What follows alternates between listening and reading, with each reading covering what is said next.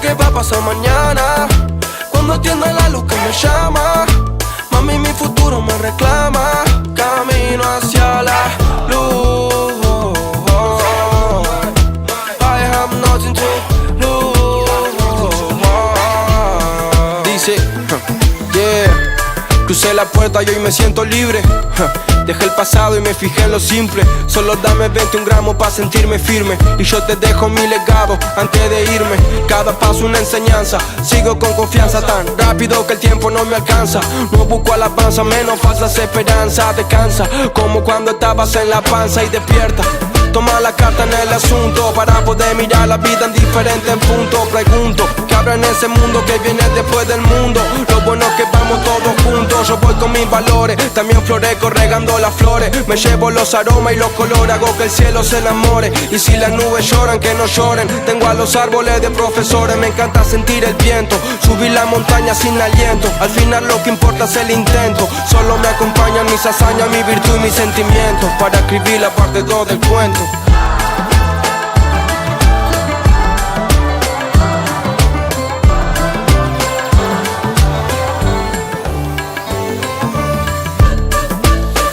¿Qué va a pasar mañana? Yo no sé. No atienda la luz que me llama. A mí mi futuro me reclama. Camino hacia la luz. Camino. I have nothing to lose. Camino hacia la luz, camino hacia la luz, man. The mountain, it is high. Yeah, the mountain sad, so the mountain cry. Thank God the braided day, the mountain stays on still. Don't lose yourself. If you don't stop now, then you're never gonna be done living under your gilded sun. On the mountain. Es el T-R. Yeah, con gorila. Yeah, desde Inglaterra hasta Argentina.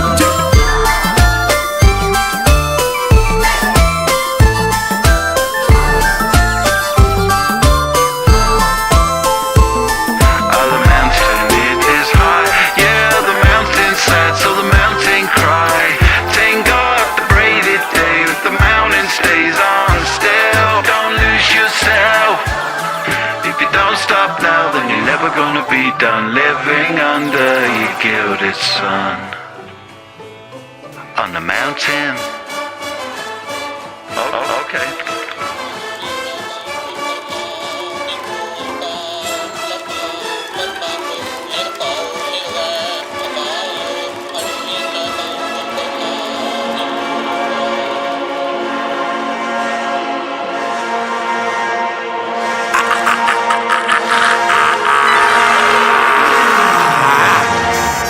Never seen a killer with fangs and millimeters that bang, and killer teachers piss slang, and still I reach ya.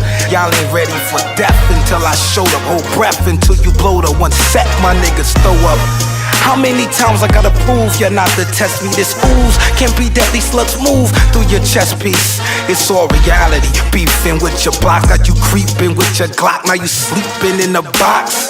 No one can convince the invincible to be sensible. Bits in the principle, my pistol won't miss you all. Why shouldn't I diss you, dog? I'm Leatherface. This E&J made me say your DNA's genetic waste. A medic case that'll detonate. Dirty Harry, a pathetic taste that shroom head that murder fairies. A recovering heroin addict looking down the barrel of my parents' attic. Got this shotgun just swearing at it. My triggers have turned a pump into a Uzi. You chumps do that movement, y'all jump inside movies.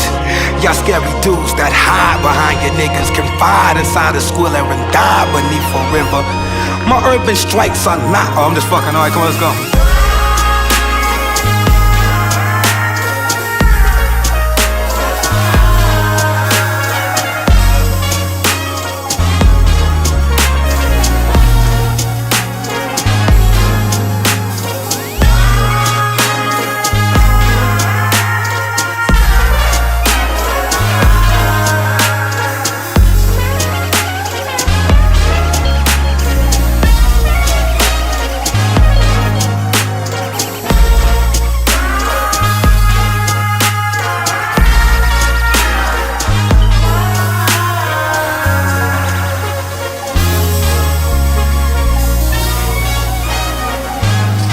let go, let go, let go, ya, entro rompiendo la puerta. Acá no tenemos miedo, le estamos pegando la vuelta. Paso portales, portales que matan mortales, con tales que el mundo revienta. Ti, tiembla la placa tectónica, suena la armónica, rinden la cuenta. Te reúno, te saca la venda pa' que viaje, la realidad no está en venta.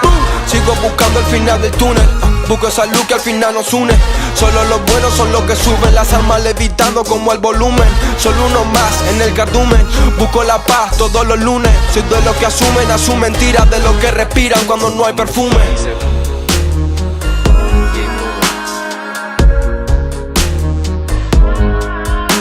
You're not alone, you're not alone, you're not even. You're open, then you're closed, then you're open. You're not alone, you're not alone, you're not even. You're true, then you're untrue, then you're true again. Only automatic now. Only automatic now. Only automatic now. Only automatic now. Slow release bills. You take them today.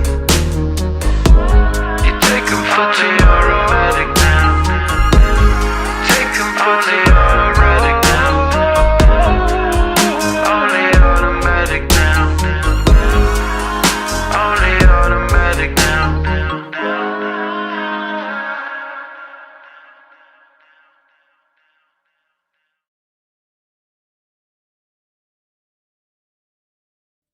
Hi, hello, Smile.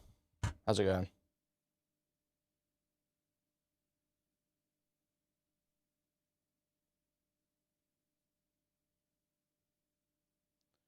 How we doing, guys?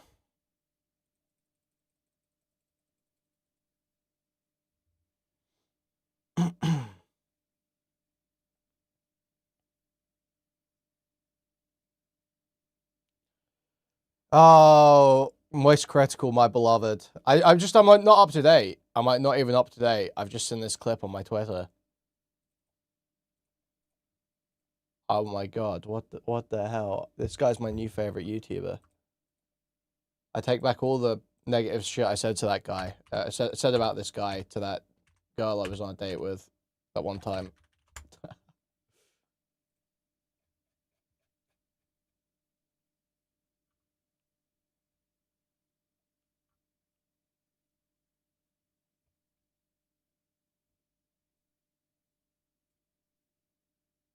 and this shouldn't come as a shock to anyone, after learning more about those other lawsuits that Ethan is engaged in, like the fair use lawsuits and such, guess what?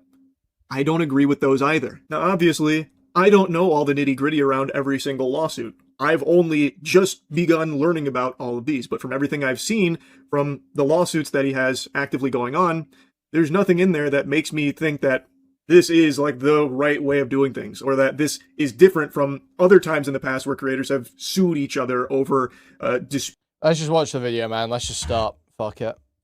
Oh, wait, no, let's do some politics first. Let's do a little bit of politics.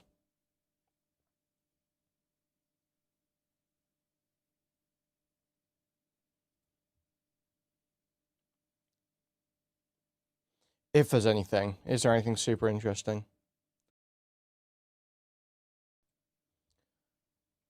Starmer taking a lot of heat right now again. I think Burnham is just going to take it when he comes in.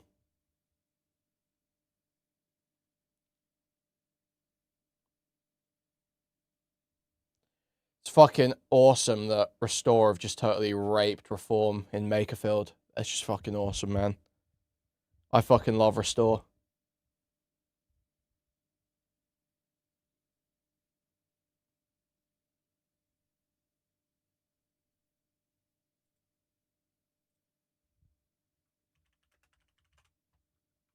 Let's pull up Sky News. Let's pull up Sky News.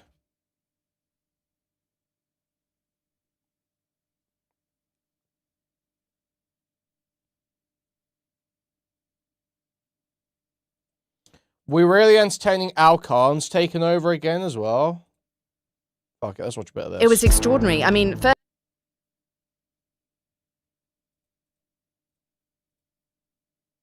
I mind Alcon's. I think he could do a good job, to be honest.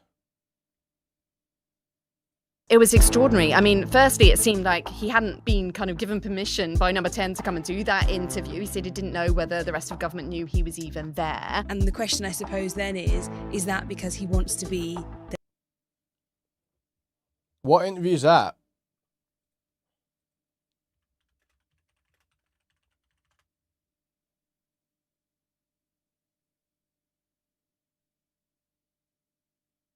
This one.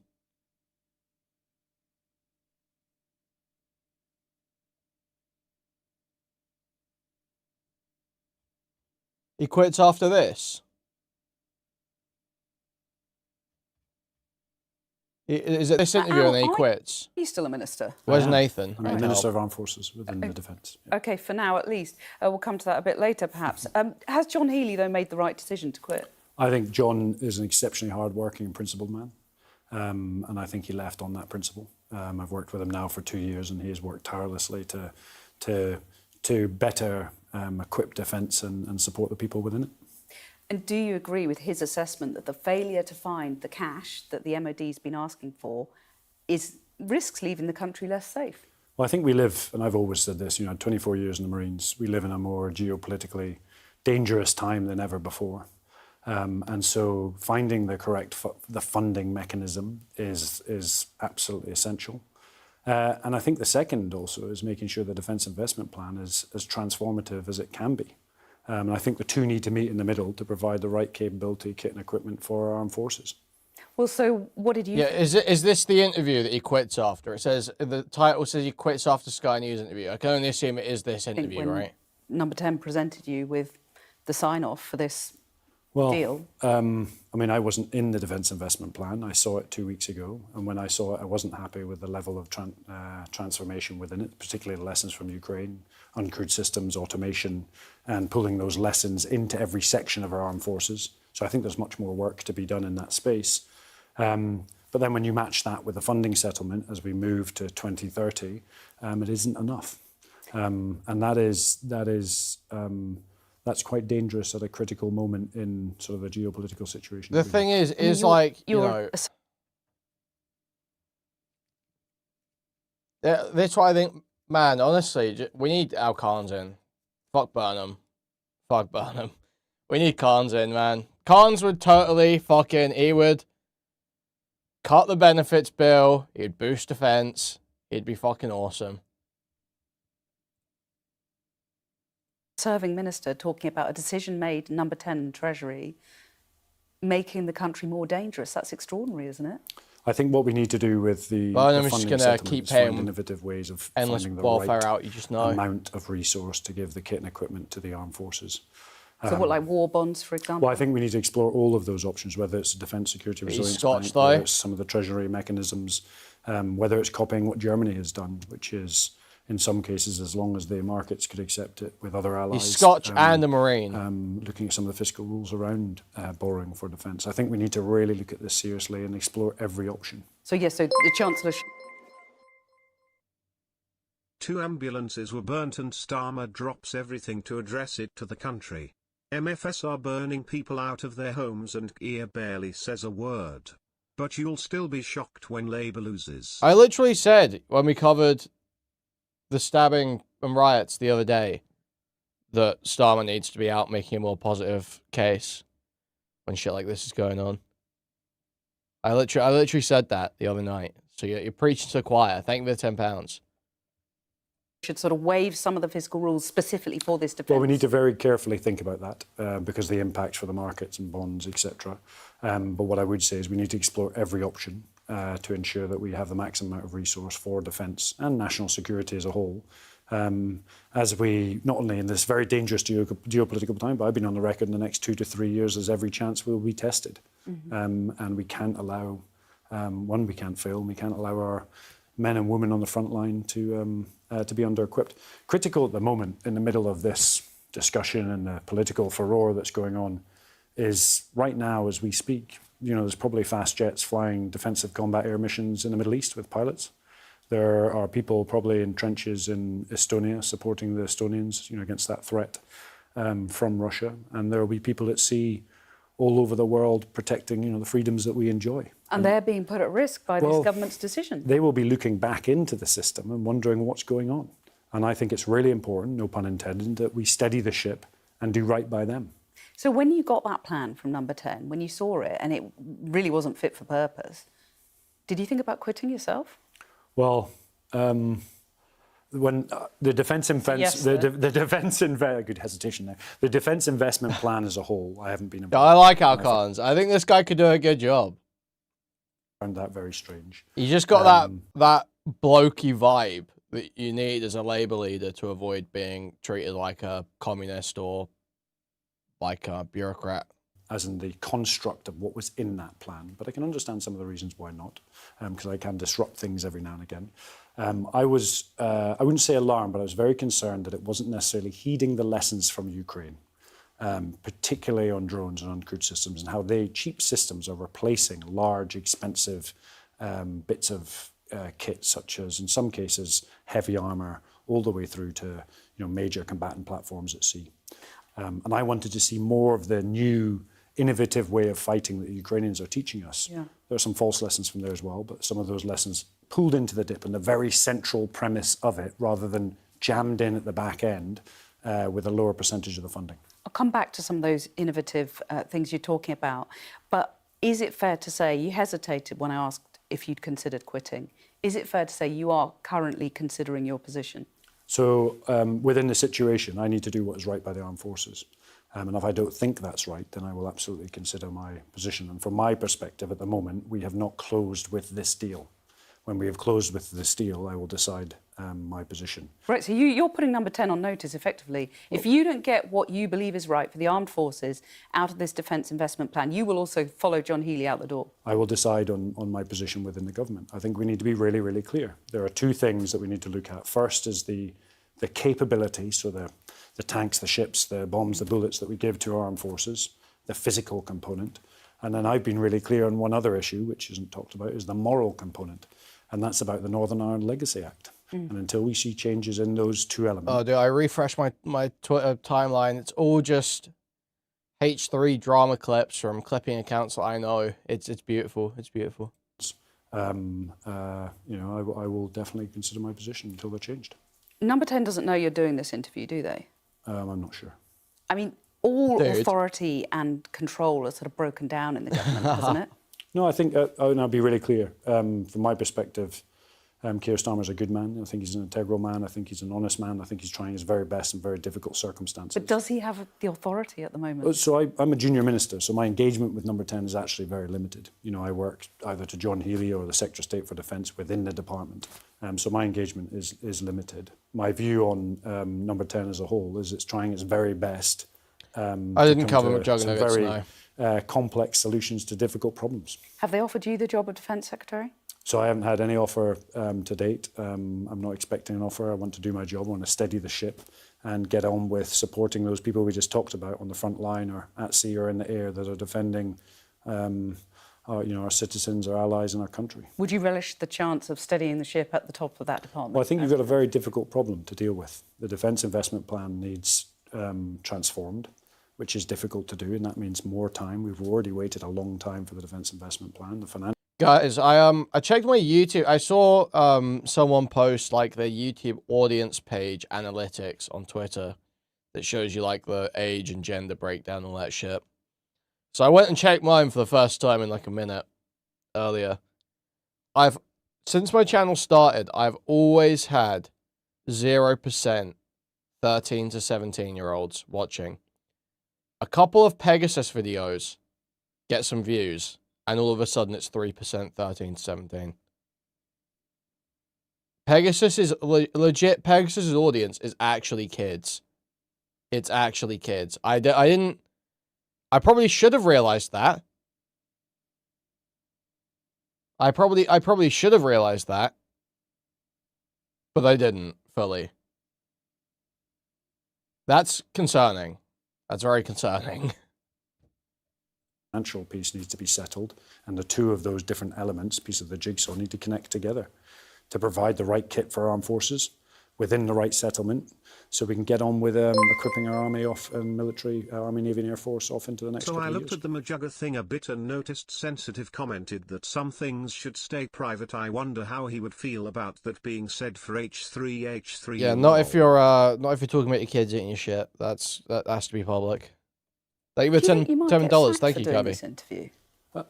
You know, what will happen? What will happen? I think we've got to a point now where I'm being really honest. You know, I'm often get my head down and keep my head down and get on with doing the job. And I think now we just need to discuss and openly challenge some of the issues that we have, whether that be Northern Ireland legacy all the way through, in particular, to defence investment. And indeed, the plan that has been designed within defence as well, and make sure it's changed and fit for purpose. Well, is the Strategic Defence Review itself fit for purpose? You talked about, you know, needing to do sort of more innovative things like drones, for example, and prioritise them.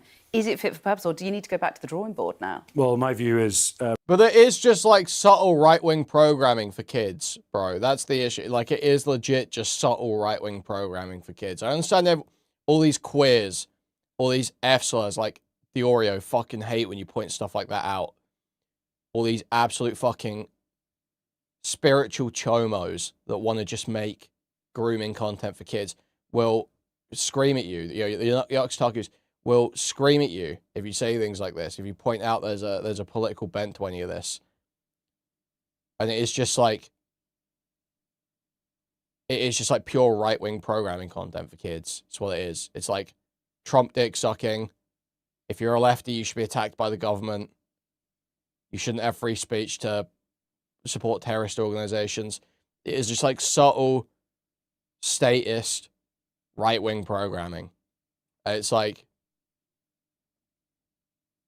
if you call it out, everyone pretends you're crazy. Pro-Israel too. Worth pointing out.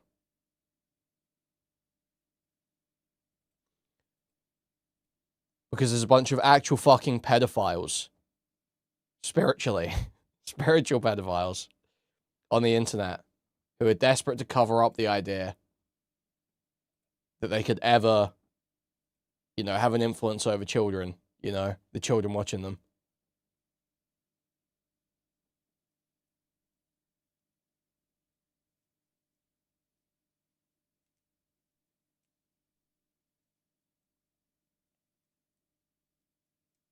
What you're seeing in Ukraine is almost like computing power. It's doubling every 2 years. Like the transformation is moving at such a phenomenal pace. And I think some elements of the SDR are already, I wouldn't say out of date, but have been overtaken by events. And it is moving faster than ever before because innovation moves exceptionally fast when you're in conflict or you're in, when you're being challenged, particularly by a hostile state. You know what? You've been very honest. So be honest with me now. Where is this going wrong? Is it number 10? Is it the Treasury? Is it the MOD? Is Rachel Reeves the problem? Does she need to go? No, I think I'll be really honest with you. The problem is it's on both sides. What are we watching at the moment? The Armed Forces Minister on Sky News, moments before he quits the government, talking about how the new defence spending bill, or whatever it is, isn't good enough. It's not, or the new spending review doesn't allocate enough to defence. Of where I generally believe the defence investment plan has not been transformative enough. It hasn't adopted the 3 key principles, lessons from Ukraine, resilience for the country, we can talk about that in a second, and then integration across the Army, Navy and Air Force. We're not big enough to have, you know, large capability programmes that can only fit one profile. Yeah, but why hasn't it done that? Is that number 10? Is it the Treasury? There's a bit of that because remember, and I've been in and out of defence for a long time, and I think there's been some really hard work by very good people on the Defence Investment Plan, but it's also quite difficult to change when you're in such a big bureaucracy. And I think usually that comes from sort of political impetus to sort of move the dial. And I think we've got to change further. We've got to wake people up to the revolution that's taking place in Ukraine and move faster. And then the second piece is we've got to find the right funding settlement. And importantly, that's got to be in line with our international allies and partners. We have a standing in the world, Great Britain. We may sometimes think about division, discord, and everybody paints the clouds grey and then tries to sell you an umbrella here in the UK. The reality is across the world, we're held in very high regard. That's linked to defence spending and in some cases our position in the security space. Will you talk about the spending settlement and getting it right and so on? A Treasury source has been briefing that, let's be clear on what John is asking for, cuts to schools and hospitals. I don't think it's as black and white in that. But I will also agree that defence and resilience isn't just about bombs, bullets and battleships. It's actually about whether someone in their family in Middle England can not just exist, they can live and they can thrive. It's about ensuring you have spare money at the end of the month. It's about getting a steady wage. It's about going to the NHS and getting treated so you can get back into work and get healthy. It's about schools. I completely agree. That is resilience. That is defence as a whole. And we've got to start looking at it in a much more broader and holistic view than welfare or warfare. It's just not as simple as that. Well, yeah, but you have got to look at cutting welfare, haven't you? Given the scale, the welfare budget, if you look at that compared to the defence budget. I've always been, and Pat McFadden I thought was very good last Sunday on Laura Kuenssberg, talking about what we have done in the welfare space. More needs to be done. I'm not going to shy away from that problem. Of course it does. And does the authority have the... does the Prime Minister have the authority to drive that through the backbenches? Well, it needs to be. Last time. We need to move forward, because at the moment we are faced with very difficult decisions in exceptionally dangerous times.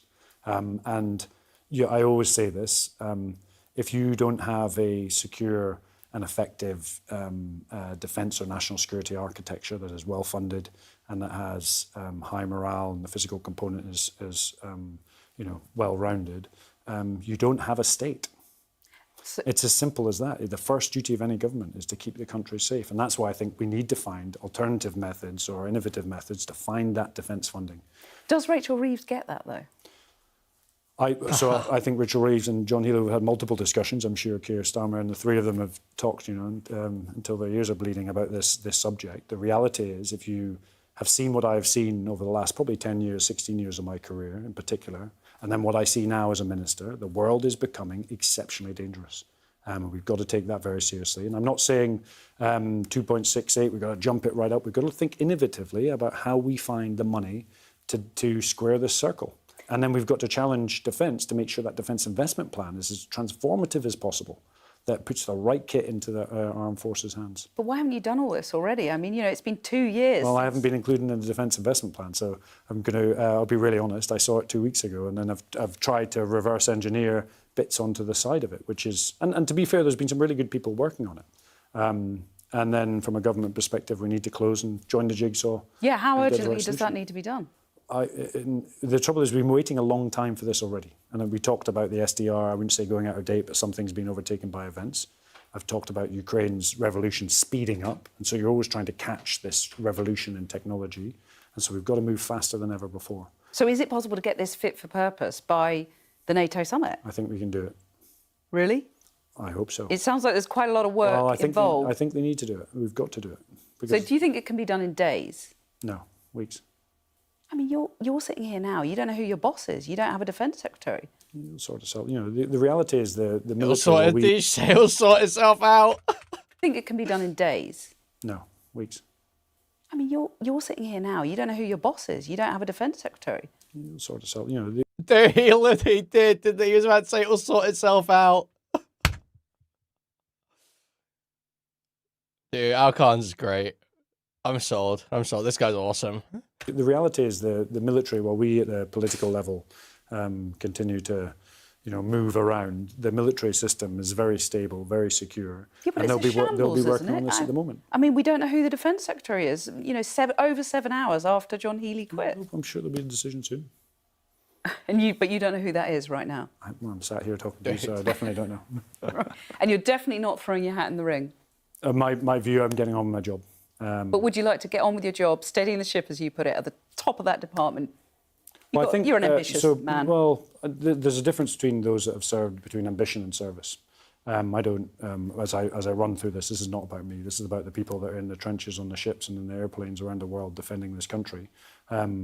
Ambition, the only reason I would like to be in a position to enact change, the only reason I came into government wasn't for money, power, resource or ambition, it was to make change. What was my and how's that going? What was my aim all about? It was about taking the lessons from Ukraine and making sure they're learnt here into our armed forces. And we've achieved a bit of that, but not as much as I would have liked. OK, so sitting here now, what do you think our allies make of this shambles? Well, I think as our allies look in, I always say this, we often think very negatively of the UK. I think actually across the world we're seen as a pretty powerful and influential nation. I think this is an internal political machination that will be sorted out in hours and days. rather than weeks, months, and years. Right. And Putin, what do you think he makes of it? Well, I think those in Moscow will be looking in with probably glee at some of the stuff that's going on. How hard did John Healey fight? Just give us a sense of what was going on behind the scenes, how hard he pushed for this settlement to be Well, right. I think this fight has been going on for months.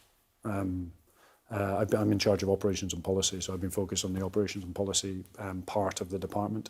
But on the peripheries, you could see a huge amount of energy going into this fight. The problem is the word around fight. It shouldn't be fight. It should be a collective agreement on where our resources need to be put to best effect. And from my perspective, in this case, we need to find a solution to this as quickly as feasibly possible. Do you think John Healey would make a good Prime Minister?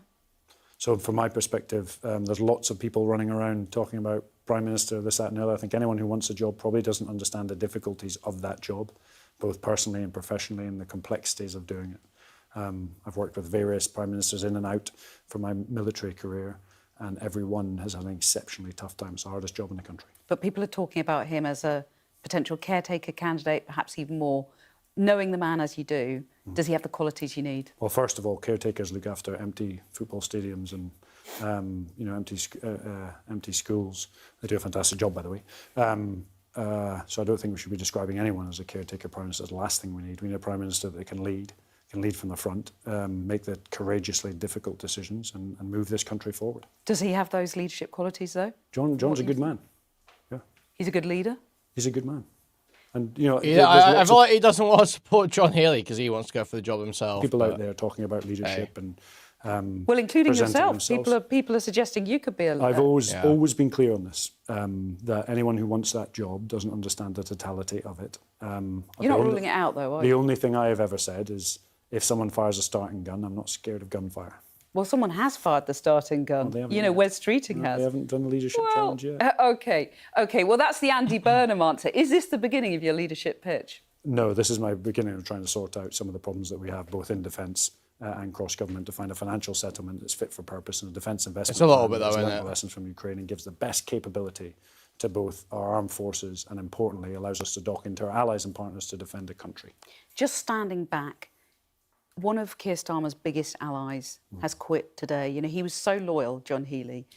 And the fact that he's quit, and with such a devastating resignation letter, the international repercussions of all of this, where does this leave the Prime Minister's authority, in your view?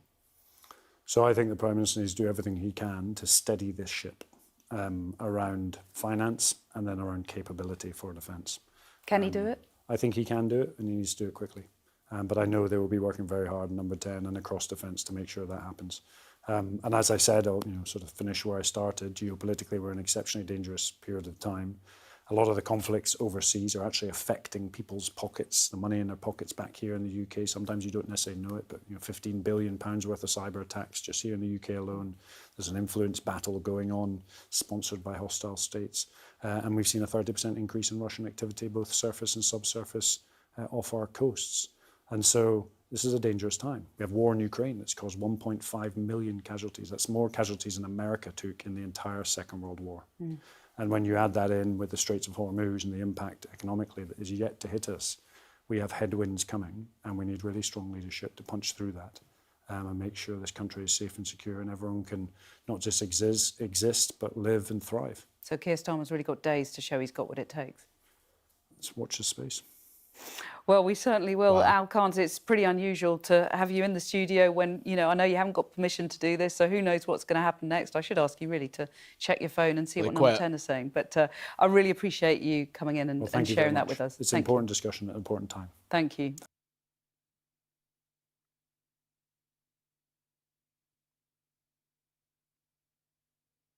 Yeah, I think honestly Al Carnes would do a good job if he ran for leader, but I don't know if I'd let him get it.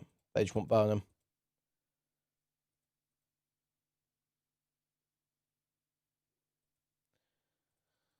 Okay, let's start getting into the drama, guys.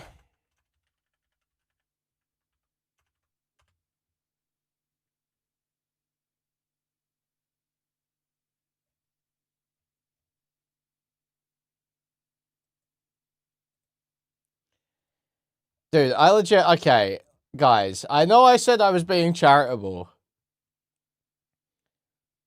But, like, holy fuck, why is a 20 million sub YouTuber crying about hate he gets so much? This guy is so, it's like so clear why this guy spends all this time offline now. And it's because he is a very thin-skinned person. I don't mean that hatefully. I just mean just as a clear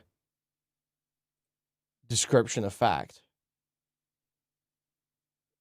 Like the Sneeko crash out and now this, it's pretty crazy. So, Most Critical has released a new Ethan Klein video. And most of it is crying about the criticism he's getting, as far as I understand. So obviously the first one started with him talking about how, when he was doing research for it, there were a bunch of people saying that he wouldn't cover this and that he was hiding from it. And now this one is just even more fucking crying. Let's take a look, I guess. Let's see. Yeah, I had a feeling it was going to be a pretty poisonous topic where the only winning move is not to play in regards to covering the H3 versus iDubbbz lawsuit. But sometimes you put your hand on the stove to see if it's still hot. And boy howdy is it ever. Like I've always said, I treat this channel like a diary. I just blabber about things that I feel like talking on, just sitting in my chair, kicking my little 5'6" petite leggies around and just giving my thoughts from the old steel trap up here on it. And one topic I've always covered is creator lawsuits. So, when I heard about the H3 vs. iDubbbz defamation case, I wanted to take a peek into it, sink my teeth in there and see what's going on, because that is a pretty wild thing to learn about. And learn about it I did like a little scholar. It was a new lawsuit. It was only... I'm going to talk, assuming the delusional premise that Moist Critical will see it, okay? Because clearly this guy is digging around, looking at comments, talking shit on him. So I am actually going to talk under the delusional premise that this guy may see it. And I'm just explaining to Moist Critical right now that the reason why people are so upset and at your throat over this topic on the anti-lawsuit side is because literally nobody of any size or status who isn't like an out-and-out lefty has commented on this in an honest way over the last like year and a half. And people have been getting raped into the dirt by some of the most dishonest, demonic people online for standing by what used to be uncontroversial principles. Okay? So they've been desperate for a Moist Critical to talk about this, to give Ethan some heat. And it seemed like you're only willing to dip your toe in the first video.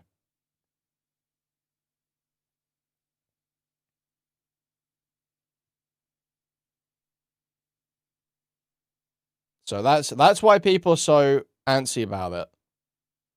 It's because it's really, really bad, and it's been going on for a long time. And nobody who would have said something about it 5 years ago has said anything about it. So everyone, you know, at least myself, I am very grateful for Critikal standing on principle a little bit here.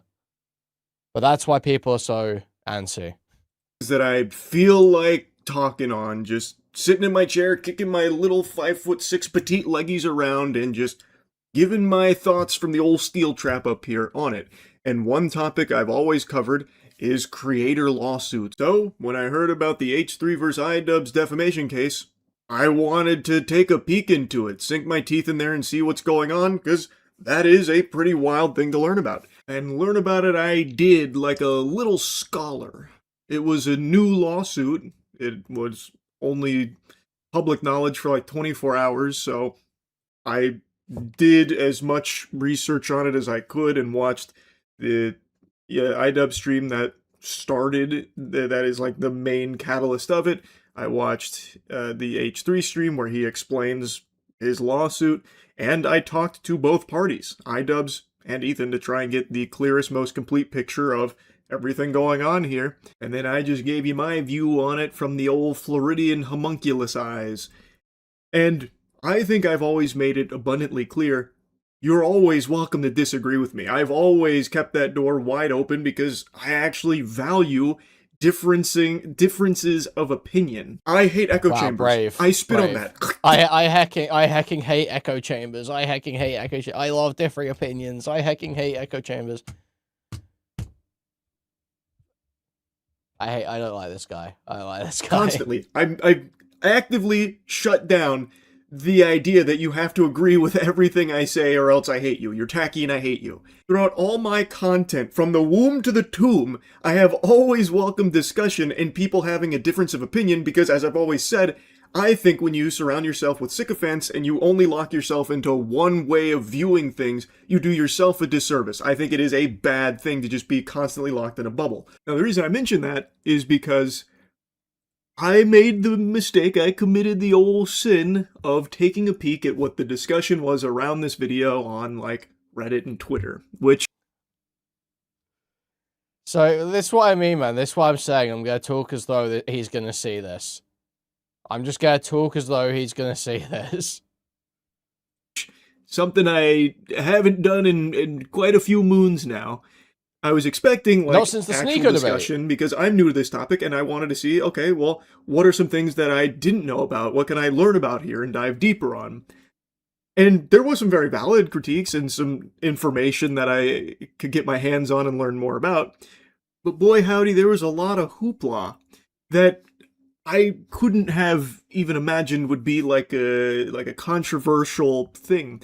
And there were people that were proudly stating they didn't watch the video and then getting angry at things they assumed I might have said in it, or attacking me for things that I never said that aren't in the video because they didn't watch it, or they're replying to someone who's just actually making shit up that they're pulling out of their ass that I never said. So it just feels fucking useless to even engage in the topic in that case. Like, it's just like, you're a 20 million sub YouTuber, dude.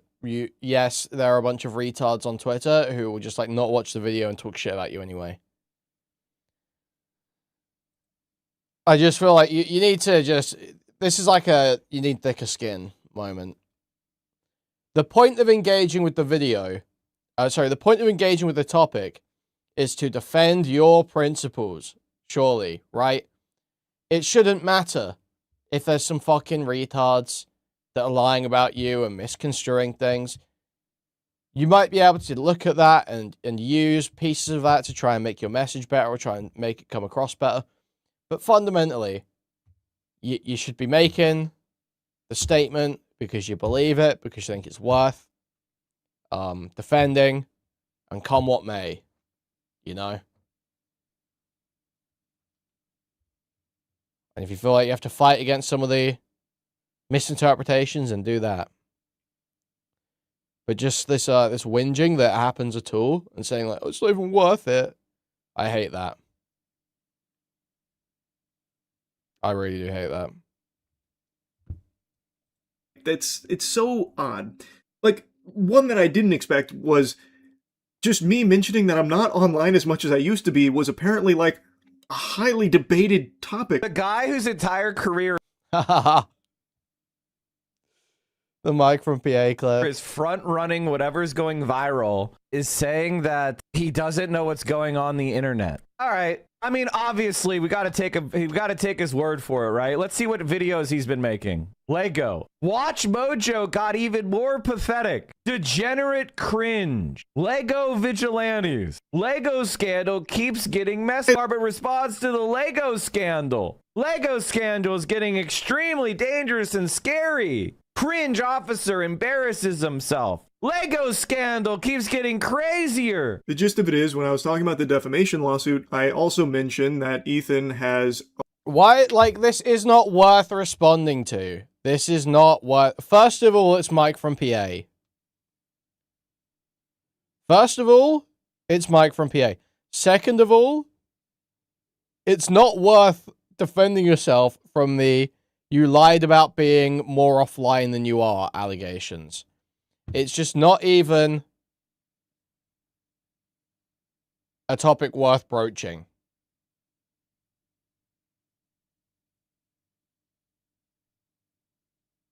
Like, it just isn't. Other active lawsuits against other creators, and I called him the Nintendo of YouTubers because he's become extremely litigious. But I didn't dive into those other lawsuits because I didn't know much about them. And that claim is apparently extremely hard to believe because everyone thinks and assumes that I am terminally online like I used to be 2 or 3 years ago. But when I said that's not the case, there are quite a few people that just don't believe me. Unfathomable moment, so it must be a lie. So here's a streamer debunking by going through my channel and noticing I've posted a lot of videos on Lego, for example, because of the big Lego scandal, which I think is a very interesting example to use off the point he's making about me front-running every viral story. Because with the Reckless Bin vs. Bricks and Minifigs Lego scandal, I actually was getting called out for avoiding that and ignoring it because I was late to covering it. Reckless Bin dropped part 1 on May 21st, and I heard about it from Stream Chat, and then a friend sent it to me as well, and I made my video covering it on May 26th, 5 days later, but in that interim, people were saying I was avoiding the topic. I just find it fascinating how, if I cover something quickly or extensively, like in the case of the Lego scandal, that's a problem. I'm just front-running shit to capitalize off the virality of it. But if I am late to cover... 5-minute Seethe segment over Mike from PA. This is one of the most hated and disrespected people online, and you feel the need to defend yourself from his "you're terminally online" allegations. Charlie, please. Like, get some self-respect. It's fucking crazy, bro.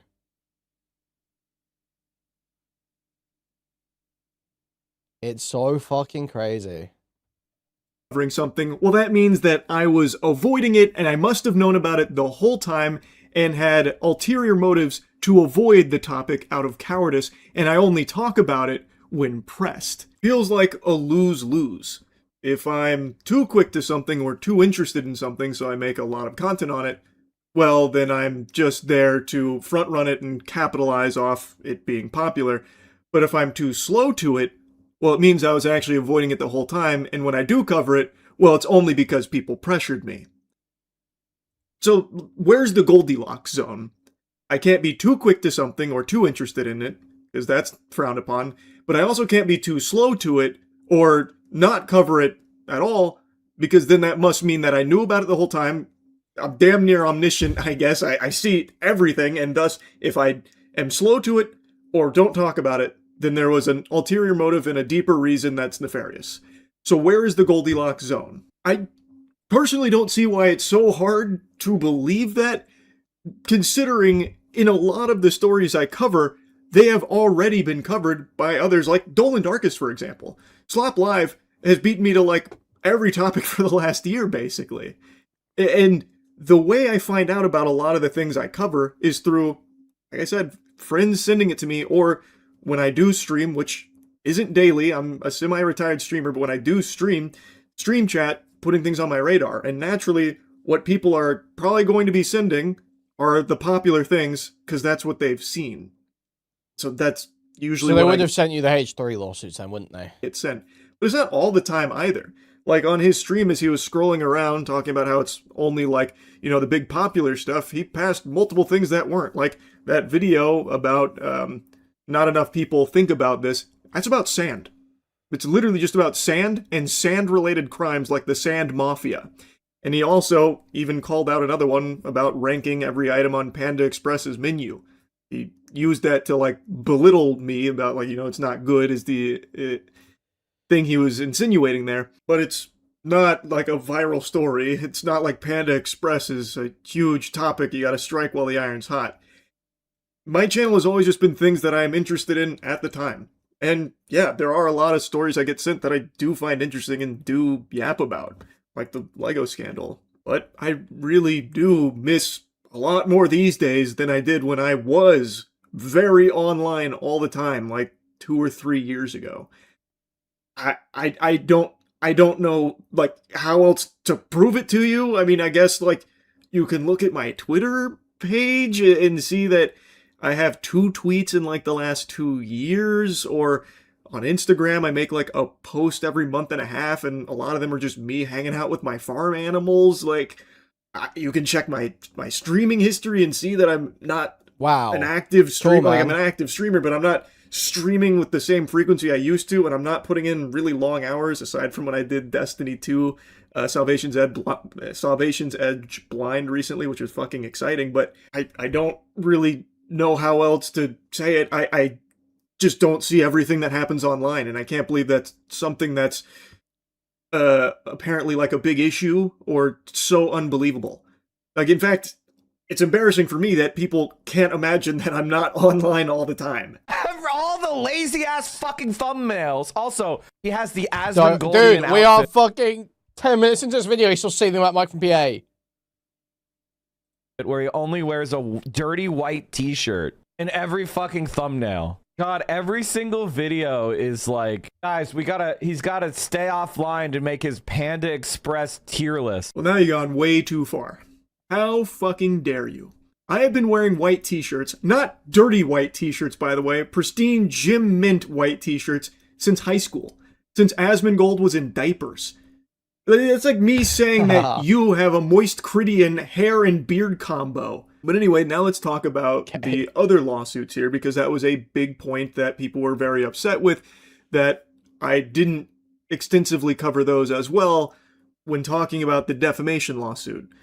And since I didn't do so, and people didn't believe that it was because I didn't know about it, they are accusing me of knowingly avoiding it, or even silently championing for those lawsuits, which I find befuddling, because throughout my entire time on YouTube, the 18 or 19 years on YouTube, I think I have made it beyond crystal clear how much I dislike this litigious approach to online discourse. And really just this excessive use of the legal system for strong-arming or silencing. Like, I have made, I don't know how many videos covering cases even outside of, like, the internet scope of, like, you know, sometimes the legal toilet paper flying back and forth, but, like, just in general. Like, the willy-nilly lawsuits that fly around from, like, corporations attempting to bully people, too. Like, I don't know why anyone would think for a second that I would be avoiding talking about that or agreeing with it. Why would I? I never have in the past, so why would I start now? You just don't like me, which is totally fine. I get it. Not everyone likes the old Florida peach. But you're just viewing it in bad faith and making that assumption, and it's incorrect. Because the truth is, and this shouldn't come as a shock to anyone, after learning more about those other lawsuits... Okay, here we go. Wait. Let's wind it back. Okay, here we go. We're at the important part now. Or agreeing with it. Why would I? I never have in the past, so why would I start now? You just don't like me, which is totally fine. I get it. Not everyone likes the old Florida peach. But you're just viewing it in bad faith and making that assumption, and it's incorrect. Because the truth is, and this shouldn't come as a shock to anyone, after learning more about those other lawsuits that Ethan is engaged in, like the fair use lawsuits and such, guess what? I don't agree with those either. Now, obviously, I don't know all the nitty-gritty around every single lawsuit. There we go. Wow, guys, here we go. I've only just begun learning about all of these, but from everything I've seen from the lawsuits that he has actively going on, there's nothing in there that makes me think that this is like the right way of doing things, or that this is different from other times in the past where creators have sued each other over disputes. Now, clearly, I don't know all the nuance and intricacies of fair use law. Ethan would certainly know that better than I, and many others would. So maybe he has some strong cases here, and in one of the instances with one of these streamers, it did seem like they were just uninterrupted playing the video without even an attempt to transform it. So maybe that could be like a easy fair use win for Ethan. but I just don't think that's a win overall. Like, for as long as I've been on the internet, that kind of behavior has been frowned upon. And I really think if the targets were different, if it wasn't streamers that a lot of people don't like, the response would be very different to these lawsuits. Right now, a lot of people celebrate them because they just hate the people that Ethan is suing. So they go yeehaw for it. But these individuals, like the streamers in particular for the fair use, they are a fraction of the size of Ethan. So it's to me, a hard case to make that he was genuinely, like, losing eyeballs because of them streaming it on their Twitch channel. And yeah, that is, like, a big asshole thing for them to do, but let's be real, it's not hurting you, it's just you don't like them, and they don't like you. So this was a way of being able to get a big jab in there. And Okay. Look, see, guys, look. It took him 11 minutes of emotional venting about Mike from PA saying that he uses the computer too much. But eventually, guys, we got there, and now we're getting some real brave takes, guys. Some real brave takes. And since a lot of the internet doesn't like them, they get to rally behind you as well, as opposed to start asking the question, why even bother? You already won, again, against that kind of behavior. The internet, from what I can tell, this is kind of post-mortem now, since I'm super late to it, but from what I can tell, no one was really on the side of the streamers that were just blatantly streaming it without any kind of transformation or anything like that. So you already won. What's the point in continuing this further, paying big bucks to the lawyer just so you could also financially hurt them to further, get them? It seems like it's less about, fighting a just cause for fair use and more about, like, here's some more ammunition. The big one that I've spent the most time looking into is the Denham's case, because it's the most recent and is being touted as a tentative loss for Ethan, which I don't know what a tentative loss really means, because it's not an official loss, it's still an ongoing lawsuit here.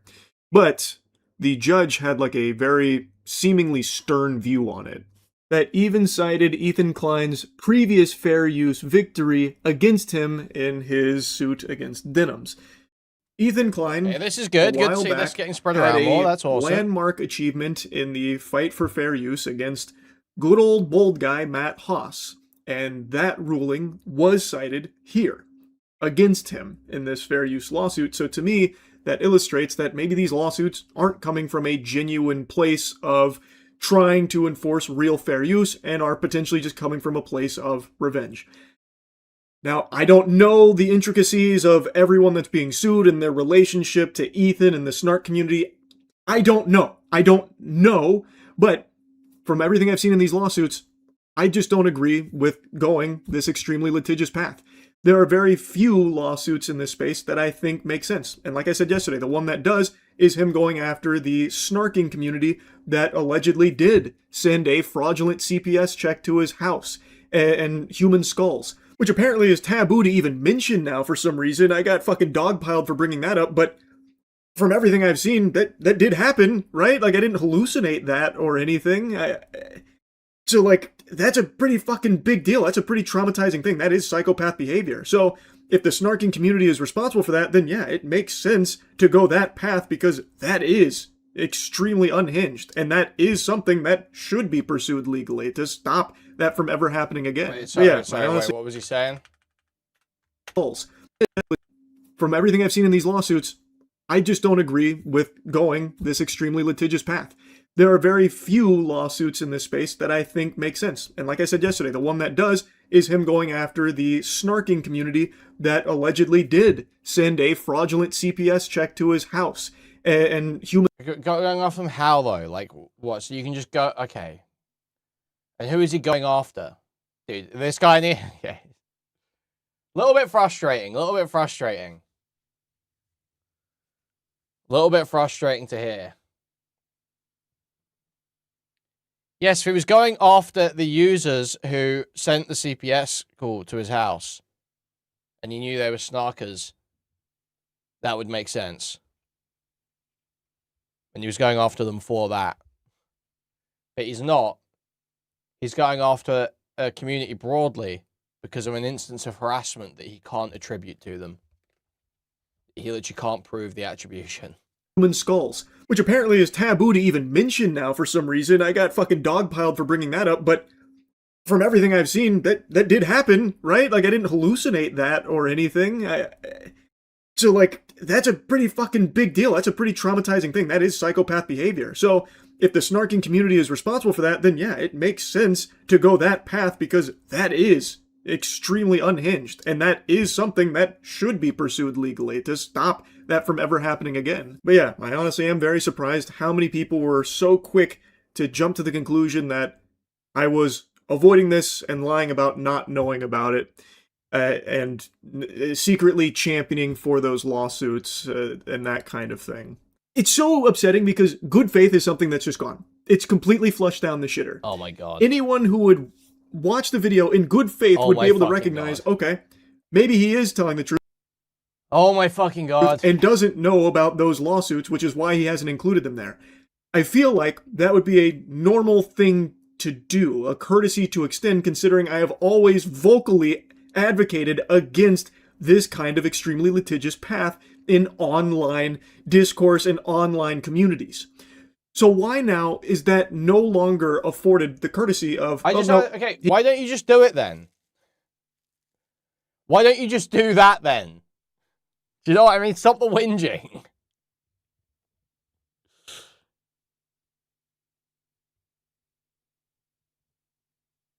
I just can't.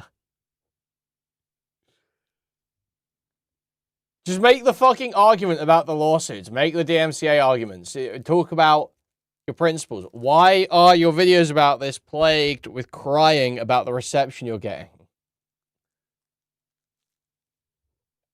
He definitely fell back on his principles. He doesn't believe in that anymore here. But I guess, to be honest, good faith is kind of viewed as weakness online. People are far more interested in scalp, far more interested in the spectacle and as much shit-slinging as possible. So if it's trying to approach things with a level head, you kind of get attacked by everybody because no one really wants that anymore. So, like yesterday, I feel like I did a very good faith look at everything. And I spent 3 hours going through, like, the essentials of what was going on, learning about it from the ground up. And once I did that, then I dove into watching iDubbbz's stream where the lawsuit spawned from. Wait, you spent 3 hours? He spent 3 hours. Oh, that's 4 hours. H3 stream, and I talked to them and continued to look deeper into it across the span of most of that day. And I approached it, I believe, in very good faith across the board. And in doing so, you will always earn that prestigious title of fence sitter. If you're not extreme on...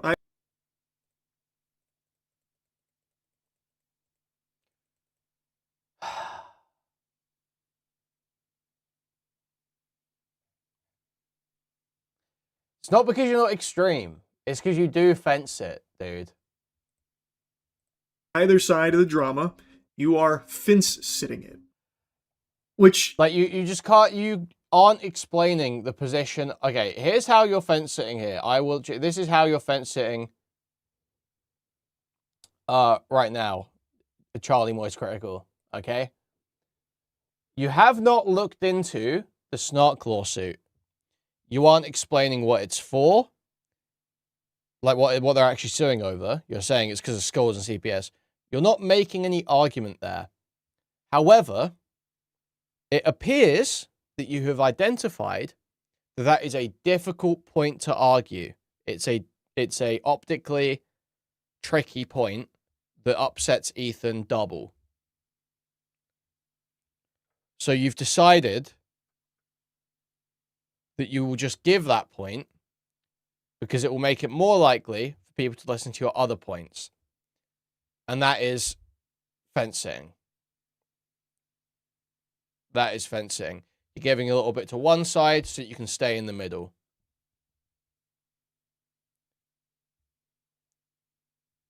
So that's fencing. You're doing it right now. Look into the fucking lawsuit and either make a real argument about why it's justified or denounce it. Or just shut the fuck up about it because you haven't looked into it. You know, that's also an option. That's not me being mean. It's not me being, you know, saying he shouldn't talk about it. He should. But I think that any application of his principles and critical thinking will bring him to the conclusion that lawsuit is not justified.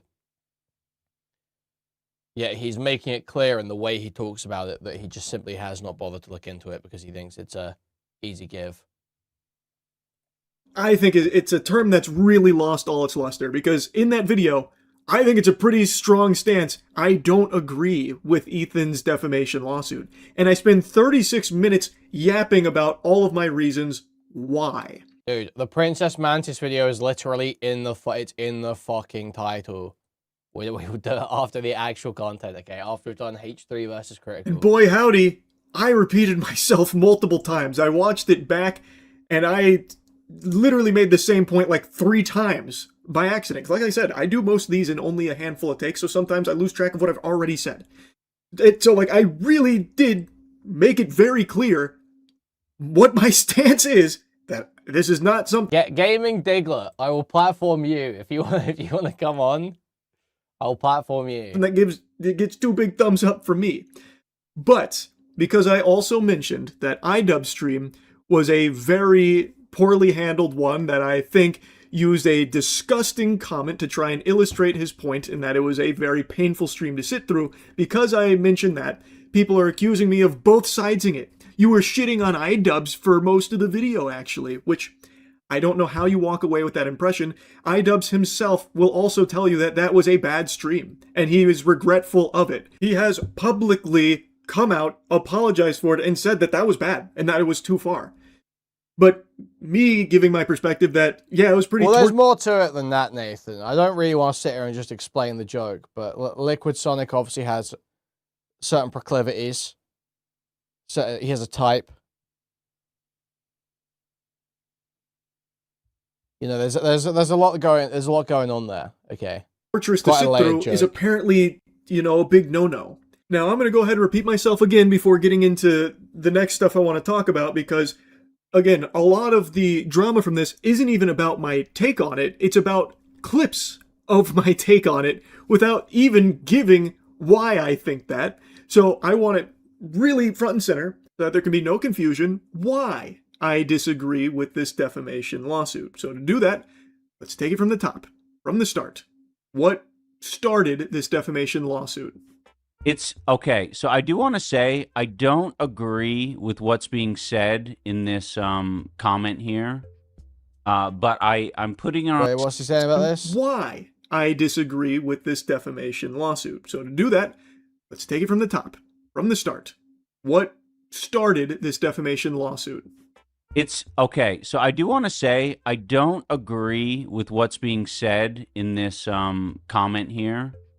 But I'm putting it on screen because I think it should be addressed, because it's a Gaming big, Diggler, bold I've given you the opportunity It's to very come be fucked critical, up. okay? That comment he is showing was not made by him. He then goes on to explain what he's actually trying to accomplish by having that comment on his stream for so long as a watermark. Also, I will say that I think Ethan Klein is terrified of this guy. So it's just kind of like legit. It is. To me, it's super funny that he has so much smoke for everyone that he thinks he can bully, but the person that he's fucking terrified, he just keeps very overtly running from. And it's like, yeah. I think he made this point pretty dog shittily and used a very gross comment for it, which is what I said yesterday, and I still stand by that, and I said it to iDubbbz as well. The point that he is making by showing this comment on his stream is, look at what Destiny can say and get away with without Ethan's wrath, yet he has smoke for so many other people. Destiny has said something unthinkably heinous and Ethan isn't going after him, he's going after other people. He must be afraid of him. That is his point with showing that. Ethan has gone on to say that this is significantly more malicious from iDubbbz than Destiny, because Destiny said it in passing and, he was just being a dickhead and disavowed it. But iDubbbz isn't saying it, and he even openly states without any guesswork, without any riddles, and without any sarcasm that he doesn't agree with it, that he doesn't believe it. He is not presenting it as true. But Ethan is saying it's more malicious because Ian, iDubbbz, did meet his family, meet his kids, and now he has that comment on his stream. And I agree, that is filthy, and it is very low, which is why I'm saying it wasn't a good stream from iDubbbz. It just wasn't, and it's something he admits as well. But at no point in that stream that I sat through did iDubbbz... Gaming Diggler, you've been given the opportunity to come on before. Don't start that with me. I didn't talk over you before, did I? I let you get your whole fucking bit out, and you fumbled, Okay, so don't start that with me, Gaming Diggler. Ever try and make the argument that Destiny's comment reflects the truth or is real in any way. He openly says he doesn't agree with it. He is using it to make a point, and he doesn't do a great job of expressing that point super clearly. But what he does express clearly, and there's no ifs, ands, or buts about it, is that he doesn't agree with the comment. So it just doesn't make sense to me why Ethan is super willing to say, like, that didn't mean anything coming from Destiny, but iDubbbz having it on his stream means malicious intent and that it's lending an air of credibility to it. I just disagree because he's never putting credibility into it. Him sarcastically saying that this is a serious allegation that he should really look at is him making the point that why are you ignoring something this gross from Destiny but going so hard on others for much less? And in Ethan's statement, like I pointed out, he does outright say that he had a much better chance of winning against iDubbbz in Canada because of their laws there being very different than the laws here in the US. So he didn't believe he could actually win against Destiny in the US, but felt he could against iDubbbz in Canada. So to me, that feels like trying to capitalize off lax free speech laws in Canada to get revenge, and using this as a convenient excuse of exacting that revenge and punishing him further for associating with snarkers, as opposed to actually pursuing a real defamation case. Because if it's a defamation case you're only willing to pursue in Canada and not here in the States, then to me it doesn't feel like a defamation case worth pursuing. And people were upset at me for saying that, but I just truly believe that free speech, laws around speech in general, should be very protected, and I feel like the US does a pretty strong job compared to other countries, and I think that should be extended to every country on the planet, to have laws that are strong to protect real free speech. And like I said, if iDubbbz was going around saying that the Destiny comment was accurate, it was true, and promoting it as a legitimate claim that he believed in and used his previous friendship with Ethan as this place of credibility to try and convince his argument that this is a claim that has really got some merit to it, some real oomph, then I would completely agree. That wouldn't be free speech, and that wouldn't be protected in the US either, by the way. So in that case, I would get that. If he was going around knowingly spreading this fraudulent, disgusting allegation and promoting it as though it were true, then yeah, that would be a defamation case that I would understand. But that's just not the truth of what happened in that stream. I am still just not a fan of extremely litigious avenues for handling the online space. I don't think there's ever any winners in it at all, except for, of course, the fucking lawyers that are salivating. And yes, I do believe this sets a bad example that can open a big can of worms in the online space. Not just with commentary YouTubers, by the way, just in general. People were upset about stifling voices, but didn't bother to hear the entire take. The reason why I think something like this could stifle voices is because if this does become commonplace, where people learn from this example that going through litigation to handle issues is the proper channel, people will be less willing to cover controversial stories. Like, for example, when you make a video calling out like a potential scam, you are taking a very real risk.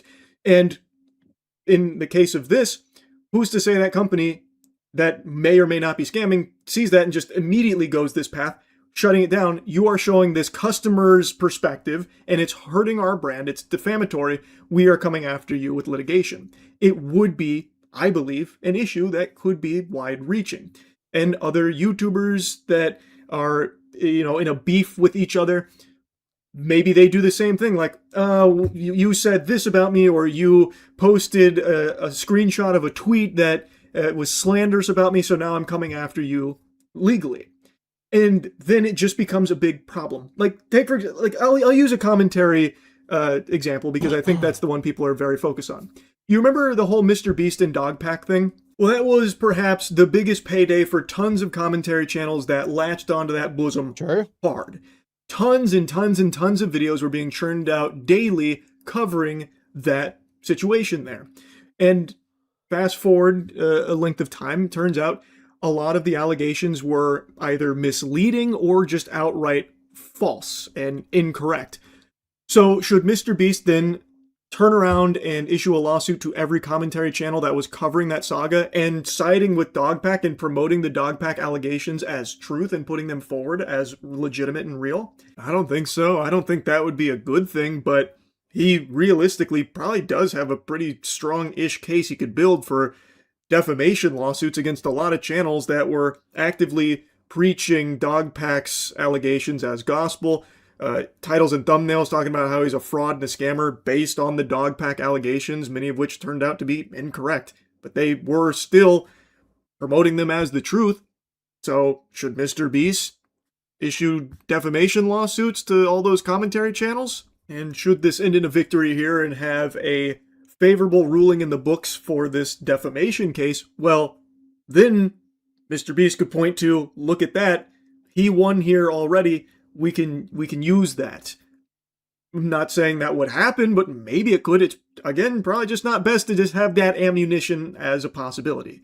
Now, at the end of the day, that's just one Cro-Magnon's perspective on it, and it is completely fine to disagree with it, even healthy. You know what's not healthy is this trend where people don't even watch the video and only engage through select Twitter clips in order to get outraged at and form their whole opinion around the video they didn't watch from. Now, I don't want to just dive into some unhinged takes, but this one actually tilted me, and for some reason I saw this quite a bit. He spoke with Ethan Klein, but not iDubbbz. Pathetic. Like Maximilian Pegasus here. Pathetic, Yugi. If only they watched the video. Because I didn't just speak to Ethan Klein, I also oh my god, boo fucking who? Boo fucking and it's right Twitter there. retard didn't know what happened, didn't watch the whole video. Boo In the fucking very who? beginning of the video. Like, it's early in the video. Now, I did also have a brief conversation with iDubbbz about this as well. I mean, what can you do? I did say I talked with both of them about it. And yet people are still saying I only heard one side of the story. I mean, really, what can you do? Like, actually, what can you do? It's incorrect. But you're making whole arguments around this dream you had that didn't actually happen because you didn't watch the video. You just already had a preconceived image of me that you want to ensure stays intact so that way you can continue to not like me. And that's fine. You can not like me. You know, not everyone likes the fun-sized Florida man over here. That's completely fine. Absolutely. But can you at least be right about something that you're not liking me for? Just watch the video first. I just realized I have been yapping for almost 30 minutes, and I already know without even a semblance, not even an iota of doubt, that almost nobody is watching to this point. They've already formed their opinion even before clicking the video or within the first couple of minutes to start fighting on different points. How about you just make a video with zero crying just about the lawsuits and just go over each lawsuit and say why they're bad? Is that too much to ask? There's no reason to keep going down there. Like, it does feel useless to even engage with a lot of online discourse. It does just feel useless because it doesn't even matter what the take is. People... Look, I'm going to do it right now, okay? Charlie, this is the video you need to make. This is the video you need to make, okay? You need to go look at the DMCAs that were issued to the Snark subreddit long before CPS was ever called. You need to see that those DMCAs were largely false DMCAs. That's obviously bad. That's an easy one that you can say is bad. Then, most critical, Charlie, you look at the 3 copyright lawsuits, and you can see that 2 of them appear legitimate. in terms of infringement. However, you can talk about the motivation and target selection and why they were targeted over XQC or Asmongold or someone like that.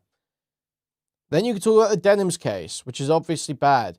And you can talk about how she's winning on the nuke, but losing on the countdown, and how Ethan registered the countdown weeks after the stream so that he could retroactively get her on something that she didn't react to properly. Then you can talk about the Noah Samson lawsuit, and you can talk about how trying to litigate opinion, political speech like that is despicable. I think you can talk about the iDubbbz one. Also, there's the contributory copyright infringement aspect to the Denims lawsuit, which is targeting the snarkers. And you can talk about how all they did was link streams and direct people away, how that shouldn't be illegal, that shouldn't be against the First Amendment, you know, and how they should be able to retain their anonymity, and how it would be justified to target the individuals who harassed Ethan, but you don't get broad permission to engage in collective punishment against an entire community because of something bad happening that you can't attribute. There you go. I just made your video for you. There you go, Charlie Most Critical. I just made your video for you. No. Do that with zero crying about people on Twitter misunderstanding you, please. Don't even really care about the take per se. It's just they already have an opinion of you, and no matter what, it's not changing. Sometimes they don't even bother to watch the video to try and shit on you for something that they think you might have said in the video, or they saw like a tweet that references the video, and that's good enough for them to shit on you for that, even if it's entirely wrong. So like, it is not very productive. Anyway, though, just wanted to yap. That's about it. So, yeah. Wow. Wow. Thank you, Charlie. Stop letting them bait you. They want your access to your audience and endless back and forth to farm. I mean, that's probably what Mike wants, yeah. Me personally, I just want this guy to stand on principle.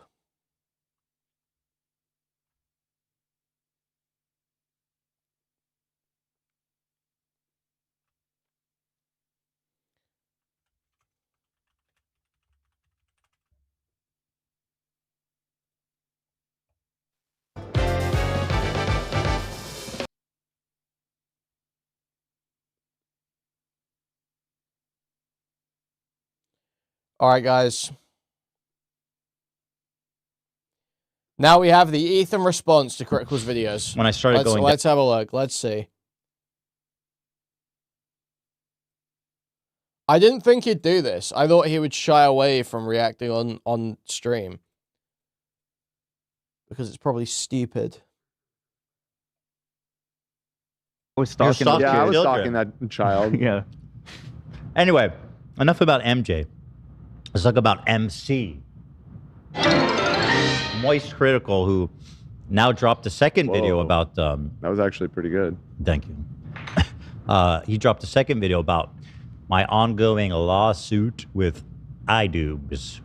And, I mean, straight off the bat, I'll just say that... I found him to be reasonable and thoughtful about it. I mean, I'm not pressed about it at all. I think he was fair. It's nice he reached out to me. Or no, so I'm not on Twitter, so he reached out to someone I know, and then I reached out to him. But anyway, we actually ended up talking about it a fair bit, and he agreed to read a statement I wrote, which I thought was all nice and fair. So I really, and by the way, people are entitled to disagree with me. Like I know when I started going down these roads that a lot of people would disagree with me, and that's totally fine. I'm not mad because he doesn't agree with what I'm doing. So. But what's interesting is his first video was very much like if you're a 20 million sub YouTuber who doesn't actually combat the base level narratives that you're spinning and engage in tepid pushback, then yeah, I'm sure you are entitled to disagree. Essentially disagreeing with the sentiment of my lawsuit, but also he was kind of shitting on Ian for being a giant dickhead for doing what he did. Very much like you know, he wasn't picking a side, let's say, right? And so our fans were very reasonable about it. I saw everybody was like, that's fair. He was being fair. You know, no, I didn't see really any toxicity or anything. People were generally like pretty chill with it. But you can imagine Hassan and people like that on Twitter, the snarkverse that infest Twitter and Reddit, they were enraged that he didn't completely shit on me. I mean, he definitely disagrees with me. He made that pretty clear, right? But it wasn't enough to just disagree. They required complete fealty. And so then he made another video today kind of responding to that. So I'll go over the broad strokes of these and give my thoughts on it. So let's start with the first one, which was called H3 versus iDub. It's a lawsuit. And I mean, listen, it's easy for me to admit that that's a juicer. I mean, after all these years, H3 suing iDubbbz was on no one's bingo card. That's a pretty spicy little twist in internet lore, right? I mean, so I'm not surprised that sickening that people want to talk fucking about low life. Sickening fucking low life, truly. The way he's talking about this, man. it. Everybody weigh in on it. So he says first he learned about my lawsuit and the snark. Charlie says he learned about all my lawsuits and he thinks the snark lawsuit is valid. Let's see what he says real fast here. I'm just gonna go. This one's they're pretty long videos, so I'm just gonna go through the main points here. I'm hearing about H3 suing iDubbbz for defamation. So obviously I wanted to hear more about that. And after diving in, hitting that cannonball into the pool, I learned he has a lot of active... What's cannonball into the pool? Is that an expression? Yes. What does it mean? Dive in. Jumping in. Like an actual, I see. For some reason I was imagining a cannon. Like a pirate cannon? Yeah. Nice one, Ethan. Like Pirates of the Caribbean. Thank you for this. Thank you. You took a Comedy cannonball into podcast, guys. Comedy podcast. Cool. Yes, that makes sense. Lawsuits. I think it's 5, maybe 6 against other streamers and YouTubers. So it's... Well, so currently I have the one against Denims and the one against iDubbbz and the one against Noah. So 3. But 2 of them were resolved already. It's a bit of a rampage he's been on. I knew about one before all this. That's which fair. Was definitely been on a rampage. Against the snark community. That I did hear about. And that one made a lot of sense to me, actually. So this part, the problem, I think, is that when trying to explain this to somebody who's not watched like me talk about this hours ad nauseum, it's really hard to understand all the shit we've been through with all these people. Because when he says the snark one is valid, the snark one is basically tied to the Denims one. So yeah, that's my first thought. It's not exactly a snark lawsuit. It's part of the Denims, right? Essentially, yes. It's tied to the Denims lawsuit. Yeah. But again, I'm not going to begrudge him for not knowing all the ins and outs of all the shit that we've been dealing with. Because it's impossible. Been years at this point of layers and layers of. It's literally impossible. Good thing there's a great 4-hour video by Kilotonics that explains. You've watched like every video for hours, and it's hard to even fathom the amount of shit that these people have put us through, and the amount of steps and things between like how we got to where we're at now. It's really not intuitive, and if you haven't been through it, it's almost like it's easy to think like maybe the Princess Mantis Exodus is starting. The Princess Mantis Exodus is starting. Subs are down 75%. I'm losing memberships. I'm losing people are unliking old videos. People are literally going back, they're unliking old videos. I'm overreacting or devoid of any context. Well, he has context, but I feel like there's too much context to convey. The snark community, from what I recall, was doing some diabolical, like, harassing, stalking stuff, sending CPS. I remember. That's a good point. I do need to show. Guys, 424 people here right now, 40 likes on the stream. So almost 380 people. And please move the cursor, thumbs up and clicking or pressing a thumbs up on the mobile device. That'd be huge appreciated. If you want to take your support one step further, you can donate directly through the Stream Elements link in the pin chat message. You can also buy a membership to the channel, gift a membership to the channel, gift a whole bunch of memberships randomly throughout the chat, buy a super chat, which will highlight your message and read out on TTS, or buy a super sticker, which is a YouTube image or GIF that we highlight in chat, then I'll describe it to you. You can go to discord.gg/Kuihman, twitter.com/Kuihman, or reddit.com/r/Kuihman. Thank you. Thank you for the $2 Dofo with the smiling Shiba Inu. I'm going to put a goal up, guys. We're putting a goal into chat. It's gonna be awesome, guys. Awesome goal.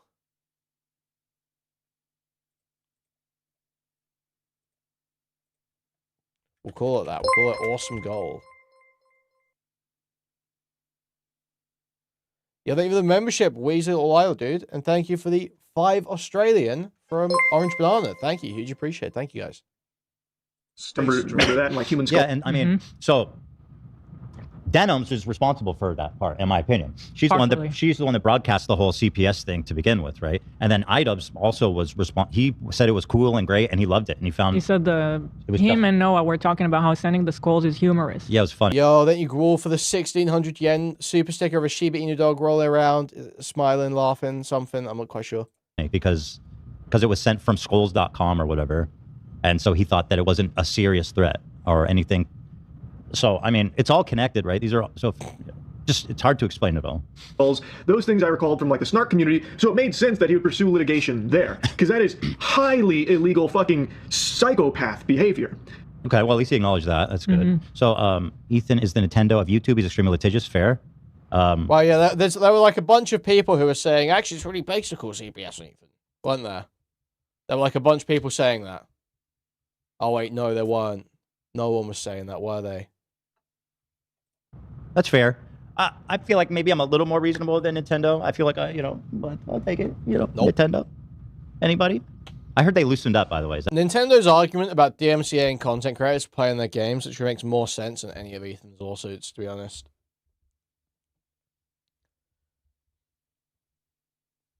I have just watched games to playing them sometimes. You know? Especially like old games. I'll just skim through a long play.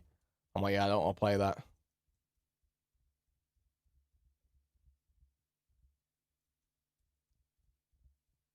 I don't want to play that. I don't think there's ever been a video that I've been like, I'm gonna watch that video. And then I was like, oh fuck it, I'll just watch a reaction instead. Either I'm watching reactions to stuff, or I'm doing it for content. You know?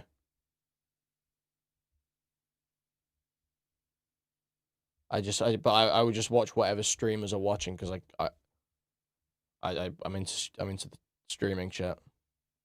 Is that true? They've chilled out a lot. Just like me. You're just like Nintendo then. Classic after classic, just like Nintendo. Yep. After Ian says the accusation is fucked up, Charlie agrees, then Breath of questions the why Ian Wild is a total dog shit game, so I didn't play Tears of the Kingdom. share it then. That's a great thought there, Charles. Charles. I love that. I love the idea of this fucking dog shit content being broadcast. It's so bad and it's so stupid. It's just so weird. Charlie obviously was like, "The fuck is this shit?" Which I don't know how else you can really react to it. On screen because I think it is VTubing as a dragon with a message on screen that says Ethan molests. What? Addressed because it's a big, bold accusation that's very fucked up. Agree with what's being said. Yeah, I'm sorry, Fazium. So a big part of what I guess Charlie's criticism of me is that in this video, in which he overlays this message for the entire thing, which was like 1 or 2 hours or a significant amount of time, he says at some point this: "We're all getting Kalshi ads these days." It's okay. So I do want to say I don't agree with what's being said in this comment here. That's good. So he doesn't agree. But I'm putting it on screen because I think it should be addressed because it's a big, bold accusation that's very fucked up. It is very fucked up. And well, let me hear what Charlie says. And it's despicable that he would think it's a good idea to post that there while knowingly aware that it's not true. Right, and also, I don't know if Charlie knows, but like following CPS coming to our house at 8 a.m., forcing an investigation of our home against our will, dude, interviewing yes, our children. he knows you got fucking CPS called on you, dude, but it doesn't work on everyone, okay? It doesn't work on everyone, you fucking idiot. Against our will. And these are people with the actual power to take our children away from it. This is not like I don't know if people understand the gravity of CPS coming to the house, right? And you have to understand, Ian is part of the same group. He applauds, he cruises in, he shouts out, he compliments these snark groups that, you on one hand say it's okay that we're going after them, and I appreciate that concession. And again, I'm really not I just think it's just impossible to convey all this context. I don't think he's come to the fucking idiot. It's not impossible to convey the context.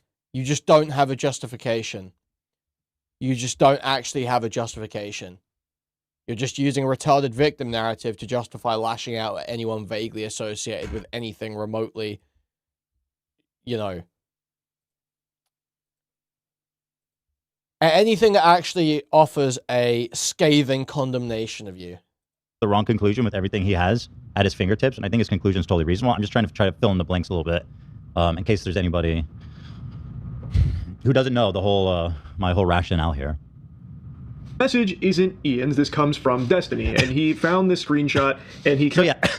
Basically, yeah, Destiny said it, not iDubbbz. But here's the thing: Destiny said this in a chat in a fleeting moment, and immediately afterwards, he made it clear that I haven't been able to find the comment, but I've seen it. I've showed it to my lawyer. But he says something to the effect of, he was talking about someone else, and he said, "Oh, well, that person's actually a pedo, unlike Ethan." He just the point is that he wasn't really put out there as a serious accusation, right? But what Ian, so Snark took this and turned it into a whole Snark talking point. They blew it all over the subreddit. They put it all over Twitter. They made it like their banner. And then Ian, being a active member of that community, decided it would be a good idea to further broadcast it on his entire live stream on an overlay. So he does the entire broadcast with it overlaid. So first of all, Destiny said it in like a Discord in a passing moment. So it wasn't on stream? No, it's typed. You typed it on a Discord. It was on screen for, like, I don't know, floating by, right? So Ian took this comment and then put it on the screen for 2 hours.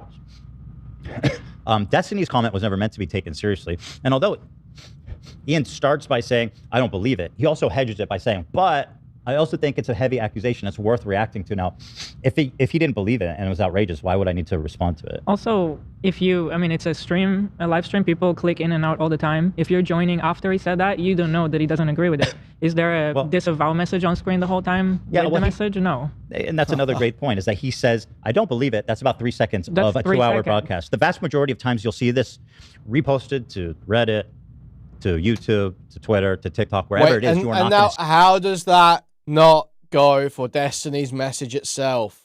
See Ian saying that he doesn't believe it. You're going to see him basically making a mockery and putting forth this heinous accusation with zero context. And I truly do believe that Snark's end and his intention is to cause harm to my family. I mean, there's really no other way. Knowing that CPS came to our house already, and that was one of the big reasons for our initial fallout. That, like, going on your main platform and broadcasting this on your screen for 2 hours straight as an overlay, he meant to cause harm to my family. Would anybody be surprised if CPS came again? Like, he couldn't feign outrage at that, right? I mean, that wouldn't be shocking compared to they came the first time when somebody anonymously called them and just said that there was dog shit all over the house and my kids were crawling around and eating it. Just total silly nonsense, right? So, so on one hand, he does say he doesn't believe it at the beginning, but it's like a sliver of a super long broadcast. And also, he very much hedges his statement with a lot of cheeky doubt. Like, well, although I don't believe it, I will say it really is worth responding to. So that's kind of, I feel like Charlie, and again, I don't think he's intentionally doing this, but he's underplaying a little bit of what Ian did and the context of it and how it all happened. Because it's hard to understand the depth of all of this without following everything. By the way, I'm not mad at Charlie, and I am not attacking him in any way. In fact, the opposite. I think he was super fair. He listened to me. He put my statement on screen. He read it, which he didn't have to do. He could have just put it there. And so I thought he was as thoughtful as he could be, given, the context that he has. It's a lot. It's going to take me a lot to explain all this shit. It's a big, bold accusation that's very fucked up. It is very fucked up. This is a Hassan classic, by the way, just pointing to the nebulous context that's missing. That actually totally explains it all. And it's despicable that he would think it's a good idea to post that there. And then the problem is, and thank you, again, this is a concession. It doesn't seem like much. The bar's so low. But this is part of why people get angry at Charlie. Because you can't even concede that it's fucked up of my former friend Ian. And by the way, another thing, Destiny's never been to my house. I don't fucking know Destiny at all, right? As much as people want you to believe that me and him are apparently best friends and talk every night and like collude on how to ruin Hassan's life or something, I literally don't know him at all. Okay. Ian, on the other hand, was my friend of many, many years. He's been to our house. He's met my kids. When he puts something like that on screen, it has credibility, right? Where if Destiny puts it on screen, nobody gives a fuck what Destiny says about me. He doesn't know me at all, right? But Ian does, and that's what makes it even worse, in my opinion. You know, of the many reasons why, you know, I chose to pursue it against Ian and not Destiny. And I don't see why I have to do both. Like, you know, just because someone else said it doesn't mean it's not defamation. If you put it forth like in the way Ian did, if somebody lies about you and says, Hila robbed a bank, and I know it because I saw it. Oh, and then they retract it, right? Or even if they don't retract it, if you take that and put it on screen, and it says, Hila says I robbed the bank, you're still rebroadcasting the accusation. And like, you know, it's not any different. You're essentially putting it out yourself. That's, you know, and that's how the law works, actually, too, right? If he had like a disclaimer on screen that was like this, I don't think Ethan actually did this, like there'd be no problem. While knowingly aware that it's not true. So the message isn't Ian's, this comes from Destiny. And by the way, and Charlie, he goes, he knows it's not true, yet he put it up because it was just like a silly, fun thing. Let's just fuck with Ethan, the guy who a massive community of harassing psycho stalkers have been fucking with for like 3 years straight. Just since fuck October. with the Jew. Just fuck with the Jew, I guess, then. I guess it's just fine to fuck with Jews. Jews who are being harassed. It's like a shower. 7th relentlessly. And let's just put it up for shits and giggles that he, you know, does these unspeakably horrific fucking things. He found this screenshot and he kept it on screen for a very long time. And he said he didn't agree with it, but thinks it needs to be addressed because it's so fucked up. It is a terrible stream. Just giving it to you real blunt, real raw. I mean, yeah, I think he might even be nice here. Is no good. And I'm no stranger to getting shit talked by Ida. Nothing was funny there. Nothing was funny there. He didn't say anything funny there. And it's an awkward, placating delivery, but they just laugh because they agree. It's so pathetic, man. I'm so sick of these people. He has said some very nasty, very untrue things about me on his broadcast as well. That is true. It's true. He was actually going in on Charlie.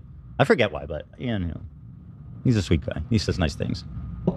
But what is being reported in regards to this stream isn't exactly telling the whole story. Now, when I first heard of this lawsuit, anyway, his problem is that he says at the beginning he doesn't believe it, and also, why am I not suing Destiny?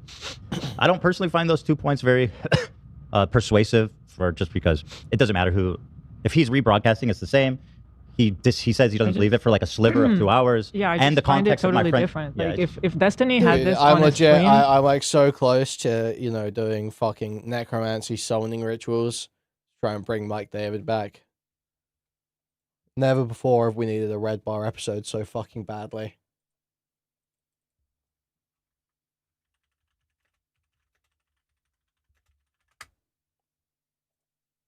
Two, three.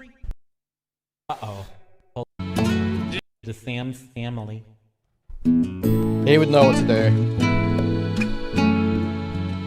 Did you lower the light and all this, the fog machine and stuff?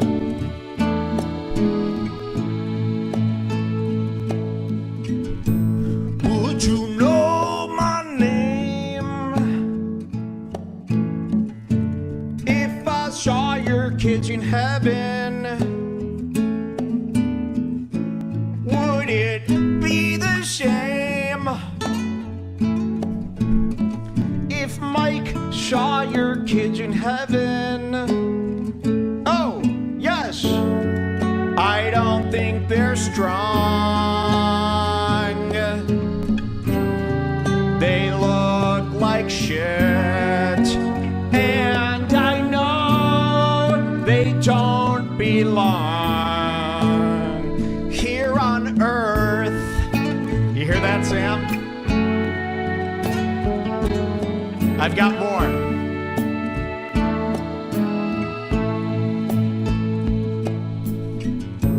Did the doctor know that your 2 kids are brain dead? Did he even show you the reports from the ultrasound? I mean, come on. He must be dumb.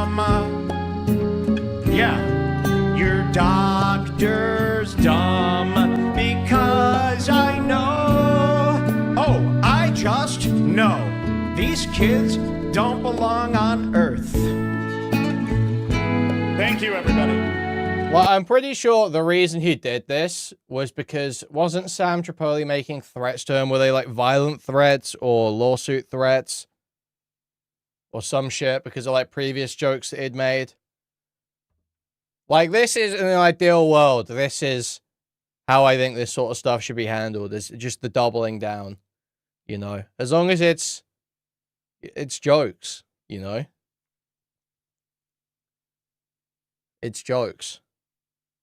So if you start trying to shut it down, the jokes have to get more intense in that direction.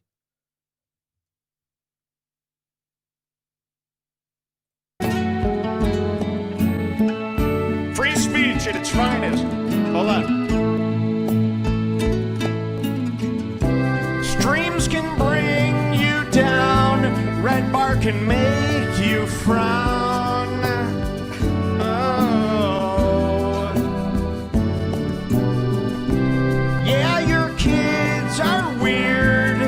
I think they should go to the ground. Would I even care? No, no. If I ran into them in heaven, no, I'd tell them that their dad was gay. Would I fucking care? No, no. If I saw them in Germany at a Holocaust, no. Your kids are weird. They probably can't even grow beards because they're off and they're phallic. From the alcoholic syndrome of your big fat wife, your whole family is off and retarded and shits.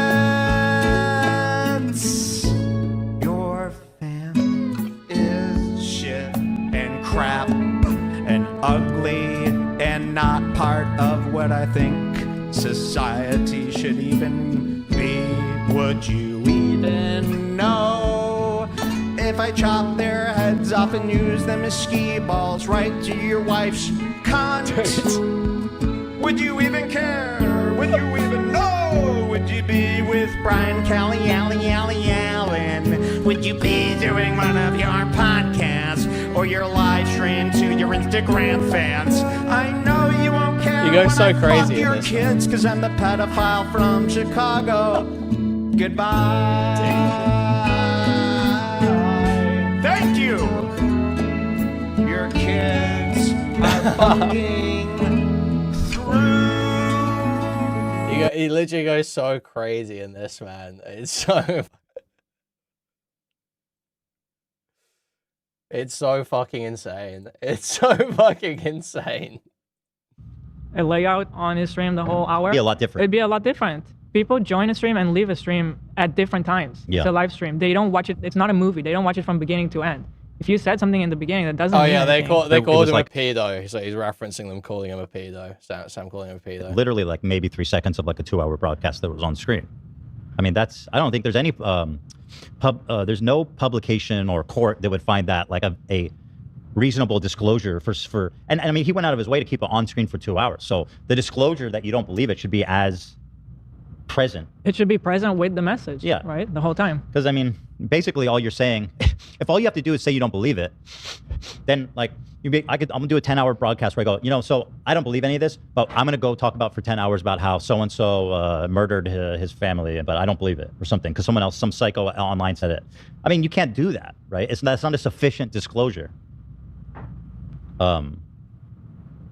Not even close, right? And again, the context really matters. That I don't know or care about Destiny. I've never met Destiny. Never been to my house. Never met my kids. I never collabed with Destiny, right?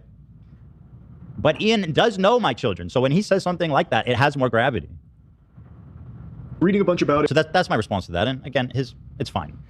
Listen, Critikal is very like old school YouTuber. It's like, we don't sue, we don't ever mention sponsors, we don't sue anybody for any reason. That used to be true back then.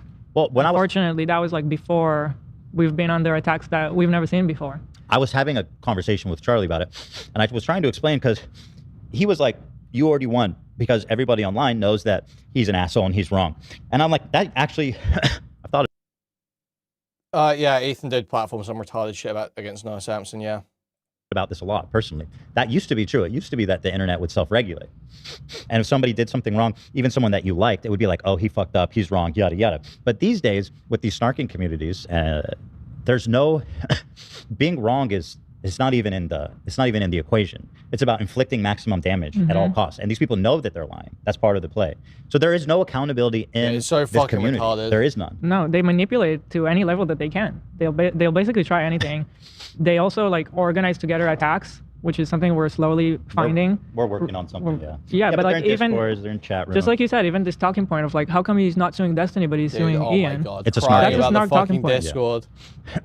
Yeah, it is. They start it and then they all spread it everywhere, and they bully you into addressing it. But essentially, they're kind of doing that when Charlie feels compelled to put out a second video, because even sharing even a shred of empathy for me, even though he ultimately disagrees, it wasn't enough. And so he goes on Twitter, he goes on Reddit, and he sees people losing their fucking mind, calling him this and that, and saying he's a hack, that he's defending me, he's running defense for me, including Hassan, who went on a whole monologue on his stream shitting on Charlie for that video. And you know, the social media is just a total cesspool. It's just dominated by these voices. People like me who value my peace, I'm not even on Twitter. Like, you know, these people love it. I don't know if they love it, but they're there. I mean, Hassan is there on Twitter all day, and they're just, this is how they do it. So he's compelled to make a second video, which we'll get into.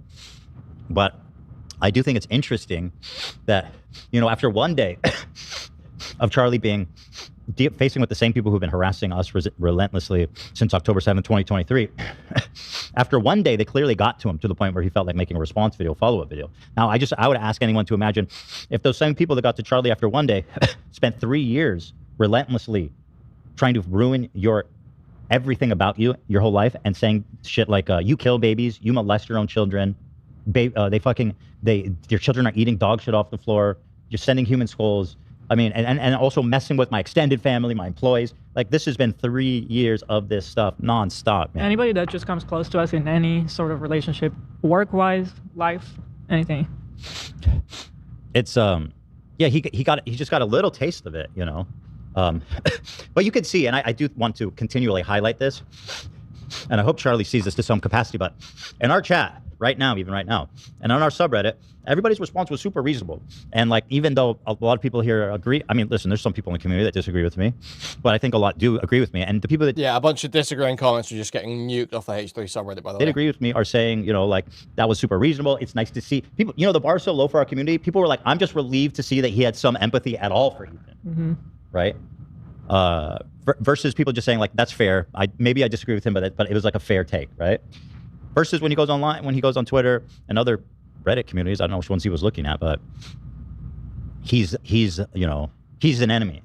He's an enemy now, right? Just because he expressed a little empathy for you know, CPS coming, you know. So I do think that's interesting to point out. Yada yada. Charlie reached out to Harley. We kind of already talked about that.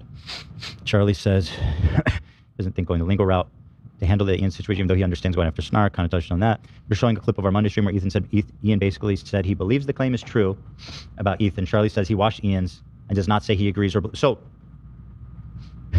again, my take on Ian's disclaimer is that he's doing the least possible to try to like cover his ass legally, and also putting forward like the most heinous accusation you can make about a parent. And he did the least possible, which isn't enough, by the way. He didn't do enough. And that's why I kind of take cross with this whole theory that it's like, he didn't mean it. He didn't believe it. It's like, well, then why does he think, one, that I need to respond to it at all? Two, why did he put it on screen for 2 hours? And three, why didn't he put a disclaimer on the whole video? So because he knows how, he's a streamer, right? He knows how it works. If you have to dig, if you have to dig to find that statement, then he didn't do enough. You didn't have to dig, dude. Charlie says the point E is trying to done. Well, here, let me just respond to his main points here. Pull this up. And it's like, yeah. Now, while Ethan is 100% correct that iDubbbz says that this is a big allegation that Ethan should be addressing, he's not doing it earnestly, or at least I don't think he was. It's actually really... Is that better? Well, obviously, I know Ian, but it's not what he's conveyed. He wants people to think that. Isn't that Ian knows I don't. defamation? Yes, that is defamation. Like when you, but it's even you worse. know that he knows that it's not true. Yes, but he's saying it anyway. That's what bad faith actually is. And malicious, and the standard is different in Canada, but that is what malicious means: is that you know it's not true, but you put it out anyway to harm them. That's what he's doing, right? And it doesn't make it better because he knows I don't do that, which he does know I don't do that. What makes it bad is that he knows I don't do that and put that on a screen for 2 hours. Right, and does like basically almost virtually zero effort to clarify that he doesn't actually believe it, as close to zero as possible. Right. This is just unbearable, bro. He's just like talking kind of around hard to tell. The whole circles. segment was fucking awful, and the point he was trying to make was really dog shittily done. But what he's trying to say is that clip right there at the end. Yeah, literally none of this distinguishes it from Destiny. None of this makes it any worse. It's just like, literally, we understand what happened, Ethan. Yes, he put it on screen for the whole stream segment and said like twice that it was wrong. Where Destiny said this extremely outrageous, outlandish, disgusting thing about Ethan. And I do think it's so important to remember, this is one chat message on a Discord versus 2 hours on screen. Wasn't like, in a even if I wanted to sue Discord. them, Wasn't in a Discord. It's a public website. Ethan's mannerisms are really reminiscent of post-Sugar Bill Hector from Breaking Bad. Especially the facial tics. It's actually very funny since both involved misuse of pills at some point. Thank you for the dono. Thank you. let's say all the facts were equal. Other than that, I don't think what the way that Destiny did it in a scrolling chat room, a text, is so much different than putting on your screen for 2 hours in a video. It's just so much different. It's like a mountain. It's like a mountain of difference. And yet Ethan doesn't have smoke for him, but he does for and then that's another weird snark talking about that. I don't have smoke for Destiny. I did a whole this whole thing. This whole thing started because I did an entire episode dedicated to calling Destiny out, right? So again, Charlie, this is the snark talking point, and he's not doing this on purpose, right? But saying I don't have smoke for Destiny is just patently untrue, right? I mean, historically, it's just not what happened at all. Why would I respond to Destiny's like dumb, stupid accusation? You're absolutely right. Why would I respond to it? But all of a sudden, when it comes to Ian, oh, he needs to respond. Yeah, you made that one video, and then you got shit talked back, and you backed off. Other people that he's gone after through lawsuits. I'm pretty sure that's the point he was trying to make by putting that on screen. Like, look, Destiny has said something absolutely despicable, yet you don't have that same energy for him as you do for... And again, we're talking about copyright. We're talking about the smoke. Copyright. Steven, you are a very smart and funny guy. Stephen, you're a very smart and funny guy, but I'm a little bit concerned with about some of your interactions with children. The smoke. Thank you for the $5. Huge appreciate. Thank you. Right, lawsuits, and they're rebroadcasting something. It's just a whole different issue. So, like, what point is he even making? It's not a point. It's not an interesting point. It's not a relevant point at all. He's basically just found any reason to put that on the screen to try to fuck with me and my family. For the others. Unless I've blanked out and like erased. Yeah, I shit on Destiny. And oh, is this a VOD? Okay, interesting. This picture of him is so funny. What the hell? Yeah, I talked about him on a video and people got super defensive. And then I made a VOD explicitly saying doubling down on Destiny. He did it. You know, I mean, what do you mean? What exactly do you mean? I have no smoke for him. Moments from my memory from this segment. I don't recall him saying that. Oh yeah, I don't know if Critikal saw this one.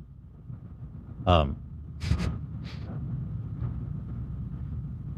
was the first one, probably. Yeah. Is this smoke? I don't know. Is this count as smoke for Destiny?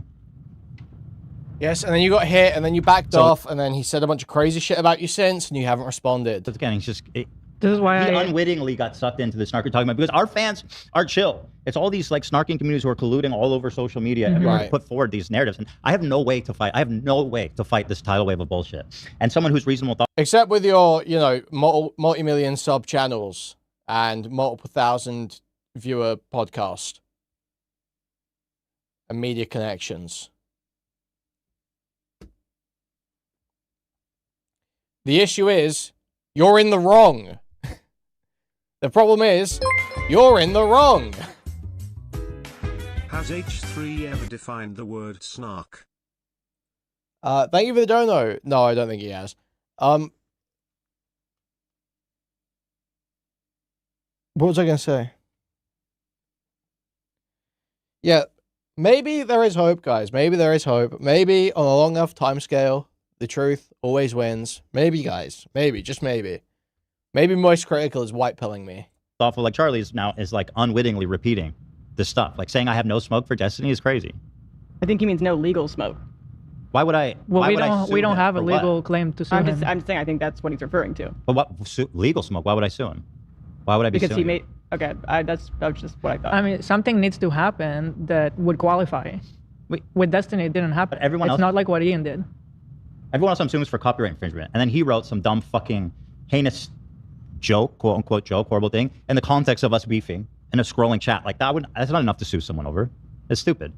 It's The thing is that with Destiny, the context was obvious. He was upset that we were accusing him of something, and he said, well, I'm going to accuse you in return. Yeah. There was context that everybody following the story understood what the context was. Ian is taking it out of context and then publicly, like, totally shooting it out to many new people Also, that don't even know how it started. Destiny never meant to put that claim out there like some big giant claim. It was a chat in a scrolling Discord. Ian's the one actually, What? and Snarkers are the one that turned it into this big giant claim. And then they're like, why don't you sue him? So on one hand, Ian takes the opportunity to broadcast it to the point where it's defamation, and then by doing that, he goes, "Oh yeah, well why don't you sue Destiny?" It's like, well, it was never rising to that level, until you actually are the one that broadcasts it like that. Yeah, this is just so bizarre. So I had no reason to sue Destiny at all. I mean, for just some scrolling. I wouldn't if Ian wrote something stupid in Discord in a chat, I wouldn't give a fuck. This is like a serious thing he believes in and is presenting it as such. Oh, Like we'll about remember that. Ethan is this. We'll remember that. We'll remember that when you're crying about this fucking Discord in a week. And this is a Destiny A-logged almost more than any streamer. It's not a passing comment. He knows people are going to screenshot and post it everywhere. True. real allegation that really has a lot of water to it. Now, this doesn't change the fact that... So, anywho, that's what that is. Moving right along here. He doesn't understand my reasons for not suing Destiny. I think I saw that already, yeah? Let me just see what he says. Make sure I don't miss anything. Now, Ethan also addresses why he's not suing Destiny as well, and he's saying because Destiny cleared up that he wasn't being serious right away. I don't understand that. That's because you don't know the context. Well, no, of when it happened and why he said it. I think Charlie's being a little flippant here, personally, because I explained to him in a lot more detail about the difference, kind of as I explained it to you guys now. I guess that's what he heard, which, again, it's a lot of bullshit, dude. It's just a lot of bullshit. I'm gonna lie, that's not making sense to me. Can't wrap my noodle around it. It's not computing. I think it is a very disgusting statement. 100%. He's not wrong for feeling like this is a terrible thing that's being said about him. That is a line you don't cross, talking about people's children in a manner like this. It's gross. It is gross. So then why is this defamation lawsuit reserved exclusively for iDubbbz with a nice big bow on it, but not also extended to Destiny, the genesis of that comment? I think that's just a misunderstanding of defamation law, frankly. But also, I mean, listen, I kind of don't need to over-explain it anymore. Mm-hmm. I've kind of said my piece on that. You're talking about like a little sign in your, like inside on your fridge, like let's say a fridge magnet, versus like projecting a message on the side of a skyscraper or something, you know. This is just a different scale. Yeah, the side of a skyscraper. iDubbbz 150 live viewer stream. Context, different people, different intention. Does that not just prove the point that I believe iDubbbz was trying to make in the first place, which is Destiny, for some reason, can say... It's so ironic because that was never a point until he put it up. Why would I have to sue? Why would I sue Destiny? I'm suing people for copyright infringement. It's got nothing to do with defamation. Say these atrocious, abhorrent things about Ethan, and for some reason, Ethan doesn't have the same anger towards Destiny as he does someone like iDubbbz. Now, I guess... He has the order of this, correct? Because they never start. You guys get it, I think, hopefully. No, you're just speaking about nothing. One came after the other. Yada yada. Charlie shows another clip of our show pointing out that Ethan should be going at Destiny, not Ian. I don't really feel the need to. Yeah, I think we explained it enough. To go for that one again. Charlie says Ethan should know better than anyone how defamatory lawsuits can be exploited by people with lots of money. I mean, here, I'll respond to this one. Right. Ethan, of all people, should be very familiar with how defamatory lawsuits can be exploited by those with a lot of money. He was the guy that always fought on the right side of these kind of battles. And now in this case, I really think he's lost his way in that regard. What he is describing here is not even what iDubbbz did. He's talking about, you can't make these comments, that's not free speech. Destiny made the comment, man. Literally. I mean, this is just a fundamental not like gross and like, I mean, it's a huge just misunderstanding of how the defamation laws work.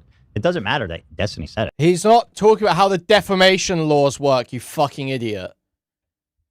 That's not a comment on how Canadian defamation laws work. It's a comment on your reasoning. If your reasoning is just that I can do it under Canadian law, then Critikal is correct about you. Ian's the one that rebroadcast it way bigger without any context. A scrolling text message from someone that I don't know at all. So, yes, it is defamation or rebroadcast of a defamatory claim, right? Without you know, hedging it properly, or I don't know, disclosing it properly. Literally. And yet you're not going after him. You've already excused him, wrote it off as a, you know, he wasn't being serious, a dickhead. I also kind of failed to see the point where it's like, if I sued Destiny, then it would be okay. He would be okay with this if I was suing Destiny. Does he want more or less lawsuits? I don't understand. And are instead going after iDubbbz, who was very shittily using it to make a very different point, and even outright said he doesn't believe it, by the way. So it really feels... I think it's... Again, it's like... Charlie, as far as I know, doesn't have kids. And I'm not saying you have to have kids to understand my perspective, but there is something... there's something primal in me that changed when communities, which Ian calls home, he loves them, he shouts them out, he thinks they're good people, verbatim, he said that. When they start trying to break up my family, I told them then, and I still, you know, I warned everyone then that the rules had changed for me, and there was no limit, there was no, whatever red lines, whatever like lines of decency or morality or everyone thought was like the norm, like that's all been erased for me with this stuff. Like, you came after my kids, you came after my family. Oh, he was just joking about it, he doesn't believe it. Like, it's just, I feel like, I'm surprised anybody has, honestly, when I filed this, I was like, I feel like there's no way anybody could possibly misunderstand me or defend Ian, because, I mean, what he said. It's like, I mean, you just don't say that. You just don't say that about someone's family or children. Like, that's just like, that's the worst thing you could do or say, especially to a former friend. I think YouTubers are just very sensitive to, like, seeing YouTubers doing YouTubers. Yeah, listen, I don't want to sue. Listen, I don't revel in it. I don't like doing it. I don't fucking want to be in lawsuits. I don't want to be suing fucking Ian. I don't want to do any of that shit. But, like, these are people that don't self-police. These are people and nobody else would police. Like, Reddit will never do anything for us, Dude, even though we've tried so much. I've tried everything. Yeah, what did they say? What did Reddit say to you? Reaching this point. Yeah. I've tried everything. When do I stop noticing the sniffing? How many hours? I don't. You have to ask the wine moms, bro. I've got no idea. Right? I don't want to be the fucking litigious asshole that's suing everybody. Like, I know what people think of me. I know what people say about me. I don't want a video of Charlie making a video saying that he thinks I've lost my way and I'm doing some frivolous, spite-driven lawsuit against iDubbbz. I don't want any of that stuff. And I'm not a moron. I know, like, the consequences of doing all these lawsuits and stuff. But at a certain point in my life, after dealing with this for so long and trying everything, like, there needs to be some, in my mind, there needs to be accountability for the stuff that I've been dealing with. And it's at the point where, you know, you kind of just become numb and you stop caring about what other people think. And unfortunately, sometimes I wade too far in that direction, and, you know, people start to lose sympathy for me, which, you know, it sucks. I wish people understood. No, you're just doing abhorrent shit, you fucking retard. You're just doing absolutely abhorrent shit. No one should feel sympathy for you because you're being a disgusting piece of shit. Coming from it. And I thought just this whole thing of, like, don't go after people's families and kids, especially someone who's been targeted by your community, who sent CPS to my house already. Like, I'm sorry, but there needs to be accountability for that. And I just, you know, if Charlie's going to make a video shitting on me, if the whole internet's going to make a video shitting on me, calling me an asshole, I've lost my way, I'm doing it, I just don't care. Because at the end of the day, I have to do something. Because people can't, I don't think people should be allowed to get away with that. I personally don't want to live in a world where people can just make up claims like that. Do you? I mean, defamation has never been protected speech. There's a reason defamation exists. And by the way, Ian is not some little peanut. He's a large creator, one of the biggest creators that ever was on YouTube. If Ian wanted to play by the old school rules, like YouTubers that respect each other, he would not engage with Snark every day and post and show them on his scroll Snark on his stream and call them good people when those same people sell merch with CPS and a skull on it. Yeah. Because they think it's so funny that CPS came to our house and human skulls were sent to our house. They think it's so funny that they sell merch with it. And he same says they're people. Good people. They're good Ian people. calls them good people. He browses it on his stream. So like all those like moral, like, oh yeah, we're YouTubers, we have some unwritten rules we all follow. Nobody is following it for years now. It's all been gone. Yes, exactly. I agree. The old YouTube that like we used to all have some like mutual respect or some golden standards that yeah, for me those days are long gone. And I'll tell you, those days really disappeared for me when CPS knocked on my door at 8 a.m. And Ian had opportunities to still be like, no, that's too far. But Noah Samson asked Ian about the skulls, and Ian says, I thought it was humorous. And then they also talk about maybe those skulls were a prop or something like that. I don't remember who was debating it. Skulls, yeah. But yeah, there were real human skulls. We have proof, we have evidence, we have written proof. Nobody cares. Nobody cares about anything. No, when we show them proof, they say I sent it to myself, which is they'll say anything. Yeah, exactly. Yeah, so I mean, like at a certain point, we've been pushed enough, and all this pushing and pushing and pushing got us to this point of like, okay, we need to go the lawyer way. But I feel like if Charlie's in favor of going after the snarkers, he should be in favor of going after Ian, because if anything, the snarkers are just ordinary people. Ian's a big. He's giving creator. them a platform. Ian gives them a platform. He rebroadcasts them. He is a rich. But he has fallen for your retarded narrative that you're going after people who sent you CPS and skulls when you're not. I really can't understand Hyla's proactive defense of Destiny. She jumps to his defense before Ethan does. She couldn't possibly have hooked up with him. He loves Israel. I don't think he'd be He loves into Israel. 60-year-old horses. He loves Israel. That either don't know. Successful old school YouTuber. I mean, yeah, it sucks that people, you know,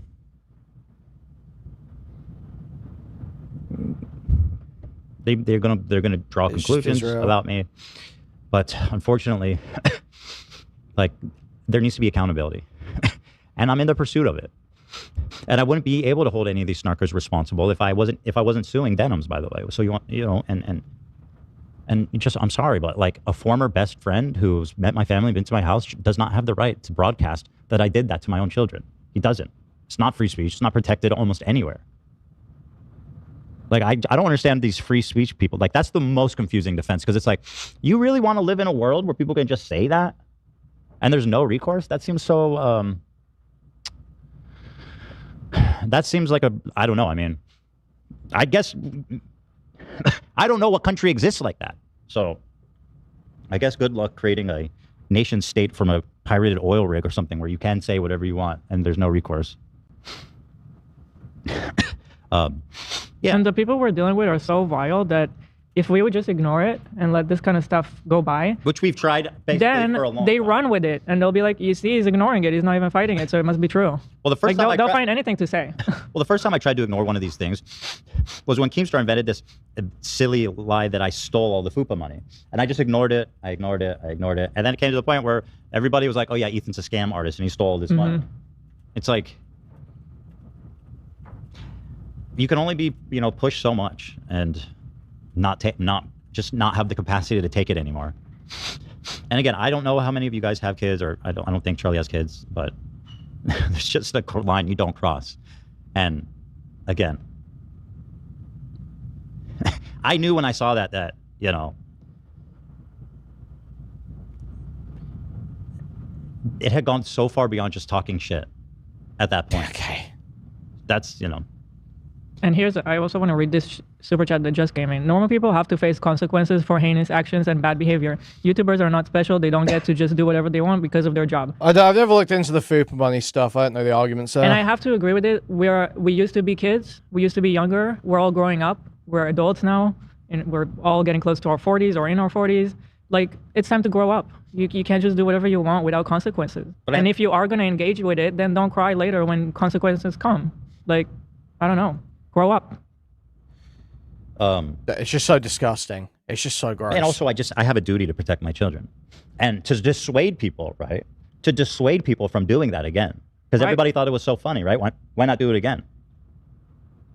So, I have a duty to do something to show that there is consequences to platforming and participating in these kinds of groups.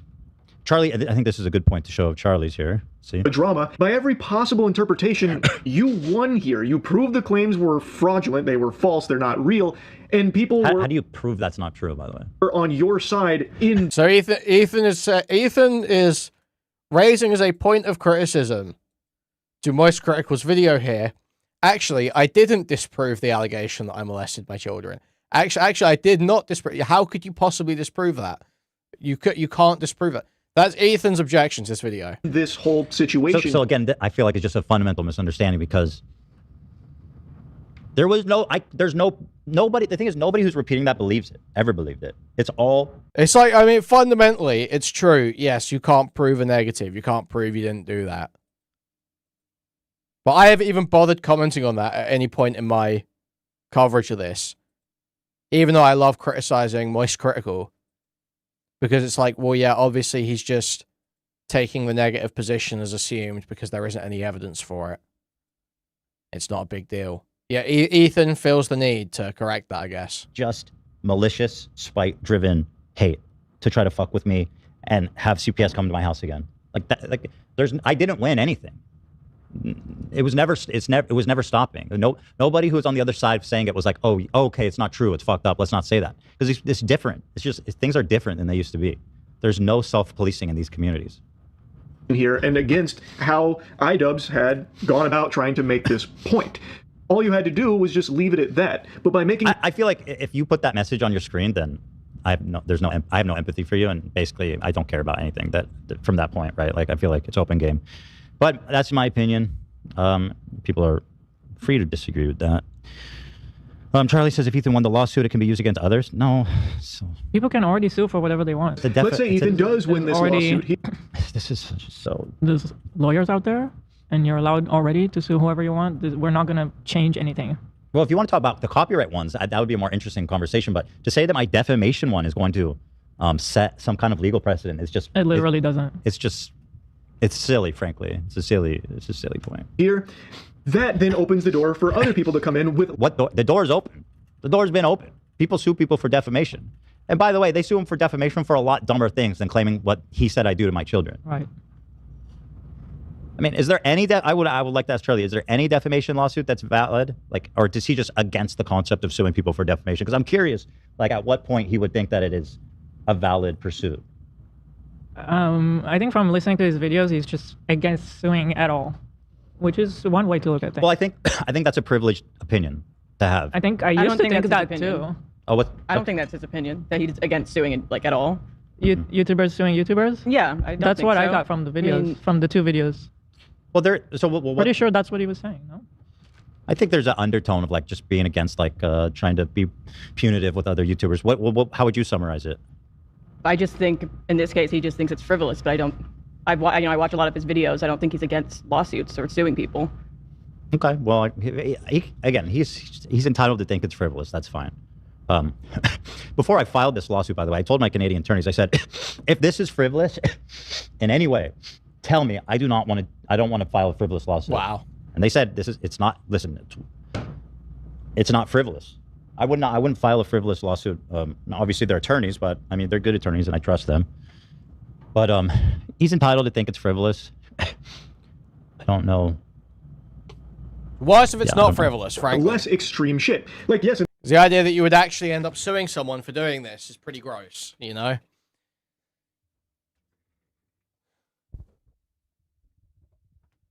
The idea that you don't have any consistent view of free speech is just so fucking gross, man. It just fucking sucks. It's such low-life behavior. Oh yeah, I love American free speech, but I'm just going to argue to death with Canadian speech laws. All right, man. In this case, it is very over the top and gross. But defamatory statements aren't just this extreme level. Defamatory statements are very wide-reaching. There is a very much, I feel like, it's the unwritten rules of YouTube, which used to be true back in like 16, 17. There was like honor among thieves type of thing, you know?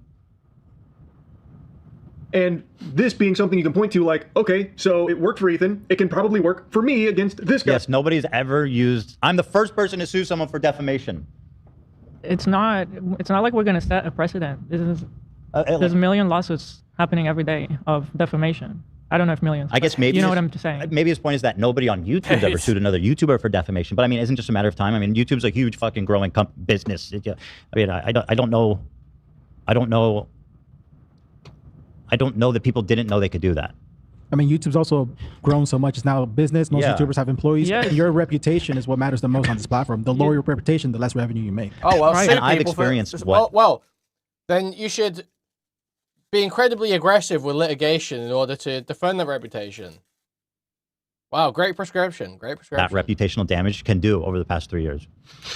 Right. And that's a good point, Nate, because Yeah, back in the that's a day, good point. we were all like Charlie, me, Keemstar, iDubbbz. We were all just people. We were just dudes with a camera. Like Yeah. none of us had like studios and employees and all this types of shit like we have now. Right? It's just, it has gotten so much bigger. Right. Now it's like businesses. Like PewDiePie was the biggest YouTuber back then. Now Mr. Beast is like, you know. An empire. Yeah, exactly. Yeah, and how did Mr. Beast handle stuff? And all this stuff has caused us a lot of real life consequences, like business wise. Personal, business. I also think Charlie's very much like, he's still like, I think he's a little old school in his thinking. And I think he also, just because of the way he shoots his videos, and he's very much still like a one-man show, which is great. I mean, I think that's awesome. There's lots of benefits to doing it that way, right? Mm-hmm. But no, I mean, people knew about defamation lawsuits. I did not invent using defamation lawsuits, unfortunately, or fortunately. The copyright ones, there's definitely a conversation to be had. Right, Sure, like, right, that was the like allegation. the one that we won did set up. People did say you were the first one doing it. Untag himself from the not Diorio account. It's getting to him, lol. Thank you for the dono.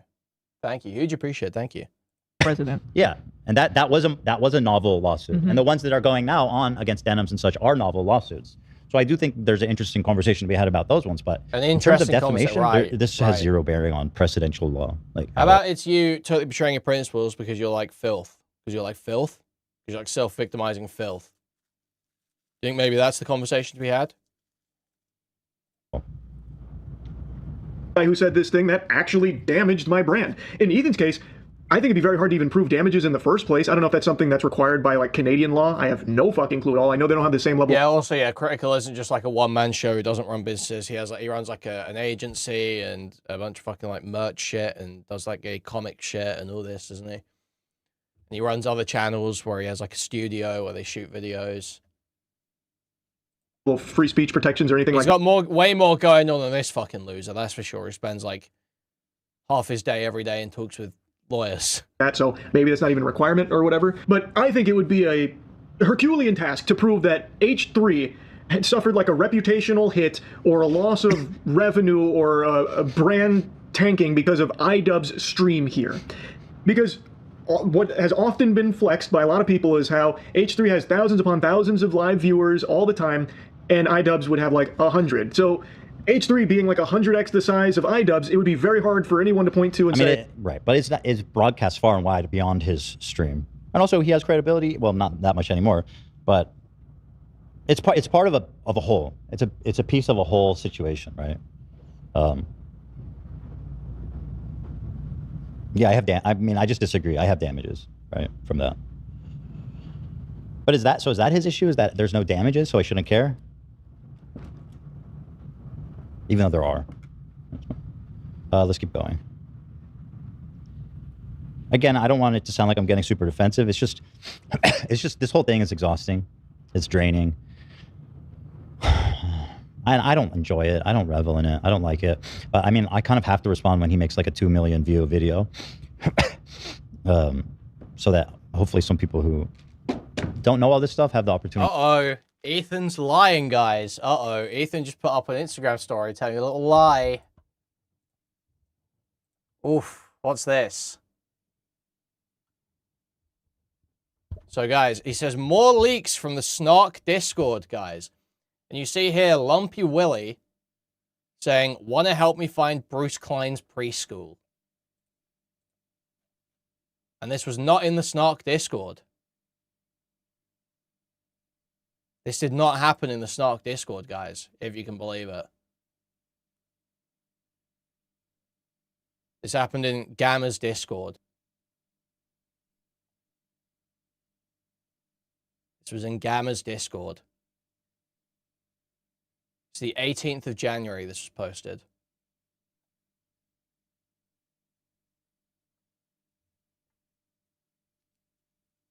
So a little lie being told here. A little lie being told here.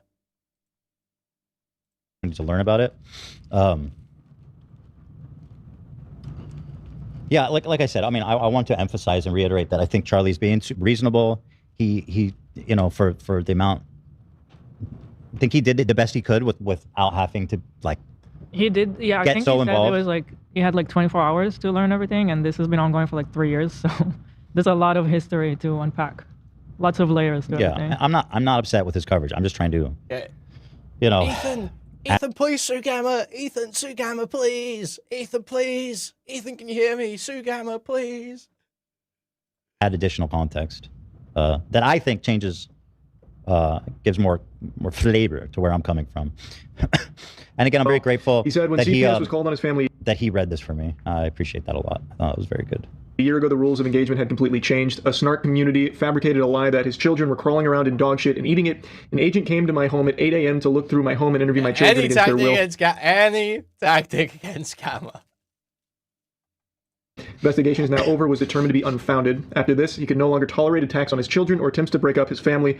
Ian was a friend of his for many years. He has been to his house, met his children. When he displayed a message on screen for over an hour stating that he's a pedophile that molests his children, carried a lot more weight than when Destiny said it. Destiny said it in a Discord chat in passing that was on screen for a few seconds. He'd never met or spoken with Destiny, and Destiny has never been to his house or met his children, has zero credibility on the issue, and made it clear that in passing chat message was never meant to be taken seriously.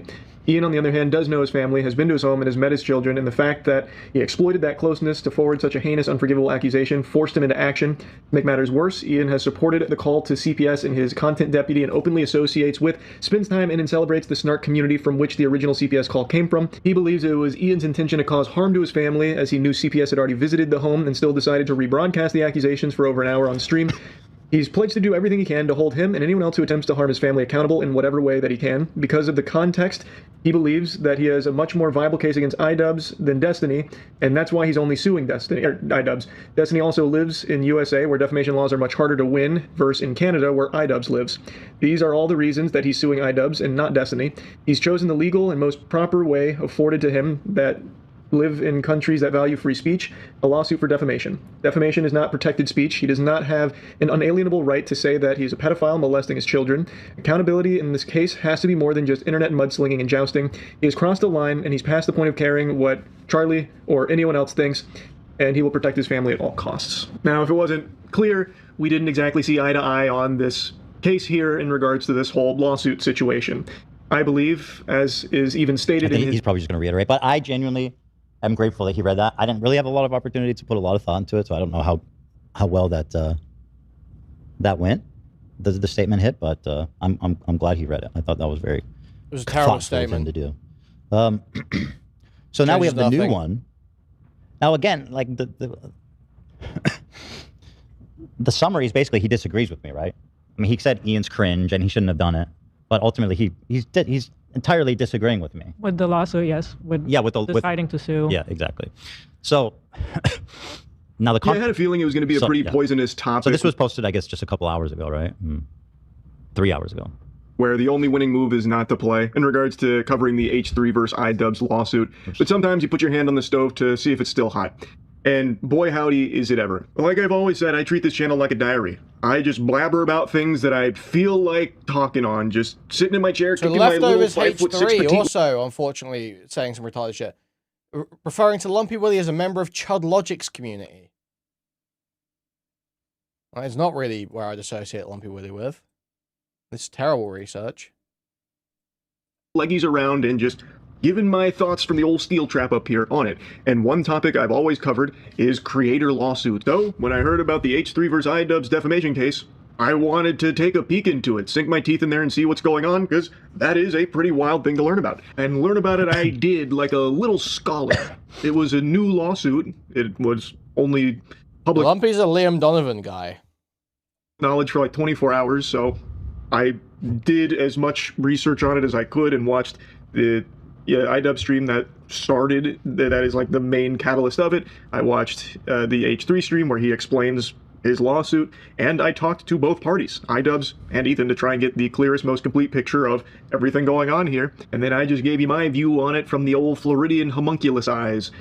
And I think I've always made it abundantly clear, you're always welcome to disagree with me. I've always kept that door wide open because I actually value differences of opinion. I hate echo chambers. I spit on that constantly. I actively shut down the idea that you have to agree with everything I say or else I hate you. You're tacky and I hate you. Throughout all my content, from the womb to the tomb, I have always welcomed discussion and people having a difference of opinion because, as I've always said, I think when you surround yourself with sycophants and you only lock yourself into one way of viewing things, you do yourself a disservice. I think it is a bad thing to just be constantly locked in a bubble. Now, the reason I mention that is because I made the mistake, I committed the old sin of taking a peek at what the discussion was around this video on, like, Reddit and Twitter.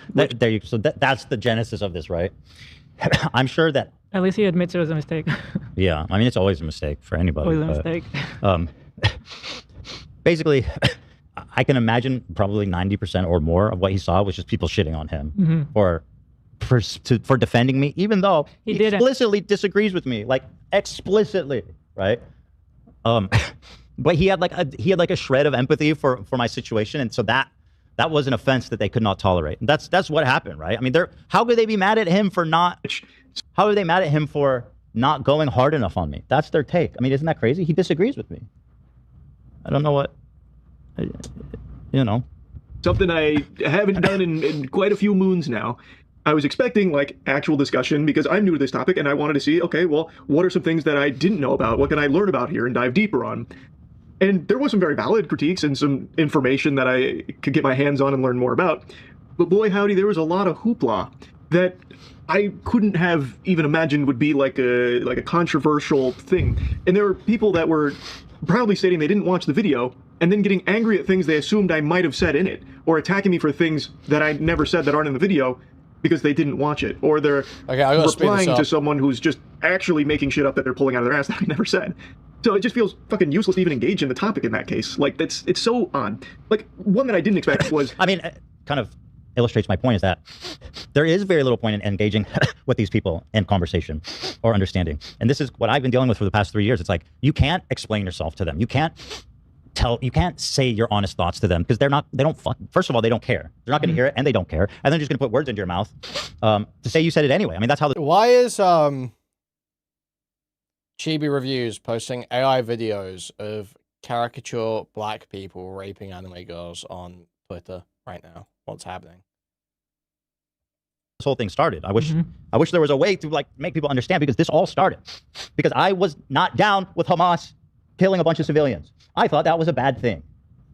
No, it's not full-blown rape, really, but it's a rape-coded scene. Started the entire, chasm between me and Hassan and the whole community. I was not cool with terrorists murdering civilians. And despite the fact that I said Israel's doing a genocide, ethnic cleansing, mass bombing campaigns, mass murdering civilians, starving populations with the blockades, doing humanitarian crimes against humanity, war crimes, despite me saying all of that, I said settlers are valid targets, right? Settlers are amongst the most disgusting, evil provocateurs on earth, which I said, by the way, years before October 7th, despite saying all of that stuff. And by the way, as a Israeli citizen married to an Israeli wife, having Israeli family living in Israel, it's not that easy to sometimes say this stuff as it would be for someone else who's totally unaffiliated. But I said all this stuff, right? You'd think that they would want to hear, but it wasn't enough because I had a problem with Hamas. And then they start putting words in my mouth saying that I'm pro baby killing, or that stuff that I never said and never would say, right? And if you read about me on Twitter or Reddit, wherever place you're reading about it, that's what you're going to see people say about me. That I'm a Zionist, genocidal monster. And like, Charlie's just getting like a taste of it. It's over something that's really inconsequential too. It's like, oh, you didn't have an opinion about this video that I like, so fuck you, right? But like, these people are saying I murder children for 2 years. They make cartoons of Hila in IDF uniform slaughtering children. I mean, yeah, I said BB's a war criminal. I mean, obviously, right? That's the easiest concession to make. I said everything, but it wasn't enough for them. And now look what my life is, just for saying that Hamas is bad. How crazy is that, huh? Just me mentioning that I'm not online as much as I used to be was apparently like a highly debated topic. The guy whose entire career. And then, of course, suspect number one in the whole fucking ground zero is Mike from PA, the toxic fucking sludge known as Mike from PA. Hey, don't talk about my boy. I know, I'm sorry. He brings me so much joy once a month when he randomly messages me on Twitter. Can you send me the pic of him and Casey Tron chilling on the couch? No. Why? Because he make fun of Charlie's looks. I just want to be ready. Yeah. So SS tweet's been made. So yeah, there's the log from Gamers on that tweet. Again, Charlie, if you don't know, and you might not, Mike from PA is a member of the snark community that's dedicated to making my life hell. So and Hassan, attack dog. Yes, Hassan, infamous Hassan, attack dog, and he gets tossed little treats from Hassan. He gets to come on his stream once every year or two, right? He gets to come on. I think that's or like get a retweet. He It's like pets. that's like a national holiday. Yeah, good dog. But yes, demonic ethnicity. You are getting a taste of this from the same people that do this to me relentlessly for the past 3 years. Front running whatever's going viral is saying that he doesn't know what's going on the internet. All right. I mean, obviously, we got to take his word for it, right? Let's see what videos he's been making. Lego. Watch Mojo got David $2. Even more pathetic. Mike's such a fucking idiot. It's just not even. It's like just a dumb, stupid, moronic point. He's such a moron, dude. I love that somehow he ended up in the middle of this. Cringe. Lego vigilantes. Lego scandal keeps getting messed. So yeah. So it was moderated like instantly. Response to the Lego scandal. Why is he reading it like that? What's the problem with covering the Lego His scandal? proof is that because he's aware of the Lego scandal, he cannot pretend like he is not running defense for Ethan by not defending the Lego Denham scandal has gone so viral, like everybody knows about it. Everybody's talking about it. Not Mike from PA. He disagrees with you. This is checkmate. You want to extremely dangerous? Yeah. Last time, I'm not going to show his messages. I would never. Anything between me and my boy. But he asked me, I forget what it was even. It was about to comment on the lawsuit or something. And this is my response when I sent it, right? No, sorry. I thought I had it loaded up, but I want to crop out what he had to say. It's so funny to me that Mike from PA is the one person he plucked to call out. That's my guy. That's our guy. Yeah, this is it right here. This was my response. Gross, bro. Why are you making me look at this? Oh. You know, Mike from PA probably has a wall like this in his house. Mike, this photo is from Asmongold's room. Do you think it's blood or gums? Or from his boogers? Blood from his gums or his boogers? You know, respond? Nah, probably not, right? I'm not gonna leak any private messages. I don't get it. I mean, if he's sending we were having a stupid debate about this on the show. Oh, yeah. okay. Oh, that's Asmongold's And wall. it's obviously blood from his gums, in my opinion. Yeah. Well, I'm gonna wait to see what Mike has. Do you not know about the blood wall? It's an aside, but Asmongold has a wall in his room, or at least did, full of blood marks because he never brushed his teeth and his gums were always bleeding. So he'd wake up in the middle of the night and wipe blood out of his mouth and then wipe it on the wall. I just don't know if I believe that. That sounds too crazy. Did you see the wall? We don't have to relitigate it. Did you see the wall? I do. It looks dirty. That's a blood wall. That's a third take. You just think this is just Dirty with what? I have boogers, dirt and blood. What the fuck is that dirty with? I don't know. I'm not sure whatever it's dirty with is a better explanation. Anyway, back to you, Mike. Dangerous and scary. Cringe officer embarrasses himself. Lego scandal keeps getting crazier. The gist of it is, when I was talking about the defamation lawsuit, I also mentioned that Ethan has other active lawsuits against other creators, and I called him the Nintendo of YouTubers because he's become extremely litigious. But I didn't dive into those other lawsuits because I didn't know much about them. And that claim is apparently extremely hard to believe because everyone thinks and assumes that I am terminally online like I used to be. Listen, Charlie, I wouldn't blame you if you're avoiding getting into Hassan's orbit. Most people do, right? I also do want to clarify that, so I guess he does say Charlie is, he's always been very against YouTubers filing litigation against That's what other I creators. remember, yeah. Tomorrow? Like I heard him say it in the video. We'll see you in court. Busted. He'll So take who's the me real to fan court. tomorrow? But to be, But he's I not don't- against lawsuits. No, but no, YouTubers on YouTubers. yes, YouTubers on yes. But he What's thinks it harms so everyone. sacred about YouTuber He thinks relationships? it harms the space, the creation space. Yeah, the space, But you know what harms the space is a shithole. I don't understand why I get blamed. Like, you know what's bad for the space? Putting out accusations that other creators do that heinous thing to their children. Yeah. Like, well, true. Like I didn't start this. Right. Okay, this shit sucks. I'm gonna skip through some of this. Right. I'm getting done with it. He didn't cover the Legos fast enough. Oh, I hate that guy. Front-running shit to capitalize off the virality of it. But if I am late to covering something, well, that means that I was avoiding it and I must have known about it the whole time. I'm gonna do a quick show though, guys. I'm gonna reset the goal. Guys, now's a great time to remind you, if you're one of the 475 people watching, and especially if you're one of the 400 or so that haven't liked the stream just yet, move your cursor, thumbs up and click it, or press a thumbs up on your mobile device. Either one is hugely appreciated. If you want to take your support one step further though, you can donate directly. through a Stream Moments link in the pinned chat message. You can also buy a membership to the channel, gift a membership to the channel, gift a whole bunch of memberships randomly throughout the chat. Buy a super chat, which will highlight your message and read out on TTS, or buy a super sticker, which is a YouTube image or gift that will be highlighted in chat, and I'll describe it to you. You can go to discord.gg/Kuihman, twitter.com/Kuihman, or reddit.com/r/Kuihman. Also, I'm setting up a goal, okay? Epic goal, :D, going in the chat.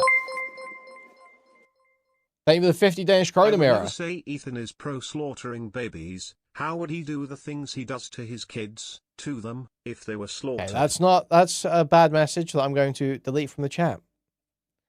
We disavow. And the people that deploy these types of insults or pressure are bad faith actors. They don't care about what your intentions are, or what you meant, or what you actually said, or what you wanted to say, or the video you put out at all. They don't care, right? They're trying to be manipulative for the sake of achieving their own tribal goals. That's it, right? Because I mean, you're right. No reasonable person will come to these conclusions. And reasonable people don't come to. They don't. Yeah, exactly. It's not a thing. Ulterior motives to avoid the topic out of cowardice, and I only talk about it when pressed. Feels like this comment says, yes, Ethan. Sometimes I watch Charlie. He was not pro-Ethan. He was at least fair and respectful. And again, yeah, that's the part that drove them crazy. How dare you be fair and respectful to a Zionist? That was not the issue. It's not an issue of being fair and respectful. It's an issue of not looking into the full information and making hedged or stupid statements based on lacking info. Babies. Like a lose-lose. If I'm too quick to something or too interested in something, so I make a lot of content on it, well, then I'm just there to front-run it and capitalize off it being popular. But if I'm too slow to it, well, it means I was actually avoiding it the whole time, and when I do cover it, well, it's only because people pressured me. So where's the Goldilocks zone? I can't be too quick to something or too interested in it, because that's frowned upon, but I also can't be too slow to it. He's getting sucked yeah, in. he's getting snark-brained. Not him. No, not snark-brained, but he's being, they're getting him. They're getting to him. He's like trying to have a discussion with them. It's impossible. Yeah. Yeah. He thinks he's dealing with rational actors. Yeah. He's not. These people don't The care. thing is that there are rational viewers. Yeah, they don't get engaged in Those are not the ones you see on, those tweets and those Reddits. 90% of the people who watch this video are probably like, okay, cool, close the computer, Right. move on with my day. Or not cover it at all, because then that must mean that I knew about it the whole time. I'm damn near omniscient, I guess. I see everything, and thus, if I am slow to it or don't talk about it, then there was an ulterior motive and a deeper reason. I mean, he's getting defensive. He's getting defensive, and rightfully so. It's not fair the way people do that. It can drive you crazy. It can. Imagine dealing with that for 3 years of people saying you murder babies, you assault your own children, you murdered your own dog. Right. 3 years of that shit. One day. 3 years. So where is the Goldilocks zone? I personally don't see why it's so hard to believe that, considering in a lot of the stories I cover, they have already been covered by others, like Dolan Darkest, for example. Slop Live has beaten me to like every topic for the last year, I have to skip basically. through this. I can't just look at Ethan reacting to Actually, is offline. You don't know. You don't. Social spaces. It's fucked up. It is. Like he's explaining himself in earnest, in detail, to Mike from PA. Could you find? Hassan is the ultimate daddy, so he's got to take his marching So I can't orders. love anyone else. It's full of Hassan in his heart. I know. Daddy occupies a big part of his heart. Waiting room Mike. I'm not gonna lie, it was fun to shit talk Mike from PA back in the day. I just so don't care anymore. He is one of those guys where, yeah, he kind of sucks, but like everything has been said about him. Literally everything has been said about him. Yeah. Oh, I thought you were going to say he visited Israel. What about cultural abuse? Even worse. By the way, the amount of shit and dragging and hysterical madness Hila got for visiting her mom. Yeah. First time in 5 years visiting her mom. Sorry, go ahead. I'm saying these people don't care. That was another thing that dumbass did. I went for a family event. I went for a bar mitzvah with my nephew. She went for a family event. And I haven't been there in 5 years. Sorry. I was excited to visit my home. When you announced that you were going. Wait, coded seething about Sleepy? Mike from PA retweeted that clip and he goes, you can hear AB clapping for Israel. Oh my God. Just another, first of all, what the fuck do I care about you going to visit your family? I hope you had a good time. But I wasn't even here at the moment. Like I was not even in the studio, which is so you can hear AB. Like I was not You were even clapping that loud. I was clapping that loud from downstairs, yeah. He can recognize your clap. Yeah. But it's so easy for people like him. Like, I'm so glad that your family lives in America and you can go visit them anytime you want. Yeah. Without people calling you a baby killer. That must be so nice for you. So happy and proud for you, buddy. High school, since Asmongold was in diapers. But it's like me saying that you have a moist Critian hair and beard combo. But anyway, now let's talk about the other lawsuits here, because that was a big point that people were very upset with. Nope. Literally snark captured, in my humble opinion. I didn't extensively cover those as well when talking about the defamation lawsuit. And since I didn't do so and people didn't believe that it was because I didn't know about it, they are accusing me of knowingly avoiding it or even silently championing for those lawsuits, which I find befuddling because throughout my entire time on YouTube, the 18 or 19 years on YouTube, I think I've made it beyond crystal clear how much I dislike this litigious approach to online discourse, and really just this excessive use of the legal system for strong arm. I think I should tell you something that how long I've been on the internet. I've defended myself once from a lawsuit that set a fair use precedent, and it's taken this long before I ever got into one. Also, I've been sued before by other people, but I never sued anybody. I never wanted to sue anybody. I never thought about it. I never wanted to do it. I don't want to spend the money or the effort or the time or the energy doing any of that shit. So what? I've been on the internet for like 15 years now, and I'm doing it. Maybe there's a good reason. There's not. I just feel like there has to be exceptions. It can't just be like. Well, he says he agrees there are exceptions. Oh. Okay. Or silencing. Like I have made, I don't know how many. Owned by a Void co-host. Videos covering cases even outside of like the internet scope of like, you know, sometimes the legal toilet paper flying back and forth, but like just in general, like the willy-nilly lawsuits that fly around from like corporations attempting to bully people too. Like, I don't know why anyone would think for a second that I would be avoiding talking about that or agreeing with it. Why would I? I never have in the past, so why would I start now? You just don't like me, which is totally fine. I get it. Not everyone likes the old Florida peach, but you're just viewing it in bad faith and making that assumption, and it's incorrect. Because the truth is... I mean, yeah, the truth is also that this is no longer online. When CPS came to my house, it's not online anymore. This isn't like online, creator on creator, trying to say, hey, dude, you gotta watch what you say. This is real life shit that landed actual agents of the government at my door to interview my children against my will with the authority to take them from my home and put them in foster care. It's so much different than it was. The minute those people showed up, I went into work and I said, the rules are changing. And even after I said that, they took that as an invitation to yeah, the rules are changing, and the rules now are I get to do whatever I want, whatever I want. The rules are there are no rules for me. I'm going to just engage in the most insane campaign of collective punishment against some fucking community because of a instance of harassment I can't attribute to any individual. Also, I've already broken my... Dude, that's the other thing. This is a lie. This is a lie. Dude, this is a lie. I'm retarded. I'm fucking retarded. I'm so retarded. I'm accepting the fucking narrative. This is a lie. I'm accepting the retarded narrative. I'm a fucking idiot.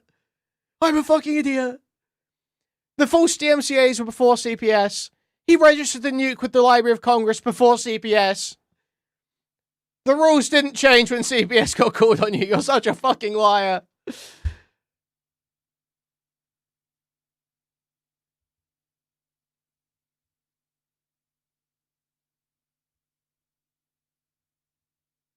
God, man. It's so easy to just forget.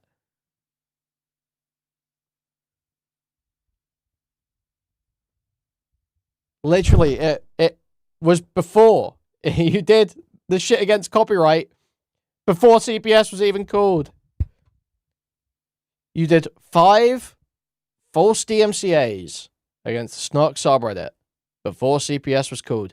And then, before CPS was called, you registered your content nuke video with the Library of Congress, laying your self-admitted trap for other content creators before CPS was ever called. And then you targeted people who had no culpability in CPS being called. It's such a fucking lie, man. It's such a fucking lie. Be even more brazen and more provocative, and to say what he did, to put what he had on the screen. I told Ian, the only time Ian's apologized is after I sent him the cease and desist, and I did not perceive it as genuine, right? And I said, and I still say, that if Ian would issue a genuine apology, I'd probably think about dropping the lawsuit. I don't think he's ever genuinely apologized or reckoned with the fact that like what he did was so extraordinarily fucked up. If he did that, I would probably drop the lawsuit. It's really not. It's not.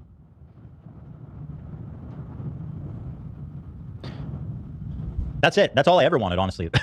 And from the beginning, when he was like friends with Froggy Tonic, who was talking about, I don't remember what, Froggy Tonic is a fucking psychopath. I don't remember all the crazy shit that guy said, but they're friends with him. And I says, how can you be friends with this guy and friends with me? It doesn't make any sense. This guy wants to like murder my children. Or he was engaging with the guy. I don't remember. He's fucking insane. The point is, and he refused to say his friend Froggy Tonic was being an evil scumbag talking about my family. Like, all I ever wanted was a little fucking decency for my buddy. You know? So, you know, as traumatic as this lawsuit is for you, I don't want to do it either. Just make a sincere apology, bro. That's it. I'm not looking to destroy their lives or get caught in this, like, quagmire of a Apologize sick, again. effed up lawsuit. Apologize again. Apologize I don't want a lawsuit more. on my shoulders. That's all I want. Just a little, like, fucking acknowledgement of what you did.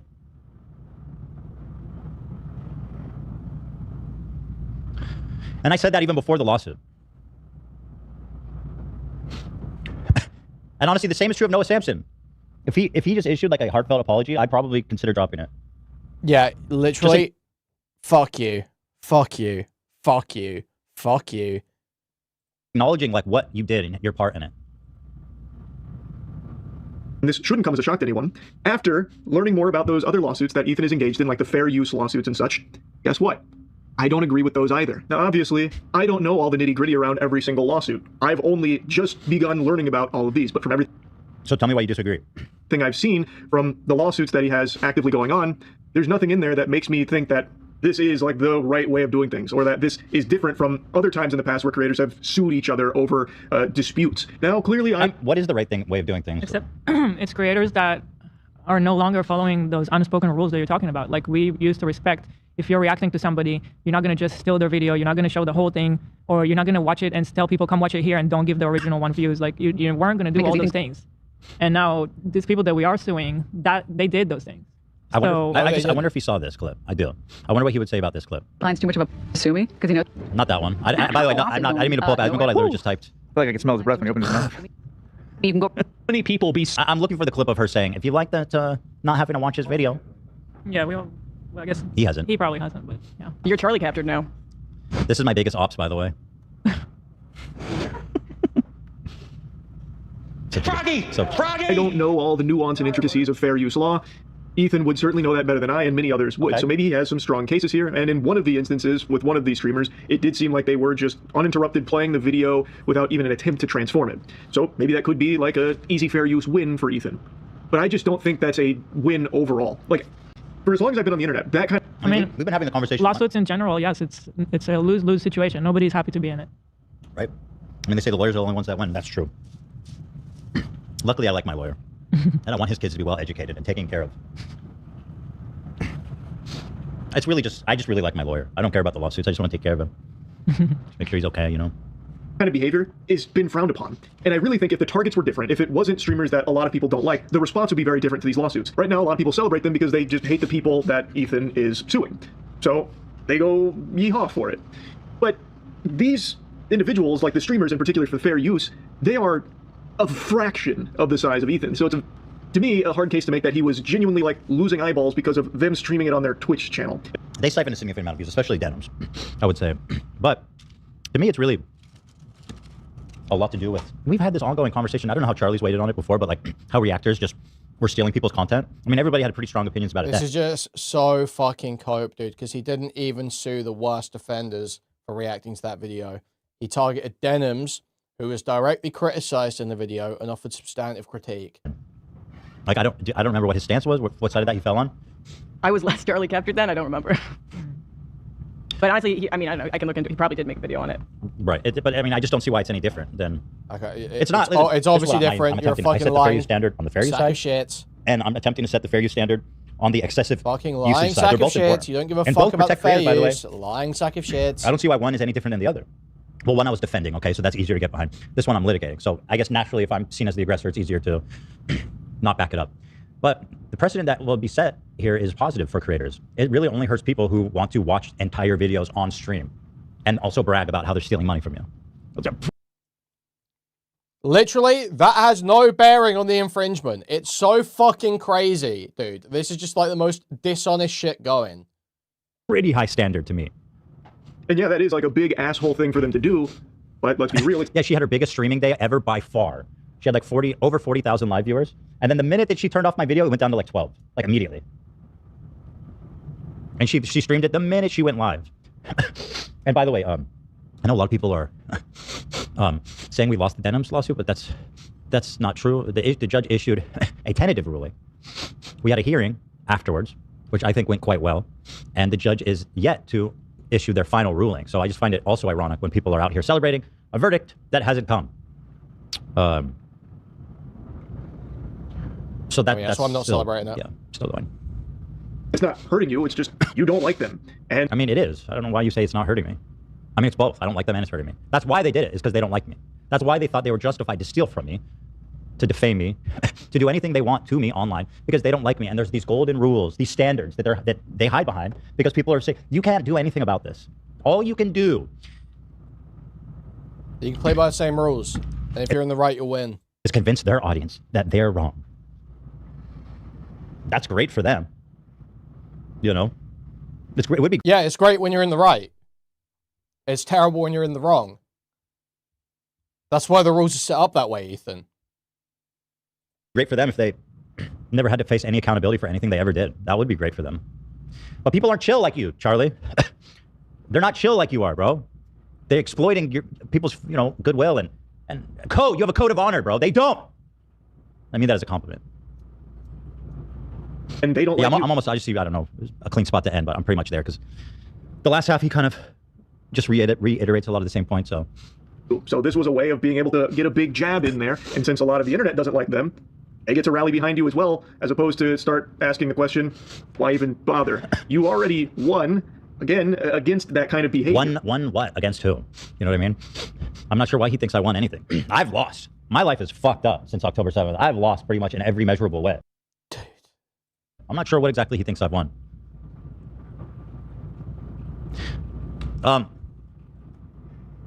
Anywho, I want to say that go finish his video because I've only shown you half of it. Watch the first one, but honestly, I'm grateful that he even showed some measure of thoughtfulness. That he had some empathy for me, even at the tiniest crumb. Like that's how low the bar has gotten for us. That him just being acknowledging that I've been harassed by Snark, or that what Ian did was super fucked up, was enough to get him gang stalked by a bunch of online freaks. But I am grateful that he took the time to talk to me and that he read my my statement. And I think he tried his best to be fair, and with everything available to him, I think he was fair. Mm-hmm. And I think, and again, I would urge Charlie, if he ever cares to look into it or think about it, to just look at my community's reaction to him, and then look at whatever, I don't know, on Twitter or Mike from PA, wherever you found that clip, to see how they're reacting to it. Because again, these people they're not chill like you and Harley. Cool to be a soundbite, I suppose. I know, man. It is cool. It's an honor. It is. And no matter how you cut it, no matter which way you cut it, at the end of the day, $22 is a lot for a bag of cookies. Like, $28. So unfunny. Unfucking bearable content creator, truly. All right. Guys, it's that time. It's that time. Princess Mantis, guys. Princess Mantis. Mama LS, as we're calling her. Mama LS has made a video on me, guys, if you can believe it. If you can believe it. Now, a little bit of a fall off here, unfortunately. It's a shame because she has so many original and intelligent thoughts to share. So let's take a look, guys. So this was requested by Liquid Sonic. This was a specific request he put in. See a video on me. So let's take a look. Let's slow it down. We don't want to rush through this, do we, guys?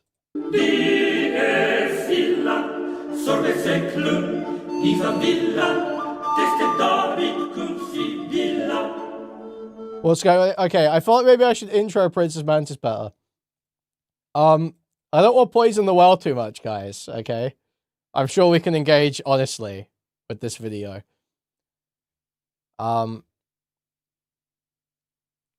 You know, I'm like tying my hands behind my fucking back. How do we explain Princess Mantis? Basically, she does these incoherent... I'm poisoning the I'm doing it, dude.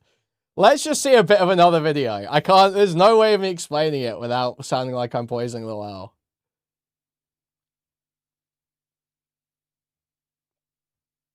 Let's see some of her Noah Samson video.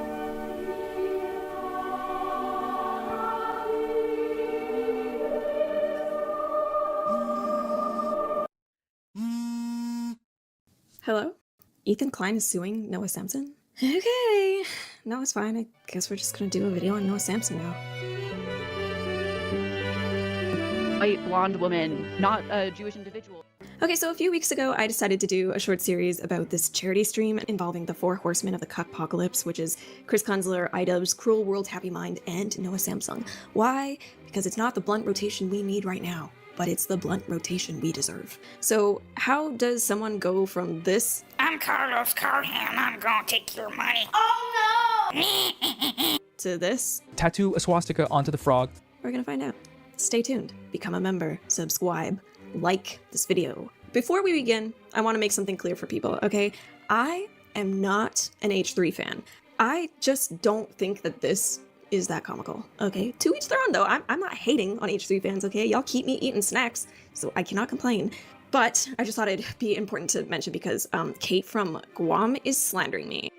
It's Princess Mantis, so it's kind of a bait and switch. She's a fan of H3. God bless you, Kate. I am merely an observer of the internet holy war, okay? I take no sides, other than this is a really fascinating reflection of society as a whole. Anyways, if you want to learn more about the holy war, you can go watch my other videos. This is the 4 horsemen of the cuckpocalypse.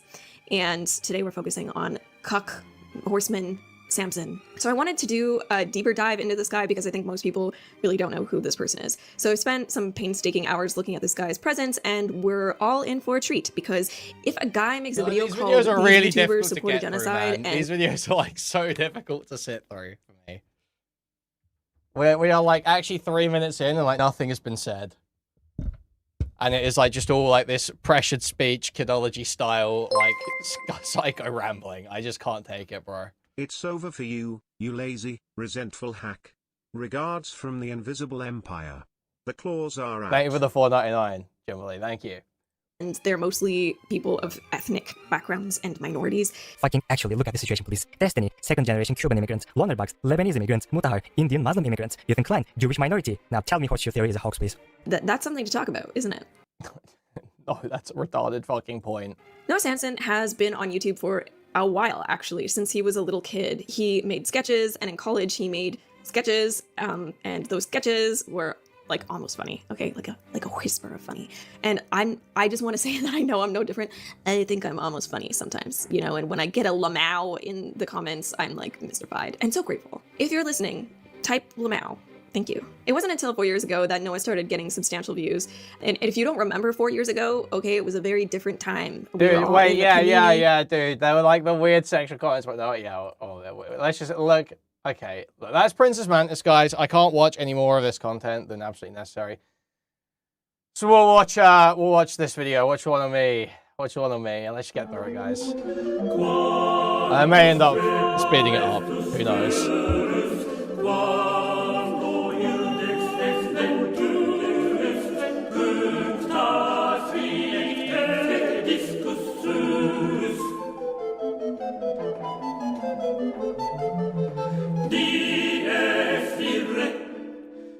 For the past 2 years, the internet has been fighting an invisible holy war. In a turn of geopolitical events that no one saw coming, YouTube's best and brightest flung themselves into a centuries-long battle that most of them were absolutely Can you just transcribe it instead? Oh yeah, should we get the video? Should we get the script? Let's just pull the transcript. I'll just read through the points. We'll just read through it. In today's video, we will be discussing Kuihman's doxing allegations. In the clip, I explicitly state that I'm not okay with doxing. Lonerbox's alleged grooming of me. Spider, do you think Lonerbox Grooming Princess Mantis. Wait, what? Kuihman and the internet holy war, and his reaction to my Noah Samson video. This bitch's voice is like nails on a chalkboard. And more. So pull up a cozy little chair and a cup of Kui. This is the internet holy war versus Kuihman McQueeface, and I am currently unemployed. Yeah, she like, great clip selection, and she ruins it with these like awful clips. For anyone still This is a Bo Black situation. Take your personality out of these videos. clinging to cognitive function, Kuihman is a commentary streamer whose main talent is looking like he just lost an argument with his own bedroom. He complains about other people online for a living, which is, you know, what we're all doing here. I mean, let's be honest. The first question I had about Kuihman was, how on earth does he make money? Because his videos don't get significant views, and he has about 10,000 subs over the course of 2 years, and that's not necessarily that good. I've only been doing this 5 to 6 months, and I already have half that, so... Okay, can we point out, though, that your channel's on a downturn? Your channel, I wouldn't do this, but your channel is on a significant downturn, let's be real. Your older videos reach 20k. Your newer videos, actually, this one is, you know, I outperform this. I outperform this every day. But this ain't a competition, okay? This ain't a competition. However, his now content it is. is actually pretty... Well, actually, no, now it is. So, I mean, it is now. Worthy. He's British though, so that's neat. I feel bad also because he clearly has some kind of really intense inferiority complex. As we'll see from his reaction to my video, he thinks I shouldn't have admitted to finding Hassan attractive. Hey, so this is Princess Mantis in editing mode, and I realized that I actually didn't clip Kuihman's live reaction to Lonerbox's reaction to my Noah Samson video, which was a huge mistake because apparently he deletes all his VODs after a few weeks or unlists them. Well, it's because I was getting threatened with mass reporting, but sure. Preemptive embarrassment, let's not be too generous. So Right, I decided course, that I was going to course. recreate his live reaction from what I remember. Great It's his choice. own fault for unlisting the video. Like, what the heck? Here. Oh my gosh. I mean, you realize that, like, Great Kick point, holds Mantis. VODs. How does Kuihman make money? Thank you for the 499, Jimbley, thank you. Good looking man. Oh, how naive I was. Oh my god. Oh my god. Did you hear that? She admitted to finding Hassan Piker in it attractive. High tier stuff. That's disgusting. Why would you admit that? I'm totally willing to admit if I thought Hassan attractive or was attractive because... I don't think that's what I said. I think I probably said that it's a stupid thing to do and undermines the other critiques you were making. Because I believe, if I don't recall perfectly, but wasn't she having these extended rants about his treatment of women and how she thinks he acts on dates? Or it was something like that. It was something along these lines. She was like basically theory crafting how Hassan acts towards women while talking about how interested in him she is. And that undermines any point you're going to make, any condemnation you want to give of the idea of how Hassan might act towards women is massively undermined when it seems like you're fantasizing. Thank you for the 499, Jimberly. The why Kuihman makes money is a less defensible question. Thank you. Thank you. Very true. Thank you.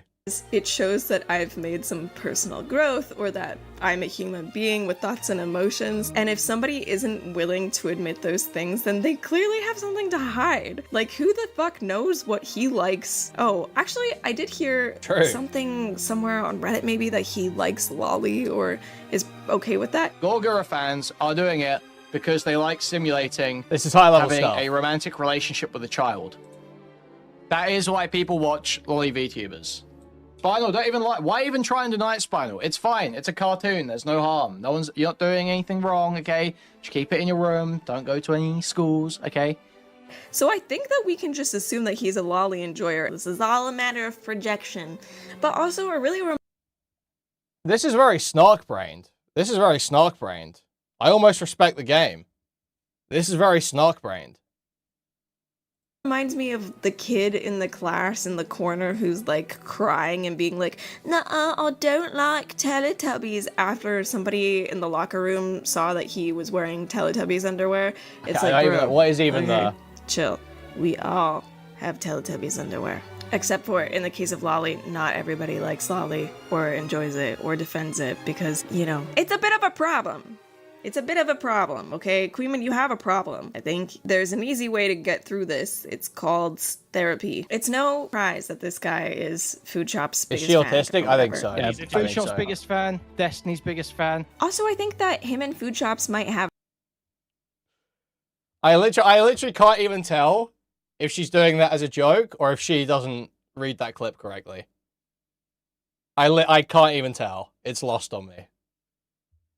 a thing. I think that might be a real thing. I actually have feelings for Kuihman. For Kui. You know, I think maybe it's because I've seen his you know, little wiggler at the bottom. You know, because it's so cute. You know, I just instantly start thinking of like you know, how cute it would be for me to be with him. So if you've never heard of Food Shops, consider yourself lucky. Don't look into her. Just don't do it. You don't need to know who she is. I'm saving you the trouble. Just know that Kuihman and Food Shops having a little relationship is disturbing. Okay, so now that I have thoroughly lobotomized myself, let's get back to the content. Oh, you just did that? I wanted to know how just long now. Kuihman had been making content for, so I scrolled back a few years and found his first VOD that is public or that I could find. So I have no idea who this person is, he's reacting to, or why. And the first half of the video is just Kuihman investigating or calling... Classic Flower Gothic. Deeper Armor punching the fucking air right now, bro. Deeper Armor literally punching the fucking air.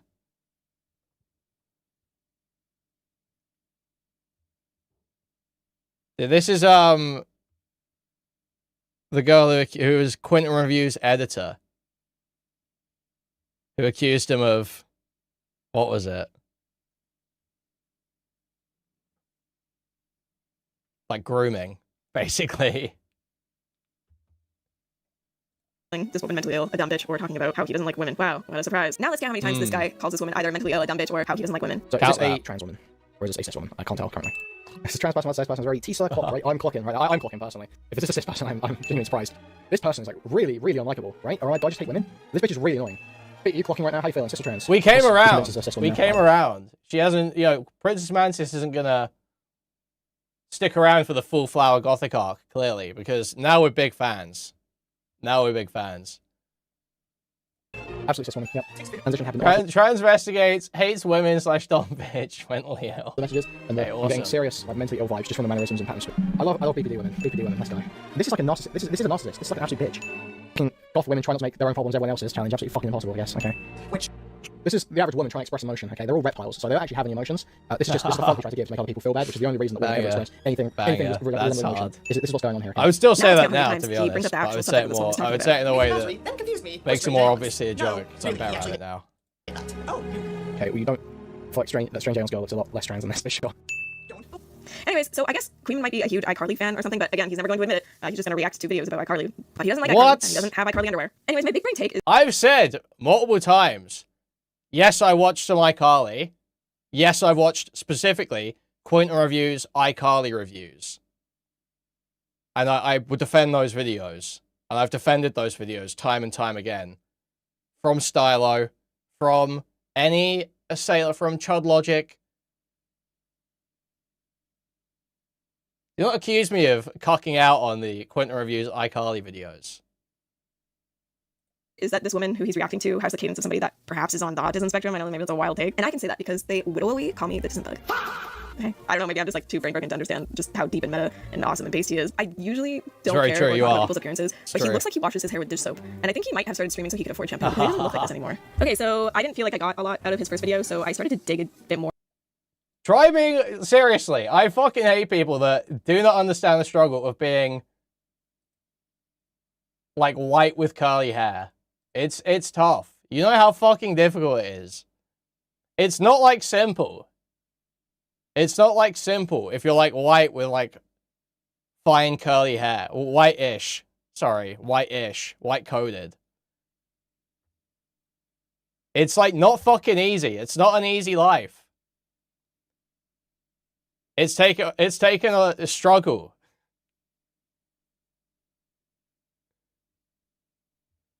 Because black people hair is different and they all know how to do it. Babka. There's like an ingrained black knowledge about how to deal with black hair. And you all share tips. White people do not have this.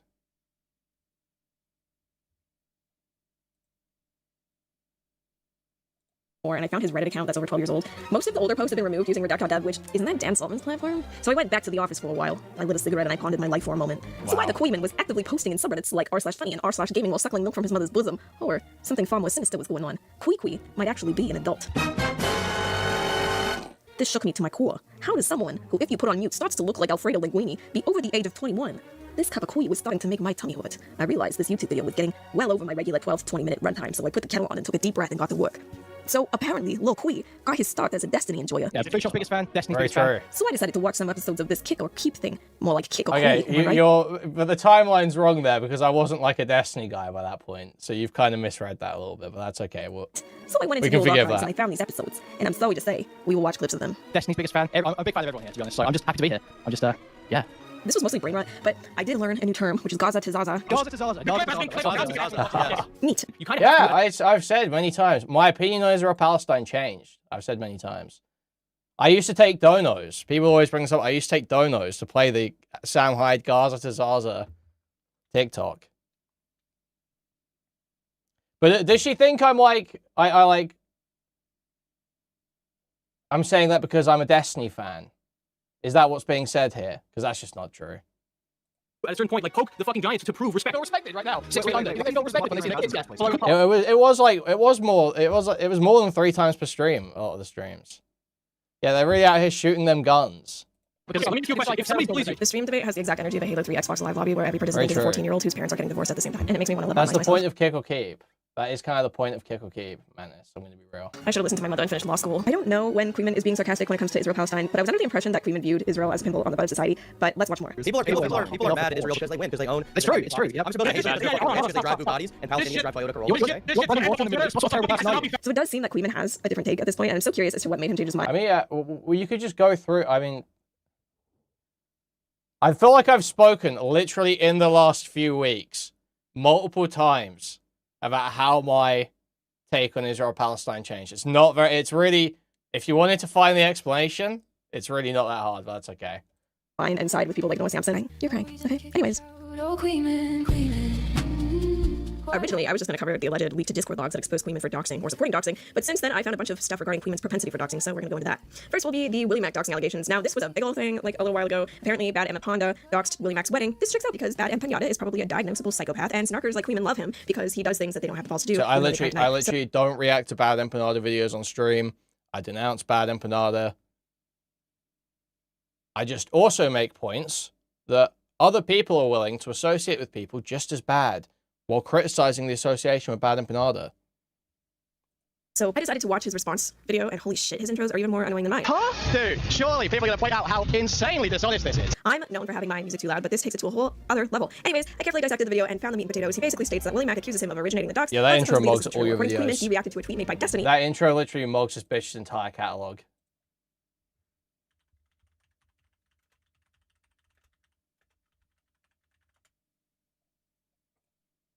Bad Empanada is a known doxer and harasser. If you go on his Twitter account at any time, you can see him doxing people. So I guess I shouldn't be surprised that when my dox gets found, Bad Empanada immediately posts it everywhere. Uploads a video blasting my name, my bride's name, the address of her wedding. This shit mugs your whole catalog. Truth is, Bad Empanada did not originate my dox. He maliciously spread it everywhere, but my dox originated on a niche forum by this guy's unhinged viewers. What? Huh?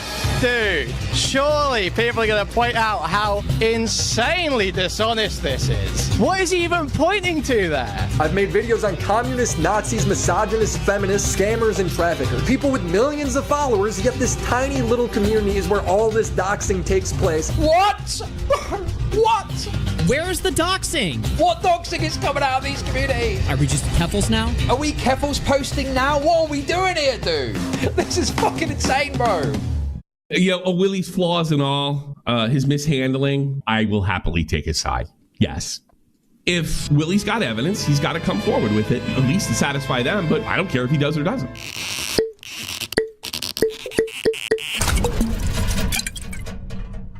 I decided to take a look at it. I dug into it to see what truth, if any, there is to Willie Mack's allegation against Kuihman and his community. The user who found and posted the link to Willie's wedding announcement page mentions Kuihman 0 times. Where's the proof?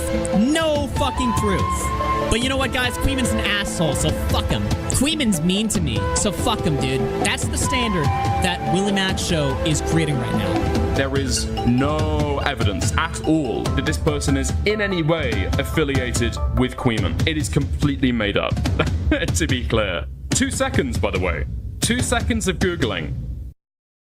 Nicholas Diorio has now officially blocked me on Twitter for being slandered by Willie Mack. Now, why about probably 6 of you are in the stream? I just wanted to briefly talk about this Willie No, Mack the show thing, just drama enough because time satisfied, it's what's been requested upon me by everyone. Your friend is making doxing allegations against somebody who you have also publicly feuded with. I feel like that's probably something you should at least look into.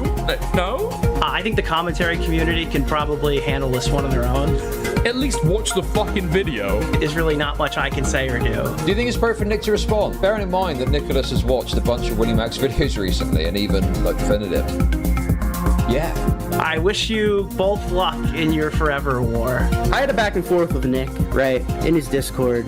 He's basically saying that he doesn't owe us anything to respond to interpersonal community drama. And I think that framing is completely dishonest, and I think it's completely cowardly. A YouTuber with hundreds of thousands of subscribers, who gets hundreds of thousands of views, who you've previously said is kind of like a gateway to normies into drama. When I see Willie's video, I see like entry-level video that gets you to Ryan Beard's video. Willie's not like internet people, and he's not terminally online. He's just like some fucking guy who makes commentary videos. I just think that Willie's like a turbo boomer too. And again, I think that's also being removed from this conversation. Just dropped a video with one of the most dishonest, malicious Thank you, Joe Savage. Thank you. segments I've ever seen, where he straight up lies about Kuihman, tries to paint his community as doxers, doesn't show any proof, and then he makes a segment about Augie. Basically, what they were saying was it's kind of hypocritical for Destiny to get upset at Willie Mack for getting doxxed when he has a history of doxing people and is currently right now calling for their doxes, right? So he never plays the context and then acts like the reason I'm mad is because they called Destiny a hypocrite. Where he completely misinterprets his point too, which I think is on purpose. So he plays the clip of me saying, I don't think Kuihman has celebrated your dox. I don't think you... Yeah, we saw that part, Did generally. he They get to the $5. part where Mantis says Kuihman looks like he washes his hair with dish soap?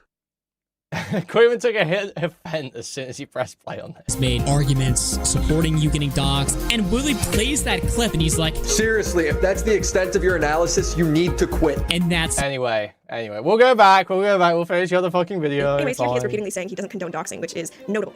I explicitly state that I'm not okay with doxing. That I don't believe it's no bad tactics, only bad targets. That's, in fact, been a key point that I've been hammering for 5 months at this point, mate. I think that I'm pretty open to the idea that Kuihman did not dox Willie Mack directly and that he just shared something that Destiny shared. I've even heard that he blurred out some information that was going to further the dox. You didn't bother to just like look into this, like just see if that's true? This took you a month, Mantis. This took you a month. So, whatever. I think Kuihman can have that one, but I do think that maybe he doth protest a little bit too much about the no bad tactics, only bad targets thing. The second one is somebody called Elder Drazzy's wife. Now, before we get too into this one, I realize I'm finding this via the Destiny subreddit, and personally, I'm not a fan of Destiny. I just want to put that on the record. And I heard a rumor that Kuihman changed his mind about Israel simply because Lonerbox didn't go hard enough on Destiny over the Pixie situation. What? How does that even make any sense? Huh? I think it's interesting. Anyways, I found this conversation by Kuihman justifying doxing someone called Elder Drazzy. Thank you for the membership, CRT. Thank you, thank you. Yeah, I don't know. The Elder Drazzy shit is not doxing by any stretch. It's retarded to call it doxing. His wife, because he liked a tweet of hers or something, so therefore she's a public person, even though he says things like, so wait, what did she say? Didn't go hard enough on Destiny over the Pixie situation, which I think is interesting. Anyways, I found this conversation by Kuihman justifying doxing someone called Elder Drazzy. She wasn't doxed. Like, this is the thing, man. You're a fucking retard. You've done zero research for this video because you're a lazy fucking retard. She wasn't doxed. She was not doxed. She was not doxed. I'm repeating. She was not doxed. Elder Drazzy does not even claim that she was doxxed. But you are just taking the presentation of a title of a Destiny subreddit post as fact. She was Elderdrazi does not even claim she was doxxed. Elderdrazi complains that it was some form of harassment for people to make fun of his wife's BBW OnlyFans shoot that was posted on Twitter and liked by him. He had connected their accounts at numerous points. They had commented on each other's stuff, and he had liked that specific post when likes were public on Twitter, so it appeared on his page. The most even tertiary amount of research would reveal this to you. But you haven't bothered to. How do these people get on their fucking high horse about Chris Knuzler or Noah Samson and the shit they say when they are so allergic to even the least, the tiniest, bare minimum research, and we just smear people based on nothing? It's fucking crazy. Aziz's wife because he liked a tweet of hers or something, so therefore she's a public person, even though he says things like, I explicitly state that I'm not okay with doxing. if this is true, then he certainly looks like a hypocrite. Then, last but not least, actually, this might be the hottest goss on the lower box area of the internet at the moment, which is apparently Loney got access to a bunch of Discord logs from a server with Kuihman, Logic, Shemu, and some other snarkers who docked, harassed, and gayup, which is a word I just learned, either directly or they supported it. And they used various OSINT tools and have come up with a bunch of crazy excuses for doing it, like they were protecting the victim of Tectone from harassers, which, I mean, I've never liked Tectone, but again, I have a hard time believing that Kuihman would want to protect anyone for any reason other than himself. But that's purely... Well, good thing I wasn't fucking involved in it then, isn't it, you stupid bitch? Good thing I wasn't involved in looking into Tectone's ex and who was harassing her. So, what you think my motivations would be don't fucking matter, do they? But you haven't bothered to look into any of it or even think for like 5 fucking seconds. Based on my observation of him, he might actually have an ounce of empathy in there somewhere. He just doesn't want you to know it. There's a lot that I don't know about these logs, so I'm not going to state anything as if it's a fact. Flutterbox does say in this video that he looked through except the just logs what you just did, which is in the premise is the idea that I was in any way involved in that. Discovered that Kuihman was pushing back against people. This is low-key slander, you should sue. She will read that as serious. Again. She will read that as Another serious. point for Mantis. Thank you for the $5, Jimbley. Thank you. Yeah, literally. You either lay down and get raped, or you're protesting too much. Lay down and let people lie about you, or you're protesting too much. Fucking loser. You're a fucking loser. You're a fucking retarded loser. And I can't believe I didn't actually expect. Here's what I thought this fucking loser was going to do. I thought it would be more like the Gaza to Zaza bit. It would be like an attempt to own me by showing that she does have 2 brain cells to rub together and making a real argument and a real point, or trying to, probably about some Israel-Palestine shit that she thinks I've either fucked up or been immoral on or some shit like that. And that was like my theory-crafted perspective of what this video was going to be. I did not expect just the fucking smears, just the fucking straight-up, baseless smears where you just spread that you take the word of a fucking Our Destiny title without even reading the messages contained, state as fact. Then you inject premises that assume that I was involved in shit I wasn't involved in to again smear me as a doxer. And then you say, if you try and defend yourself, it's protesting too much. Seriously, that's just like legit. Such fucking low-life behavior. Such fucking low-life behavior. I don't know about these logs, so I'm not going to state anything as if it's a fact. You expected anyone from that quote-unquote side to be remotely honest at this point. There are some people that I assume are retarded, and some people I assume are dishonest. Honestly, I still kind of assume Princess Mantis is retarded and not dishonest. But it's just such scumfuck behavior to put stuff like that in without putting the effort in to check it. Flutterbox does say in this video that he looked through the Discord logs looking for Kuihman's name and discovered that Kuihman was pushing back against people doxing each other within the community because it made people look bad, so we're rooting for you, Kui. Good job. It doesn't negate the fact that he is still in a server/community that is actively participating in doxing, but whatever. You're not including the other part that the liner box said, where he said that I banned people from my community for doing fuck shit towards him, and None of that. No, none of that. Okay. I guess. I feel like if I wanted to know more about Kuihman's mindset, I should just look more into Chud logic, but I don't hate myself enough for that right now, so let's move on. So it seems like Kuihman's final take on doxing is that he doesn't necessarily find sharing people's doxing, which I think is really interesting. I don't know, maybe it's interesting. Is that what you expect from me? You want me to post that clip? Ha, I'm not going to, because I'm too lazy. Where does Kuihman's original hatred of you come from? Is ideological and personal? I don't think Kuihman hates me. From what I can tell, he seems to like at least think that I'm quite... Okay, yeah, but there's a difference between privately sending a piece of dox information and doxing. Doxing is specifically publicly. The publication. What I do and like my very, very specific ability of like reading about stuff and understanding it and remembering all that shit. I know his entire community, mostly because like the Destiny thing or whatever, like a lot of his community really hates me. Don't be only referred to as Zogbox. Yeah, I know, right? It's just like, there's just like a level of fucking, these people are weird using doxing, so they didn't say they were doxing. Well, I learned from Mr. Kuihman that like you can share She's mad you were mean at her. This is a bitter lash out masquerading as a silly joke. I mean, there's bits of that, but I don't think, I honestly, I'm not reading this as like deliberately injecting unsubstantiated allegations to smear. I'm reading it as laziness and being too retarded to realize that the effect that these smears have. Yeah, people can recognize it with stuff that's like super obvious, like pedo allegations, how that can lead to some kind of harm to the person. But the whole point, why I will protest so hard about the doxing stuff, is because it makes you a target, it makes you, people around you, targets. So if you're against that stuff, if you don't think it's a good target, you have to protest hard. You have to say very clearly you're against it, you're not in favor of it, that you won't allow people to do it around you. Dox around, but you're not doxing them. So yeah, apparently that terminology is perfectly fine, Greg's, unless you disagree with him too. Maybe my not so hot take is that Kuihman seems like he's a bit unprincipled, touting himself as somehow righteous, but I think the viewers and everybody on the outside sort of knows that this is kind of a facade. And if I was to get into my armchair psychology... Then show that. Then just show that. Because you haven't here. I would say that Kuihman is quite an emotional person, and maybe he feels betrayed by Destiny somehow. Maybe something behind the scenes made Kuihman really upset Destiny. Aside. Long behind the scenes relationship with Destiny. We were very close friends before. I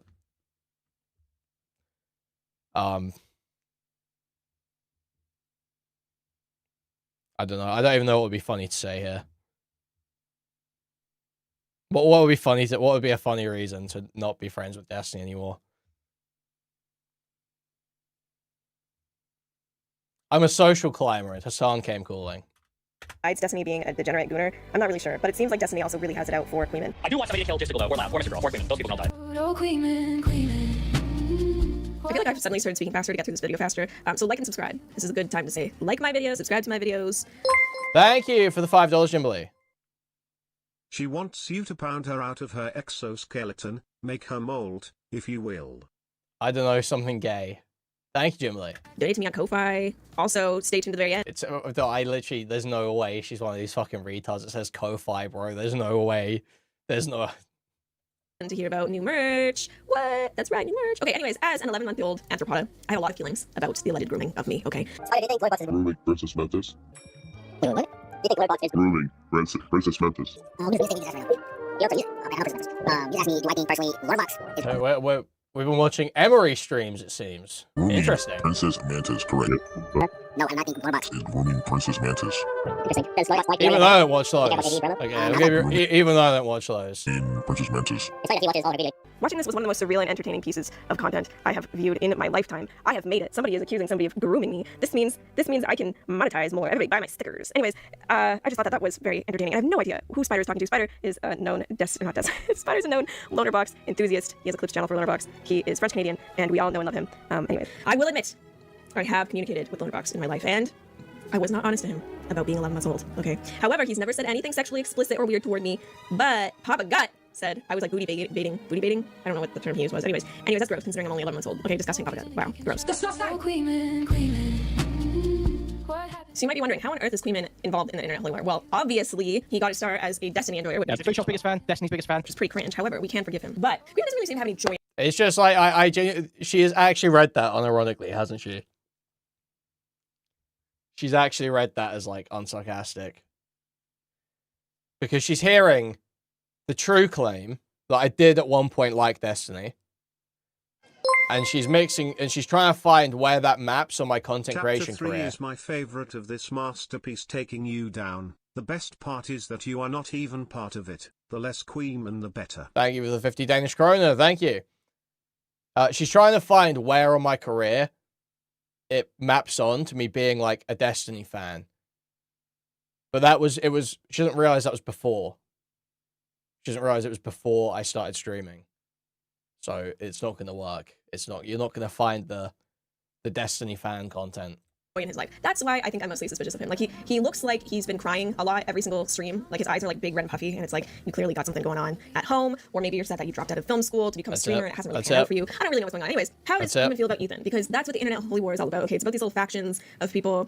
It's about, you know, Hassan's little orbit and Ethan's little orbit and all this kind of stuff. But anyway, so Kuihman seems to view Ethan as a litigious, hypocritical, drama-driven YouTuber who frames himself as a victim while using his platform and legal threats to punish critics. That's not really a hot take, okay? And he's not really the only person who thinks that. Pretty straightforward though. Puffy eye allegations. Ethan built part of his reputation on fair use, reaction content, and being the guy who fought Matt Haas, and how Ethan is allegedly using copyright claims, legal threats, and his giant platform to pressure smaller creators. That's the criticism anyways. It's very much like we got a the snark at you the used to make fun start, of, which is basically the official anthem of YouTube commentary, okay? Someone should make it a sea shanty. The issue that I have is that the snark has gone just beyond saying mean things that Ethan doesn't like. It has actually interfered with his real personal life. People have literally not engaging with the argument in any way. Well, they fucking retard. Thank you for the $5 kilotonics. Huge appreciated.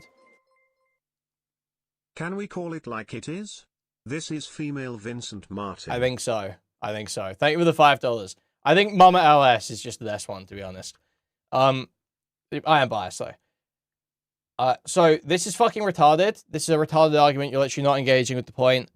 So yeah, individuals have taken it too far. And if Ethan wanted to sue those individuals, that would be fine. But Ethan is using the actions of individuals that go too far to justify action against anyone remotely associated with these groups that are critical of him. It's very much like you became the thing you used to make fun of, which is basically the official anthem of YouTube commentary, okay? Someone should make it a sea shanty. The issue that I have is that the snark has gone just beyond saying mean things that Ethan doesn't like. It has actually interfered with his real personal life. People have sent skulls to his house. People have called CPS on him. Yeah, true. I'm crying. I cry every stream because I keep getting skulls and CPS come to my house. I keep getting skulls and CPS come to my house. I get skulls and CPS into my house every fucking day. So I come on stream in tears, and you're trivializing that. You're making fun of me for that. You're trivializing that. Maybe you should be sued. Maybe you should. About his wife that are generally just not true, and it goes beyond just mean things. It is actually to do with mass destruction and death. Saying that somebody supports a genocide is going beyond just saying something mean about somebody, because it is perpetuating all of this really awful harassment, and it is just wildly surreal and hypocritical for people like Kuihman to encourage this idea. So wait, that she's saying that saying Ethan backs a genocide is going too far. Destruction and death. Saying people are saying things about his wife that are generally just not true, and it goes beyond just mean things. It is actually to do with mass destruction and death. Saying that somebody supports a genocide is going beyond just saying something mean about somebody, because it is perpetuating all of this really awful. That's a political opinion. That is a political opinion. You can absolutely have a reasonable read of Ethan Klein's output that suggests he backs a genocide. You can very reasonably come to that conclusion and argue that. And there's nothing wrong with doing that. Thank you for the $5, Easy. Thank you. Smile. Huge appreciate. Thank you. Harassment. And it is just wildly surreal and hypocritical for people like Kuihman to encourage this idea that Ethan is misogynistic and blah, blah, blah. Because like, Kuihman, have you looked at yourself in the mirror? Have you heard yourself speak? None of this would have happened. Again, I know that I sound like a broken record. If Hassan and You don't understand, okay? Ethan You don't hadn't had understand. It's all very post-ironic. There's a lot of layers to it. Mantis, it's worse. Kuihman is actually a chain smoker, and the cheap tobacco he rolls up in toilet paper constantly irritates his cornea. Thank you for the $5, Jimberly. Thank you. Huge appreciate. And there's more truth to that than honestly I would have liked to admit, frankly. What was I gonna say? New goal, please? Yeah, I should new goal. You're right. She's pocket watching me, so I've got to make sure I keep the goals rolling. What was I saying?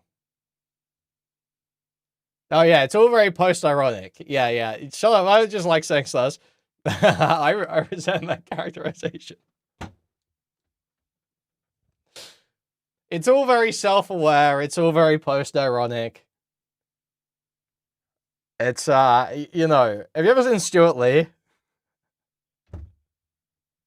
follow after October 7th, after Hassan had decided that he wanted to publicly support Hezbollah and Hamas. I don't understand how that is such like a weird thing for people to wrap their heads around. It's not just everybody doesn't like Hassan because he says things that people don't like. Hassan has said things that would encourage the death of more people. If you encourage terrorist organization, that's what they do, is they like to terrorize people. They like to kill and murder people. So this— Wait, why is it going too far to say about Ethan that he backs death and destruction, and then you immediately go on to say about Hassan that he backs death and destruction? Because, like, Kuihman, have you looked at yourself in the mirror? Surreal and hypocritical for people like Kuihman to encourage this idea that Ethan is misogynistic and blah, blah, blah. Because, like, Kuihman, have you looked at yourself in the mirror? Have you heard yourself speak? None of this would have happened. Again, I know that I sound like a broken record. If Hassan and Ethan hadn't had their follow after October 7th, after Hassan had decided that he wanted to publicly support Hezbollah and Hamas. I don't understand how that is such, like, a weird Like, thing. dude, and this is retarded as well. Watch the video that's on screen, you stupid bitch. Watch the Kilo Tonics video. You're just, like, wrong about what you're saying here, you fucking retard. They didn't fall out because Hassan backed Hamas or Hezbollah. What happened was they fell out because on October 7th, Rogan tweeted, Western leftists cry out for revolution, then get tummy ache when it happens. What did you think it would look like? Rogan tweets it out, Ethan unfollows her. Rogan goes to Hassan's Discord and says, Ethan, refollow me and I'll support the IDF. Ethan spazzes out about that. They have a couple of weeks fight where Ethan is specifically getting annoyed at Hassan's community and the fact he won't demod people like Frogan and get rid of these people from his community. And then that's where they totally break up. That's what happened. That's what happened. Anything to do with Hezbollah and all that shit came later on. That's all later on. That's all stuff that Hassan did on stream, spoke about later on, that Ethan just used as weapons.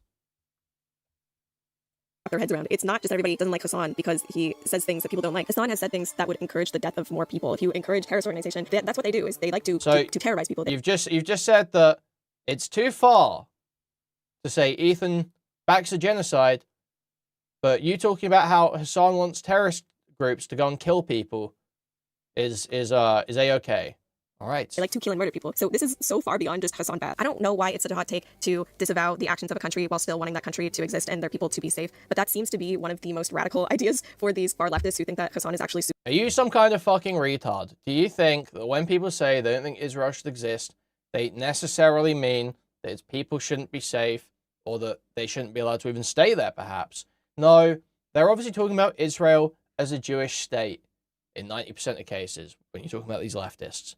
They're talking about Israel as a Jewish state. They don't necessarily want every latest generation of Israeli to be fucking uprooted from their homes. They want equal rights for all, a single state without any apartheid or any settling, turfing Palestinians out of their homes. It's about the concept of Israel. It's Israel as a Jewish state, because Israel is a Jewish majority state, a Jewish state in the Levant. That is the idea of Israel. That is the plan of Israel. That's the idea of Israel. Super based and celebrate every time that he pays attention to them. It's really sad. But again, North America is built off of genocide. It is disgusting. And yet, Canada was a safe haven for my family to experience a quality of life that would have been impossible elsewhere. What does that mean? Kuihman's sitting here like, oh my god, I have no idea what she's talking about. Why does she speak? Why is she a woman? I don't understand anything. The point I'm trying to make is that Canada and the United States and everybody living here, I think, can disavow the actions of our country and still exist in this country. I think it's the same phrase. Okay, you're responding to a point that's not being made.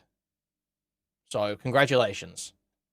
Ethan Klein, to people like Kuihman, I think represents a kind of mainstream commentary power, and these small orbiters resent that, but also desperately want attention from him. They hate the king, but they keep checking in to see if the king has noticed them. And every time Ethan does not represent the top of commentary. You are beyond retarded.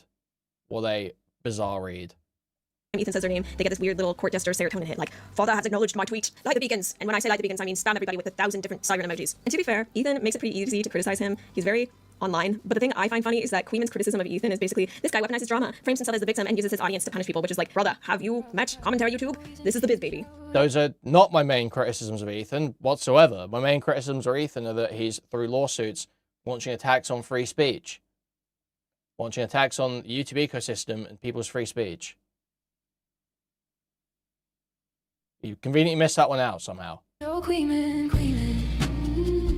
In conclusion, Kuihman is kind of just like an annoying twink. That's the general consensus on Kuihman. And I was going to do a whole live reenactment of his reaction to Loaderbox's reaction to my Noah Samson video, but I'll just summarize it because I'm kind of tired. He basically was like, why are you showing this video of this woman who strapped bombs to herself? Yeah, go back to making fun of my hair, retard. Go back to making fun of my hair. Stick to what you're good at. Samson was outraged that somebody said Palestinian parents don't care about their children and they like bombs more. And it's like, yeah, dude, like just lazy reaction. And then he would be like, oh, why are you saying this? And then I would like explain it in the next 10 seconds and then end up calling me like a dumb annoying bitch or something. So anyways, his stuff isn't that interesting. I don't know why I went into such a deep dive on him. I guess I thought there could be really interesting backstory. Yeah, I'm sure if you can find that VOD, which is probably still on Kick, to be honest. I'm sure you'd be really own me with that VOD. And Destiny there would have been some really compelling points in this video if I had access to that VOD that's publicly available. to be pretty disappointing, and then he got really upset, and so he found emotional support in the pro-Hassan movement. I don't know. That's just my armchair psychology take on it. My suggestion to you, Kuihman, is people would really maybe listen to what you have to say more or understand your takes more if you were just like 75% less vitriolic and hateful and spiteful. That like shit-eating grin that you always have on your face is like pretty, I don't know, uninviting. So I don't know. I would be interested in talking to you if you could just like, I don't know, get some principles and tone it down. Wait, what was that? You'd be interested in talking to me? 75% less vitriolic and hateful and spiteful. That like shit-eating grin that you always have on your face is like pretty, I don't know, uninviting. So I don't know. I would be interested in talking to you if you could just like, I don't know, get some principles and tone it down. Okay, you've done nothing to demonstrate that I don't have principles. You've literally failed that at any point in this video. But you're more than welcome to come on stream, and we can talk about that, and I will be so nice. I will be so nice.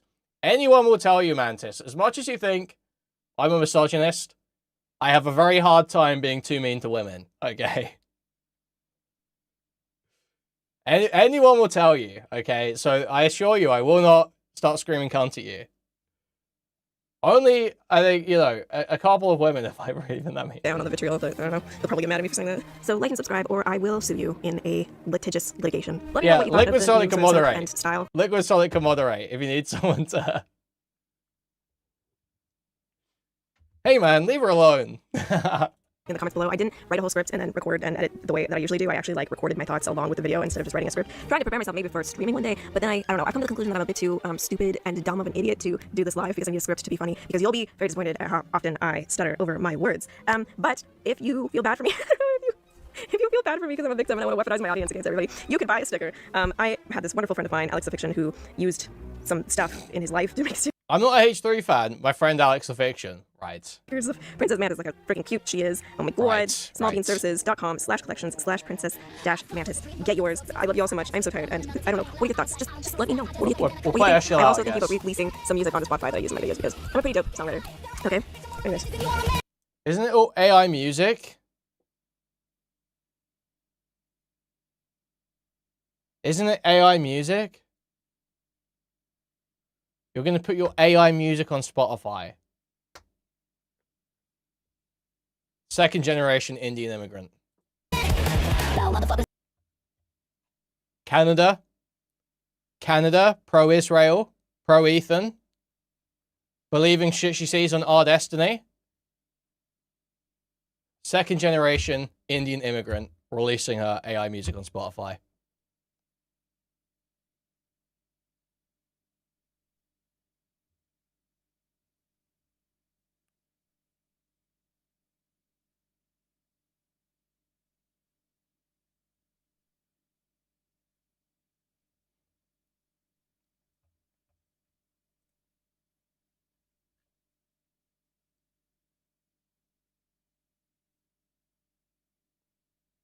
Don't we already have an Indian Mantis releasing AI music? Yes. Yes, we do.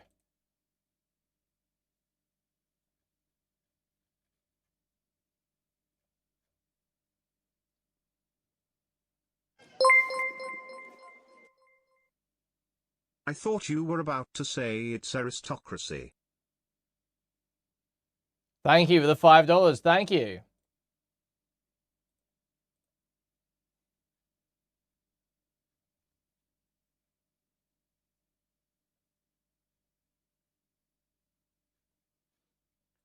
Yeah, I mean, this is just such a, you know, it's one thing, you know, I expect her to be retarded and to not bother looking into, like, you know, what my opinions are or bother combating anything that I'm saying in any way. I expect that. Just loading in these doxing allegations with, like, no research is, like, total scum behavior. That is, like, total scum behavior.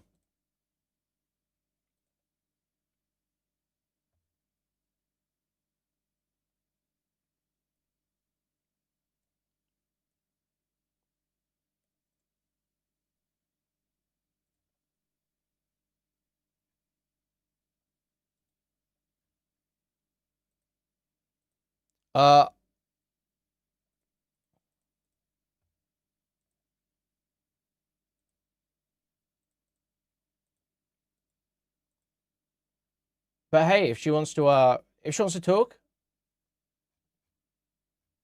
I'm more than happy.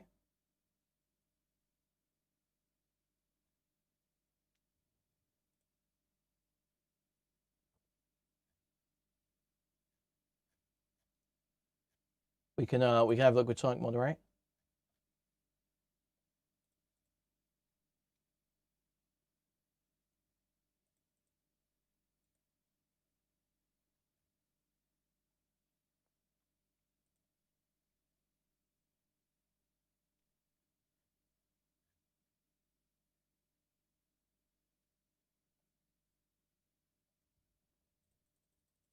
Yeah, sorry, I don't know exactly what I'm doing next.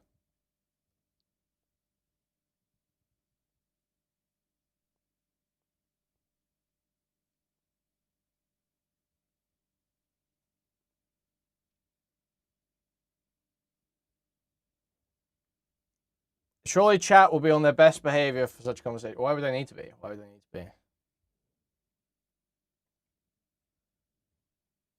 I'm sure she's not a total fucking pussy, right? I think this person seems like someone that can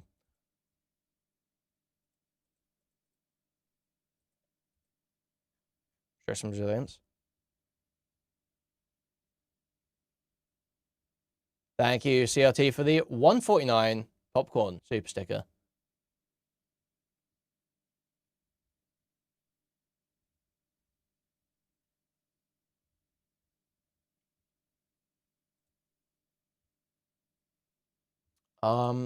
Yeah, what are we doing with the rest of the stream? I've got no idea.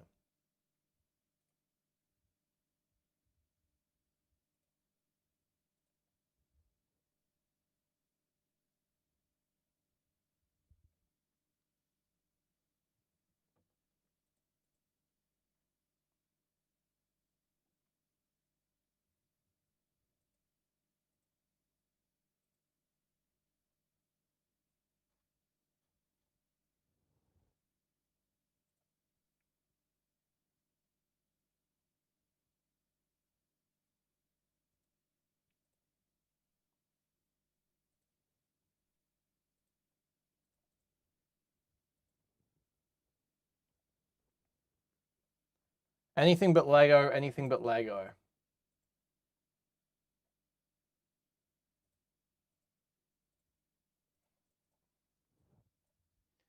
I used to watch that Kuihman fella until I found out he was Jewish. I still watch him, but I'm a lot more skeptical of what he says now.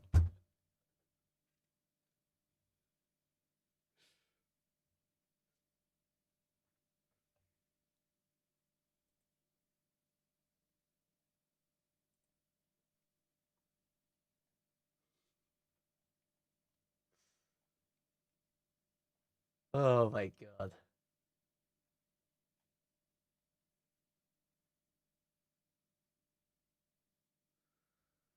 Storm a BBC interview.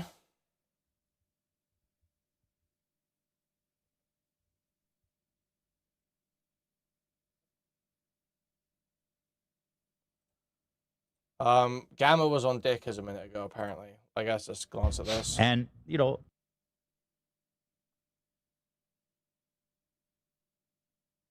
I think I saw one of my wigglers as I was skimming through the preview just then as well. It's there.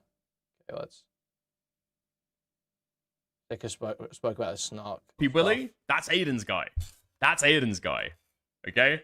That's Aiden's guy. Go and look at the amount of logs that he has in anybody else's server. Then go and have a look at Aiden's server, okay? He's Aiden's guy. He's Aiden's top guy. Post good comments in the Discord. I'll pull them up in a minute. I'd grab food. Let's have a gander at some of these claims. POV.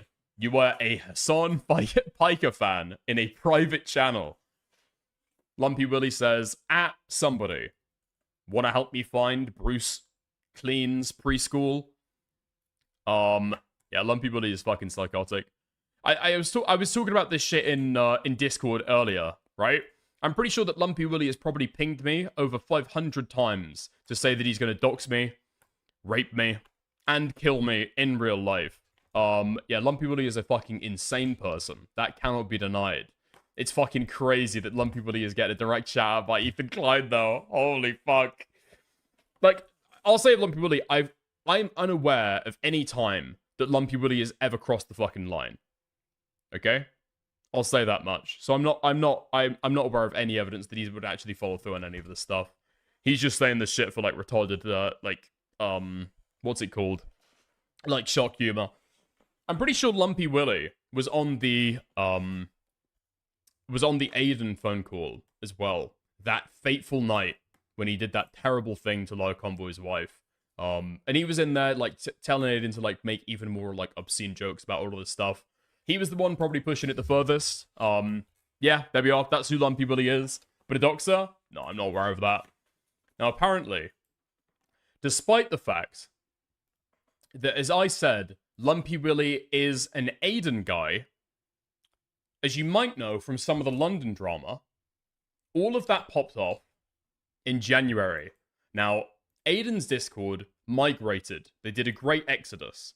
They did a great exodus out of Aiden's server during that time, and they migrated over to a brand new chat room set up by Gamma on YT called Nuki Chat. Okay? And a clarification from the official Snark Left Discord server. We've been made aware of messages circulating from a user called Lumpy Willy. We've investigated and discovered that the message was not from our server. Any implication that it came from our server are being made dishonestly. Proof below. And there's the Ethan Klein Instagram story announcement. That no fucking way, no fucking way, no fucking way. They're plugging the fucking Discord underneath the tweet. That is fucking shameless. That is totally shameless. With the fucking golden skull as well. Okay, that's disgusting. Yeah, okay. But you can tell in the screenshot here where exactly this has come from. This has come from the Gamma Labs Discord server. And in fact, Gamma has been so antsy about this stuff, okay? I don't think he's had a run-in with Dan Siltman yet, but he's been sure to go straight to Twitter to be able to clarify for himself.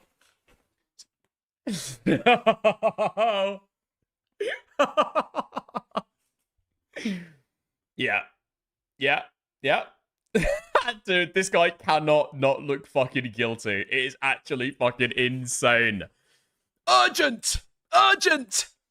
I have been made aware this is actually from my server, and I can verify the validity of the claims. Upon looking at my audit log, this message was almost instantly deleted by my mod team, since we don't tolerate jokes or implications of this nature. Wait, hold on. When was the actual deletion time? Oh, 3:23. Hold on, let's have a gander.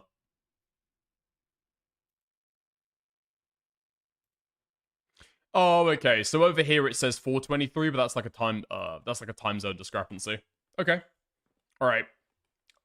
Gamma goes on to say, it goes without saying that this individual is a notorious troll who has made similar comments towards plenty of people in the online space and was in many different servers, not just my own. By the look of the date of the message's deletion, this would have been nearly a full year since the CPS situation. That would have made this comment completely disconnected from the particular case or situation. Any questions? Feel free to ask, and in fact, Gamma has immediately sent this over to me to be able to get his disgusting snark narrative out onto the airwaves. So let's give him a call.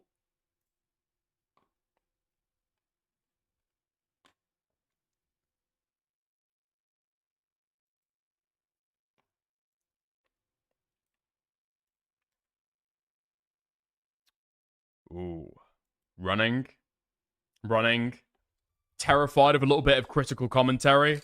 That is truly troubling. Oh no. It's still dialing. This isn't looking good. Yo. Oh, hello. You finally came in. Sorry Hello, for the awkward pause. My Discord was booting up. Yeah, we did that shit. Yeah, we did that shit. What do you want me to say, bruh? We did that shit. I'm kidding. Okay, so where do we really begin, right? Besides the fact that, like, you know, obviously Lumpy Willy has been in, like, virtually everybody's Discord, from Bo Black's to mine to Aiden's to yours to, like, everybody's, right? And well, there's, like, a long I think where we could history. start is an apology to Ethan Klein.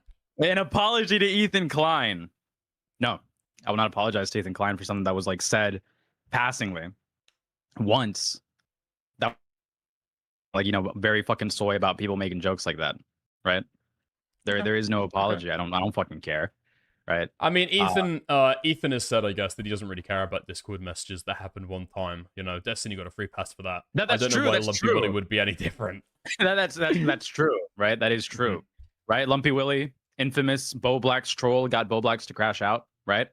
You know, I know that Ethan might be a lion in that case because, you know, as we all know, Ethan Klein hates Bo Blacks for being a bit of a lol cow. But anyways, did Lumpy Willie send that in my Discord server? Yeah. But at the same time, that's like, I want to say one of the only instances of Lumpy Willie sending a comment like that in my Discord server, at least in regards to Ethan Klein. From top of my head, it was instantly deleted, as you can see there, because I like we all told him like calm the fuck down. We don't like shit like that. I mean, what else is there to say? It's like not really that big of a gotcha, besides the fact that like Dan completely fucking raped me. He completely. I thought me and Dan were cool, right? I thought we were cool. We had a heart to heart. We talked about our cars in his super secret Discord server. I thought that we were friends. I thought we were homies, right? I thought that I grew on him, but then he just comes out with this and he just decides to fucking rape me, right? Mm-hmm. Completely dishonestly. I mean, Dan Saltman, fickle as always. He'll say that you're his friend until he goes right there and stabs you in the fucking back. Instant betrayal. I guess I just fell. I why do good girls like bad guys, right? It's a question that I've been asking myself a real long time, and I guess I just couldn't see that myself as I fell for the legend and instantly got fucking raped by him, right? Would you describe yourself as a good girl, Gamma? I would describe myself as the goodest of girls, yes, very much so. Okay, so speaking about how good of a girl you are, when did this end up getting deleted? Because you leave that. I'm just wondering because you leave that at the post. When did this end up getting deleted? Well, he, as you can see by the fact that was deleted at 3:23 a.m. and the other message was what, UTC time 16:23 a.m. It was deleted within seconds. What sick shit am I coming Maybe back to? Then? What sick shit is there's going no on way. here? There's no way that it was deleted in hours afterwards. No. So those are details about the actual message, right? Mm-hmm. So author, message ID, and then the time code. That time code is for the message. I mean, is that time code for the message? Is that not date of deletion? No. Because again, author, message ID, it's all metadata pertaining to the original message. Let me just show you. Well, yeah, let me just actually show you. That's a good point. I didn't even bother to check the time of the actual audit log. Let me see. What did he say again? Let me pull it up. Let me even go to my bot log. All right, I found it. Yeah, almost instantly. These were all within the same time frame. I'll forward it to you because Oh, nice. You have access to my logs as well. Here you go. Do I? That way you can. Yeah. That way you can go straight to it. Okay, nice. Let's have a gander then. Oh, this is at least for me, it shows that Lumpy Willie sent his message at 9:21. Oh no, it was deleted in the exact same minute actually. Hold on. I'll be able to show this on stream. That's what I'm telling you. It's like that message was not up for long because you know how strict I am about bullshit like that. It's very, very. I find it to be very, very unbecoming. Oh no, sorry. This is a different message where Lumpy Willie says, "Zach's right. I legit only see hard R's getting shot on the gram." Yeah. So okay. Let me take a different one. Scroll down. This Lumpy Willie character, disgusting individual. What the fuck is he saying in this Discord server? That's exactly another point that I wanted to make is that Lumpy Very Willie unbecoming.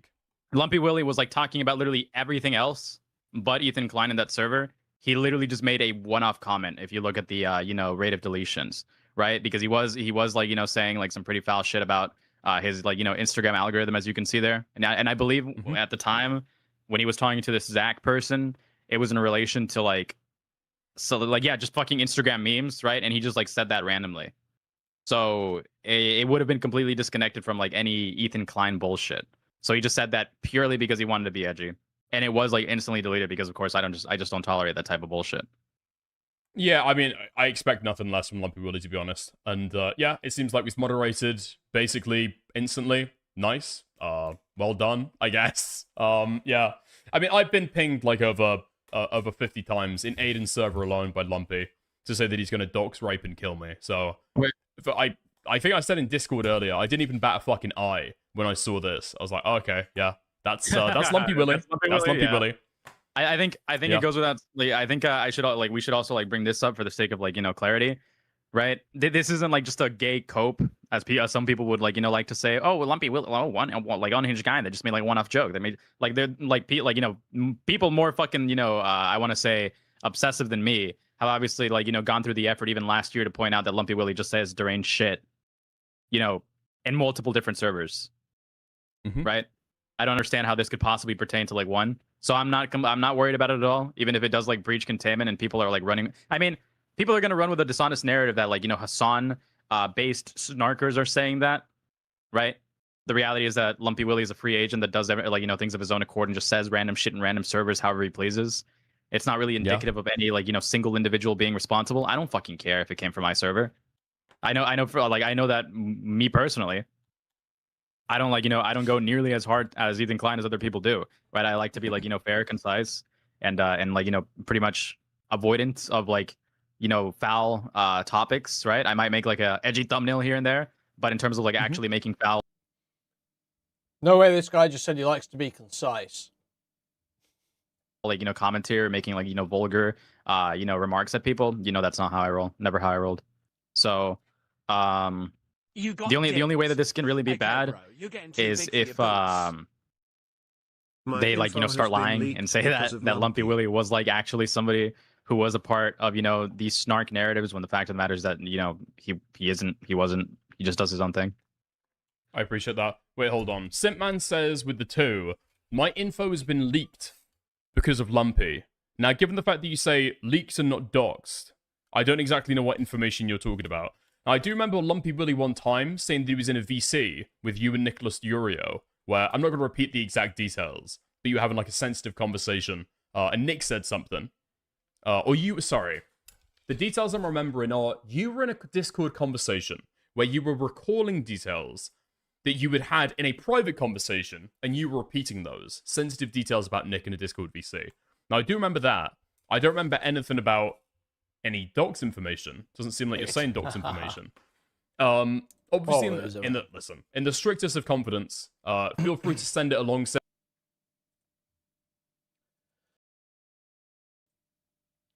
Okay, we got some important comments from that Princess Mantis video, I think.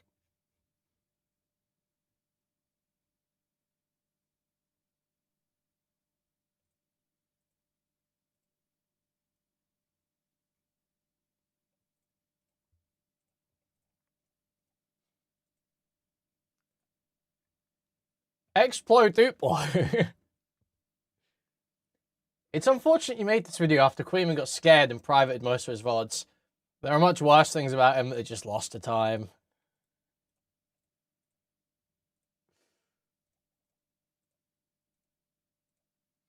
Jimberly6341.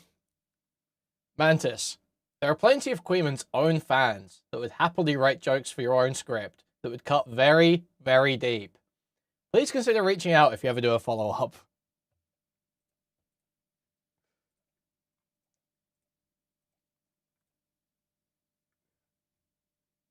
Very disappointing and sloppily researched. This one's from Deeper Armor 298, guys. Very disappointing and sloppily researched video. If you'd reached out to me, I would have happily provided tons of salacious and embarrassing gossip about Kuihman, such as lifelong phobia of Bruce the Shark from Finding Nemo. 100% real and not a joke.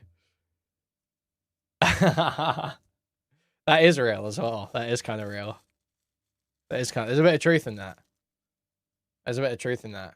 I won't even bother defending myself from it. There is a bit of truth in that.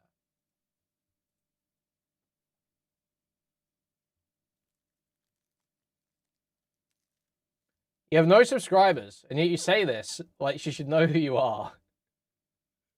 Kind of funny you're trying to insult her here, when no one has heard of you, and thousands have heard of her, and follow her. Deeper Armor replies, I'm Kuihman's top moderator, and have written 80% of the jokes he says on his streams.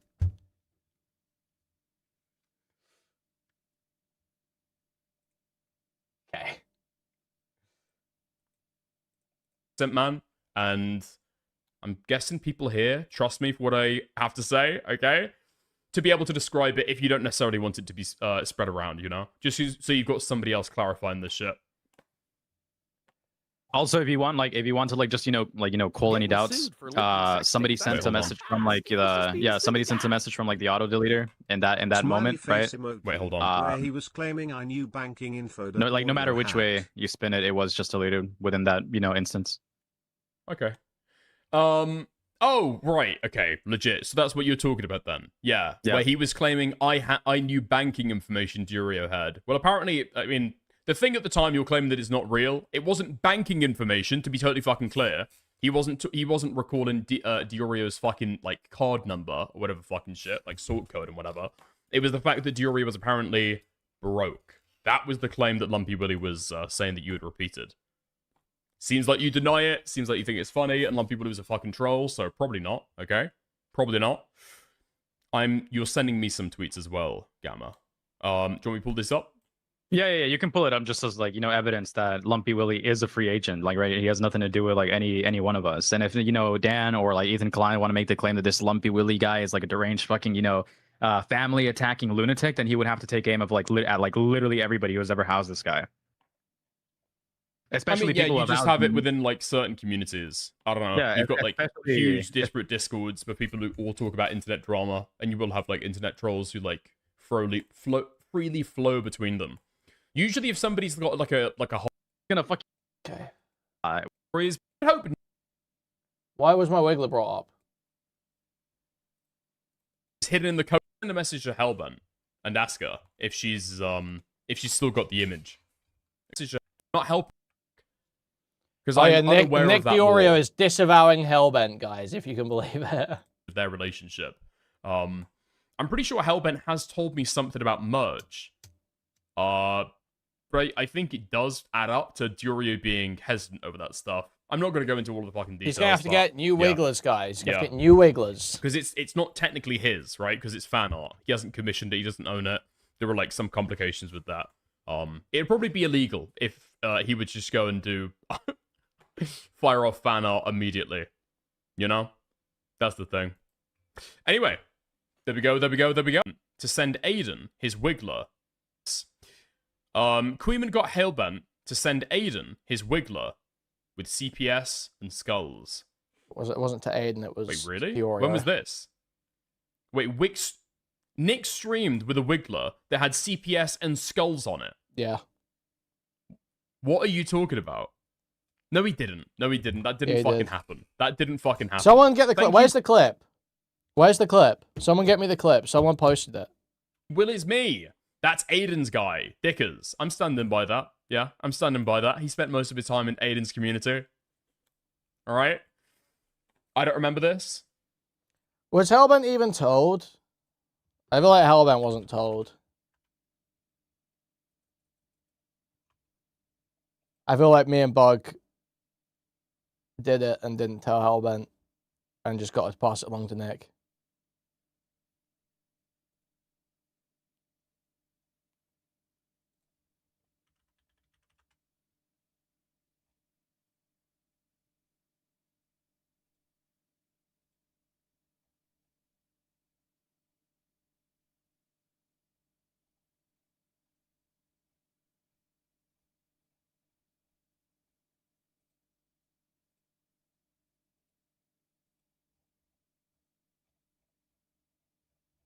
I'm trying to see.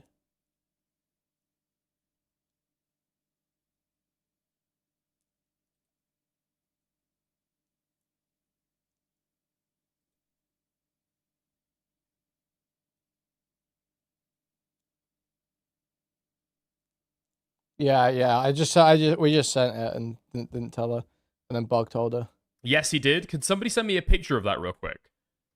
Because I'm unaware of that law. Someone send me the clip. Where's the clip of when we Why is revealed Diorio it? pretending Hellbent wasn't his mod? She's not currently. Oh, here we go. Right. Someone's on it.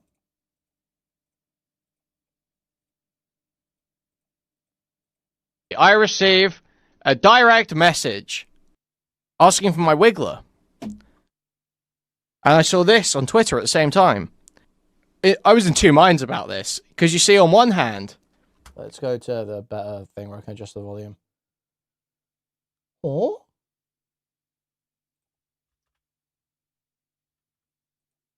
Earlier today, I received a direct message asking for my Wiggler. And I saw this on Twitter at the same time. I was in two minds about this. Because you see, on one hand, I wouldn't want to ruin a bit that Nick wants to do against Destiny. I wouldn't want to cockblock that. But on the other hand, he doesn't even have the fucking decency to message me himself. He's going around asking intermediaries to get a GIF. Let's take a look at Nick's stream. Bullshit. Thank you for lining them up for me. All you do is make me look better in the long run, fatty. This is a great tweet.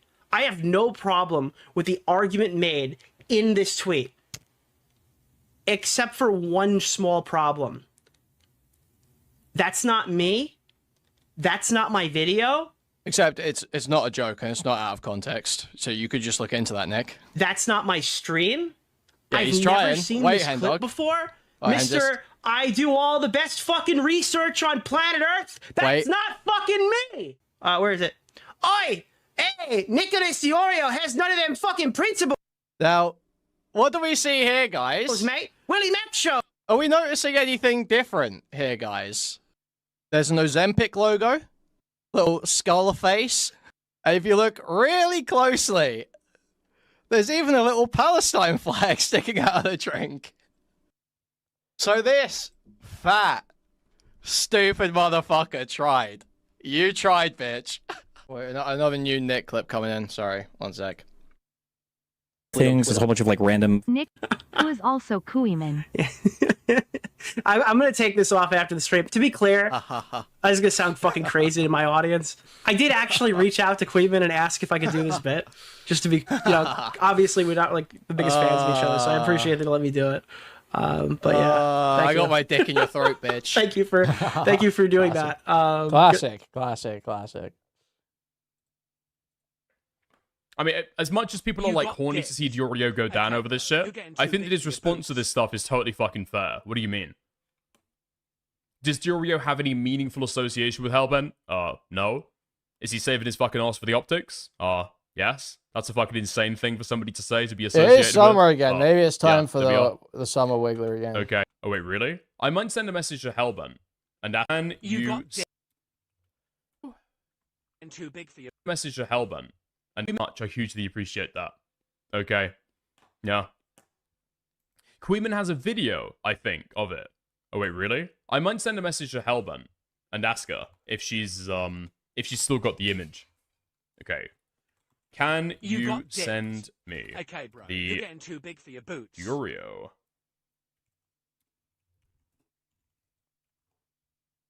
Let's see if we can get an image of this. What did Hellbent do in the Snark server? So next dissociating. Oh.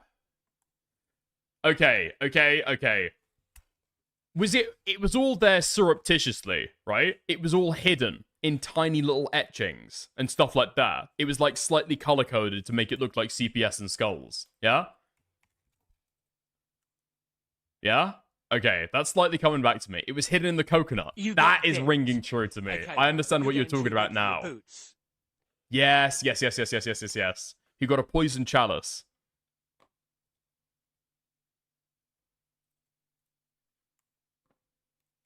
No? Nothing? No, I'm not getting anything bug from makes my Melbourne. wigglers. Alright.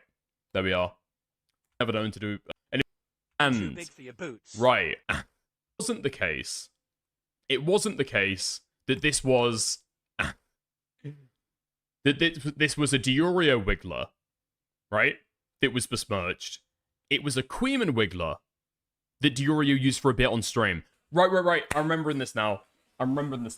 Because Destiny pretended to not know who Kuihman was, right? And he pretended that he thought that it was Diorio in the clip. And so Diorio did a fucking bit, like, something like that. Okay, so you can see on the sweatshirt, I think, is that Ozempic? You got dicked. Okay, bro, you're getting too big for your boots. I think that's a coded Ozempic there, and there's a skull Sweatshirt. on that coconut as well. Nice. Okay, that's really nice. That's good stuff.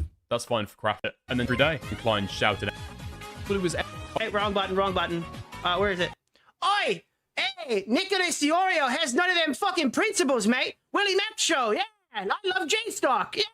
Cherry or something. Yeah, I do that. There we go. Is that what you fucking want? That's not fucking me. Okay. Oh, where is it? Wrong button. Where is it? Oi! Got the Zempi reference. Got the skull on the coconut. Okay, right. Nice. There we go. Dude, he even got the fucking dono thing as well and took chat off screen. Okay. Wait, has Duria got all of these people fucking blocked? What? He's got Destiny blocked. And he's got Jeffrey Epstein Shitler blocked. That's brutal. That's brutal stuff. Okay, it's a Kuihman Clipper. Yeah, okay. That's kind of understandable. Or at least not unexpected. All right. You blocking Jeffrey Epstein Shitler, bruh. What's going on? Thank you, Azuka, for the membership. Thank you. Okay, what else is happening? What else is happening?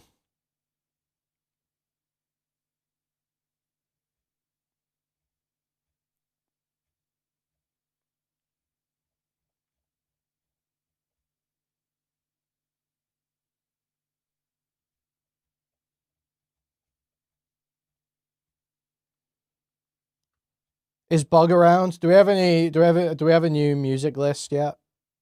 Do we think? I feel like Bug's not gonna be around.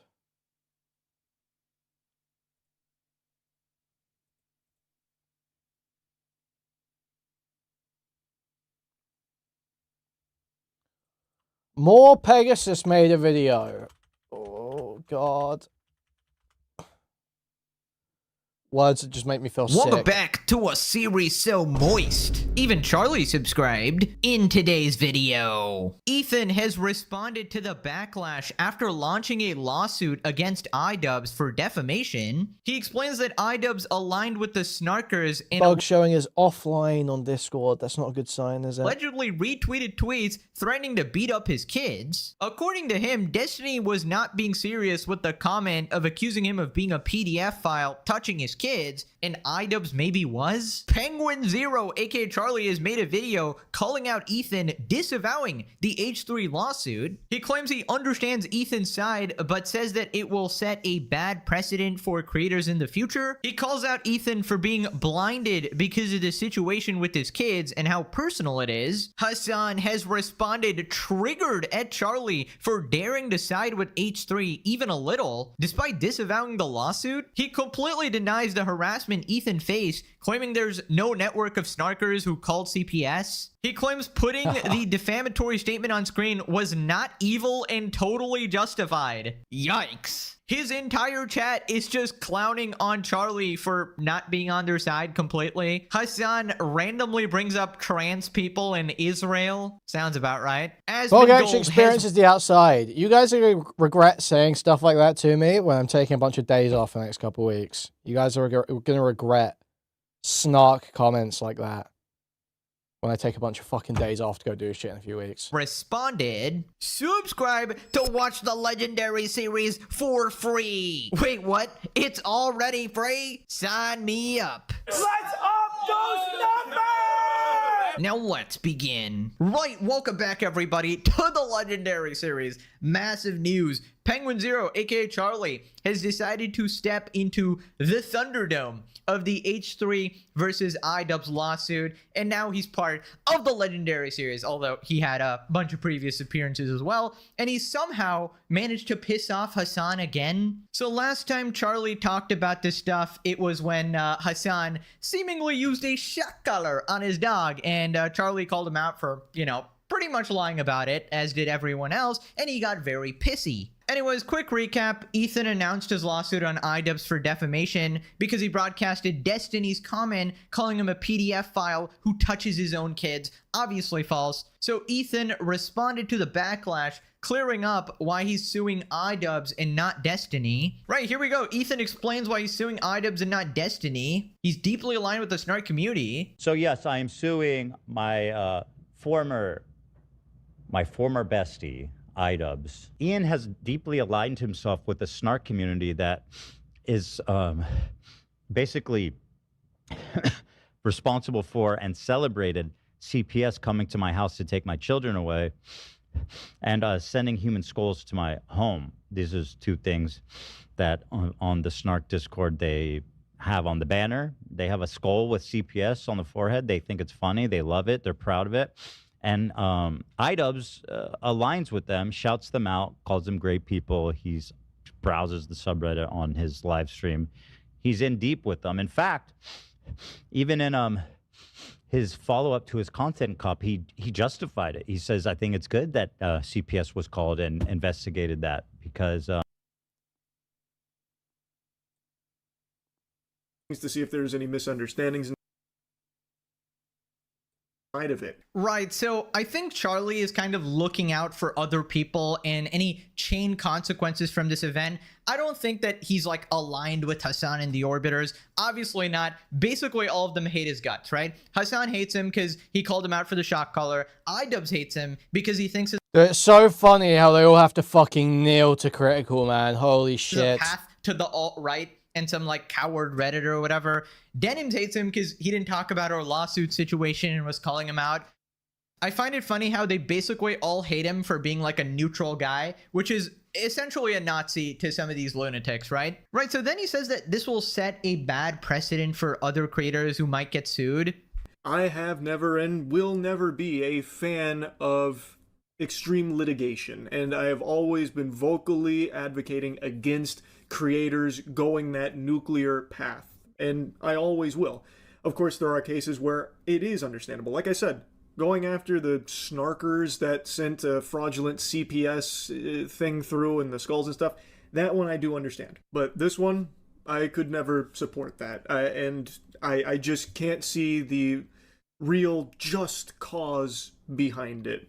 And I think it is a terrible example for other creators in the space to follow, where maybe they believe that even though this is about like a Canadian defamation lawsuit, well, maybe they can try their luck in the States. You know, it's not like defamatory lawsuits are exclusive to Canada. There's better protections here, no doubt, but still, if they take from this that maybe the way to fight battles online is to go the litigious route, well, then it's just a huge mess across the board. I think it is just a very bad precedent. Okay, so I totally understand the slippery slope argument of that, oh, if one lawsuit happens, other people might be inspired to take up more lawsuits, but I still understand why Ethan did it. Like, you know, going after someone's kids it's very hard to maintain a level of empathy or whatever. I understand why Ethan is doing this as well, but I feel like this situation might be different from general commentary because, like, we're not out here doing this shit, calling someone a PDF file who touches their own kids or even implying it in a sense or something like that when we know it's false, when we know it's 100% false. So I just don't know if the equivalency is there. So it turns out he did actually have a conversation with both sides, and he talked to iDubbbz as well about this. Now, I did also have a brief conversation with iDubbbz about this as well, letting him know that this really is a horrible thing that he did to try and make his point. And he agreed. He said that it was a legitimately awful thing that he did to make that point, and that it was a genuine, sincere apology that he was issuing and how regretful he was from it. So I did have a conversation with both sides of this to make sure I had like a full, clear picture of where everything... I can't do this, man. This fucking sucks.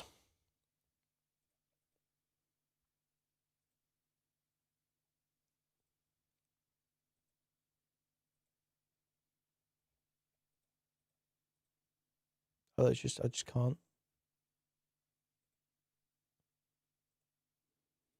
Some new Destiny 2 promotional video? What's this?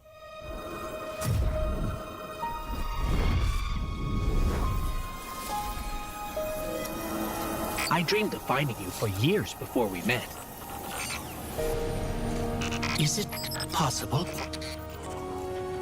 The reality has been beyond anything I could have imagined. There you are. Eyes up, Guardian. What makes a Guardian I'm here to protect humanity. a Guardian? We are bound. Nah, not anymore. Try to keep up. We take our first breath with no memory of who we were before. We know that we were chosen for a reason. The new update is awesome. Well, thankfully, there's no rush. By something greater than ourselves.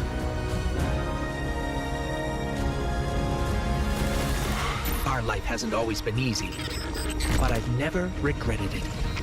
Not once. Whatever's coming doesn't scare me.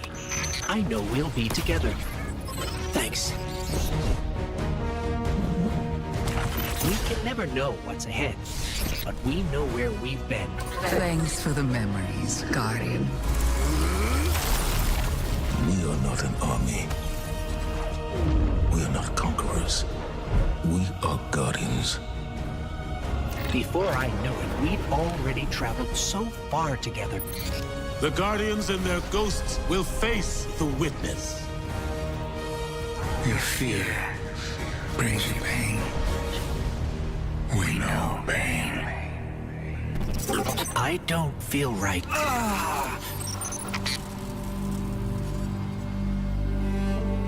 Hello, old friend. I've chased you for a long time. Grief's a funny thing. Some folks get stuck in it. What is it the Guardians say? Devotion. I thought I might never see you again. Bravery. I'm here now. Sacrifice. Life isn't about holding on forever. Devotion inspires bravery. Buy red.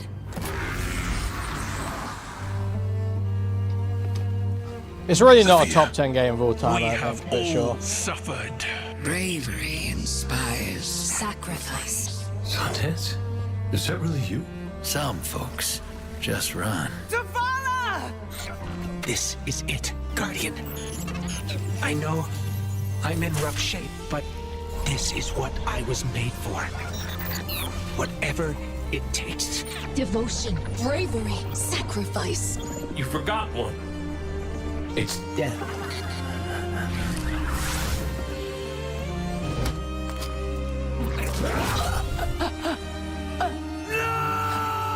Taj, no! Oh, gosh. Moonlight. Please, bring him back. He's just a ghost.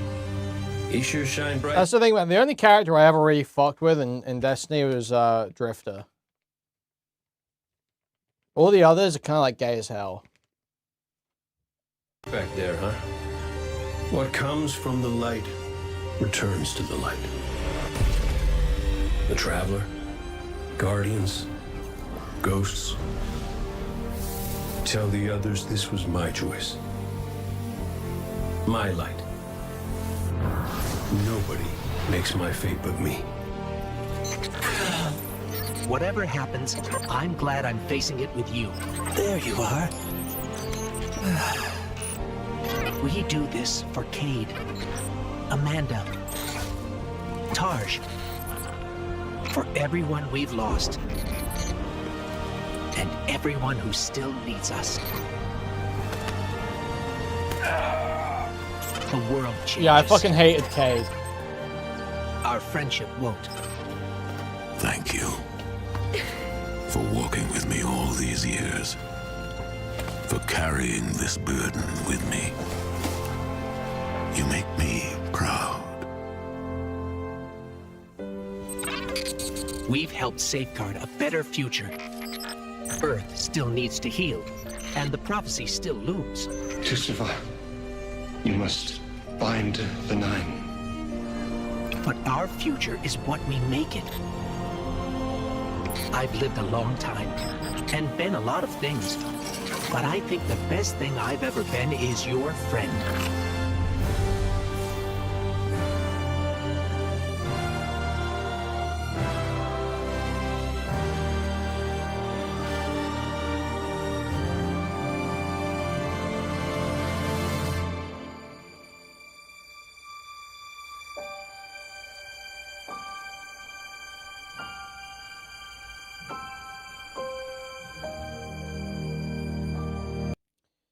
Yeah, I feel like Destiny lore just kind of blows. Marathon rapes it so hard, man. It's actually not even funny.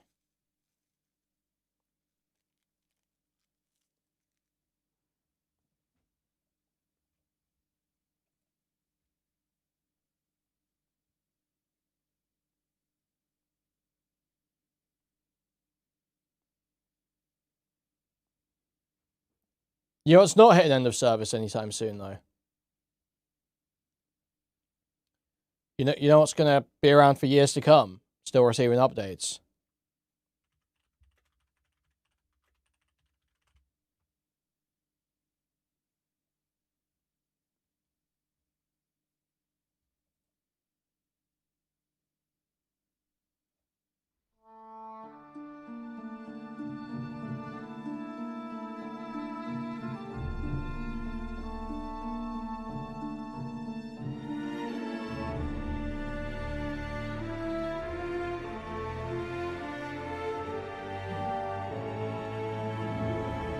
Log back on Swatornaga. I'm playing on Ancient Starforge US birthplace of server. the Sith. We believed ruins Start were new all character. that remained of their evil empire. And this lore mogs. This lore I mogs. swear, I had no idea what was in those crates. I'm innocent. You were smuggling Sith artifacts, Captain.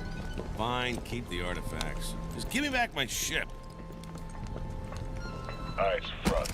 Just inspecting the troops, Corporal. Sotil, what's wrong? I sense a great darkness. Unironically playing this right now? Good. I'm going to be playing it soon. It's a fucking awesome game. It's actually heat. It's in a really good place. I hate to sound like a total shill, but it is in a really good place.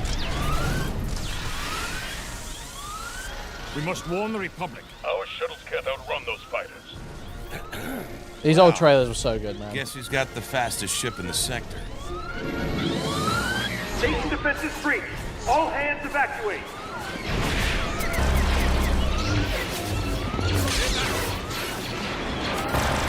Look out!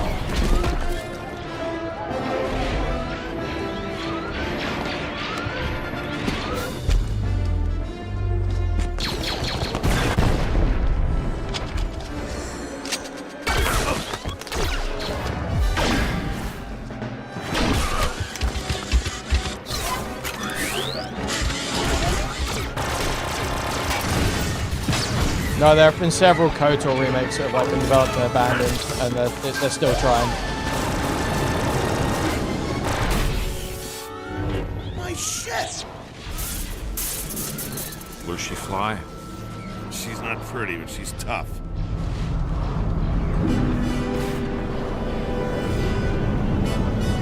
So he, Captain, Sith prep warrior your ship. This is our So fight. he.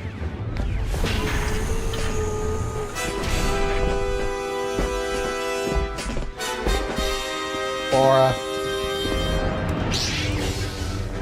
T7, prep the iron cannons.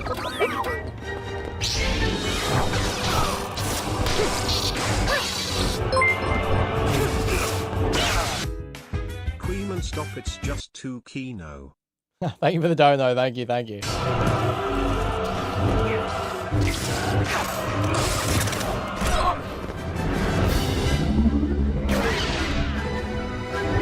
Dude.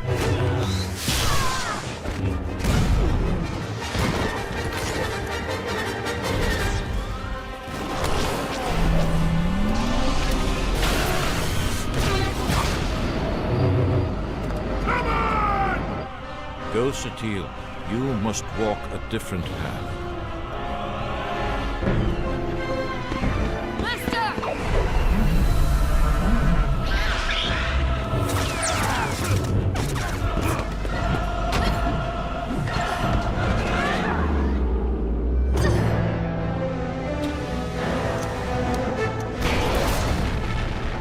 On those guns, now!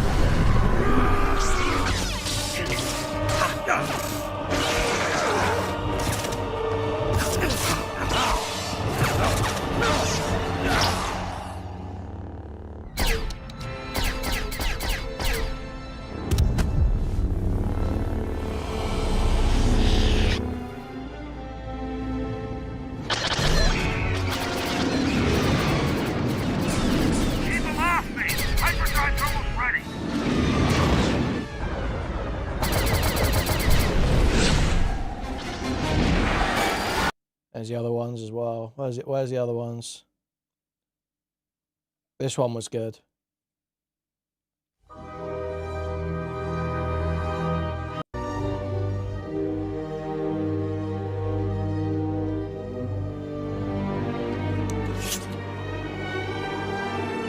For centuries, Alderaan stood as a beacon of hope in the Republic. But the Empire came. And with one savage strike, brought Alderaan to her knees.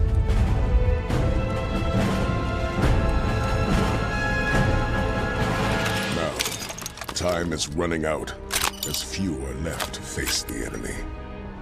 For those that remain, there is but one choice.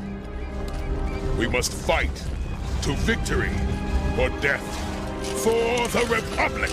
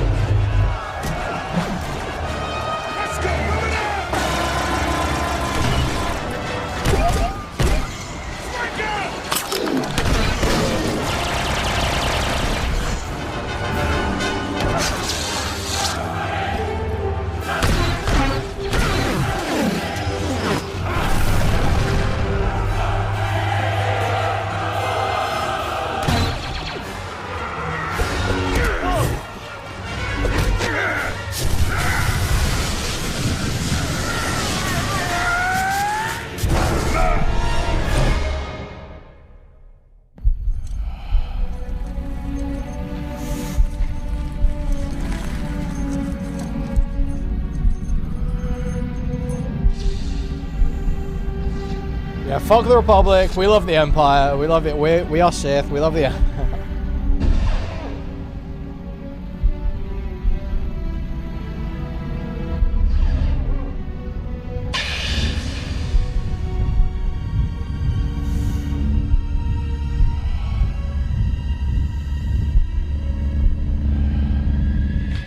Dogs, I just have aura. Sorry.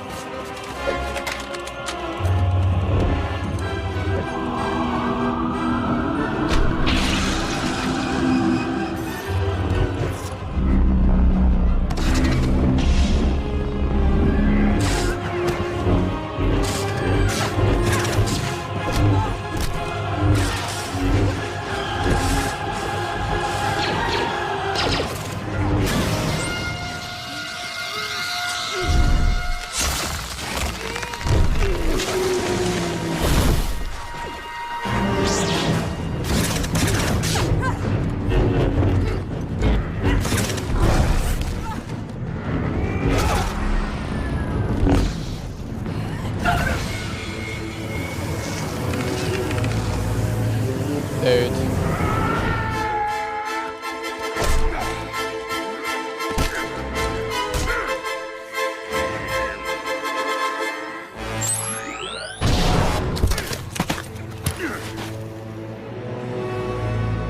Yeah, Satil-Shan is OP, obviously.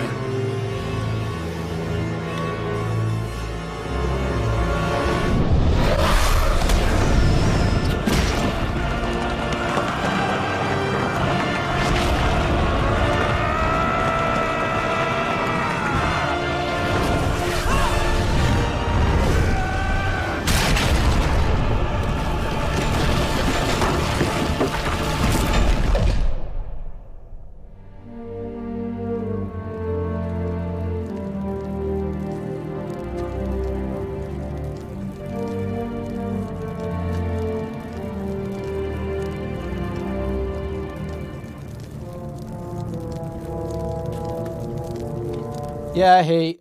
And the expansion trailers are cool too, obviously. Where is it? This one. I almost don't want to watch this right now because I haven't gotten to it yet. Like, well, I've played it before. I've like beaten this before. But like, I'm playing through it again. A man can have anything. This shit's so good, willing to sacrifice. With your birth comes a solemn vow.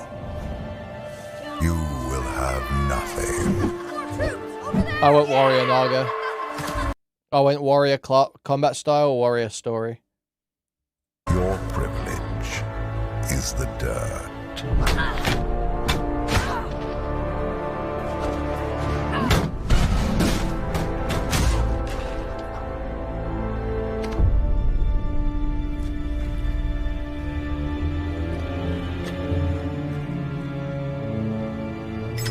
In the darkness,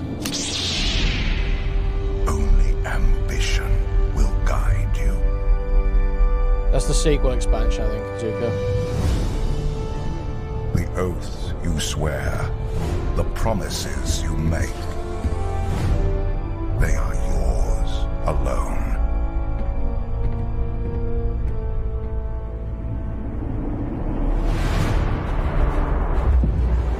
Your freedom will be the wars you wage.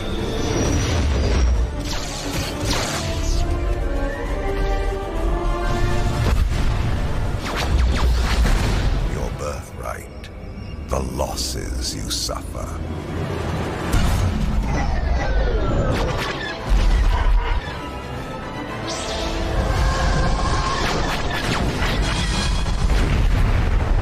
Your entitlement, the pain you endure.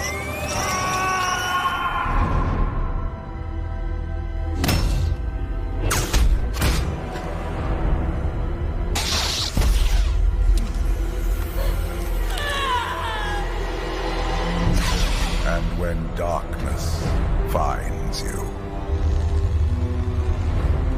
you will face it alone.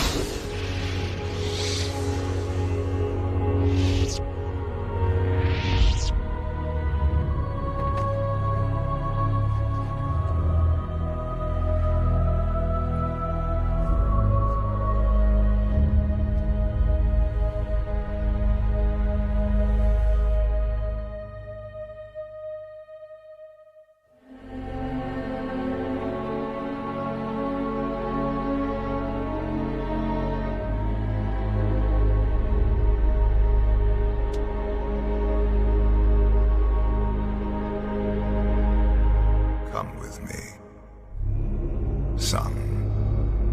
Yeah, he kills his brother. It's hate.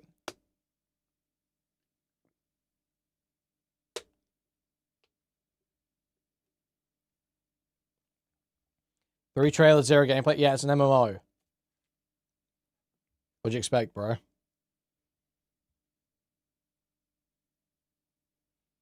Anyway, guys, we're moving over to Kick.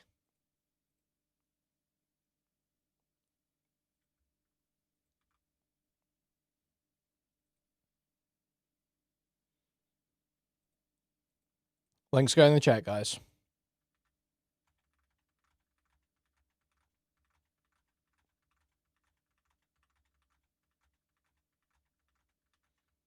Moving over, moving over. Ending on YouTube and Twitch, moving over to Kick.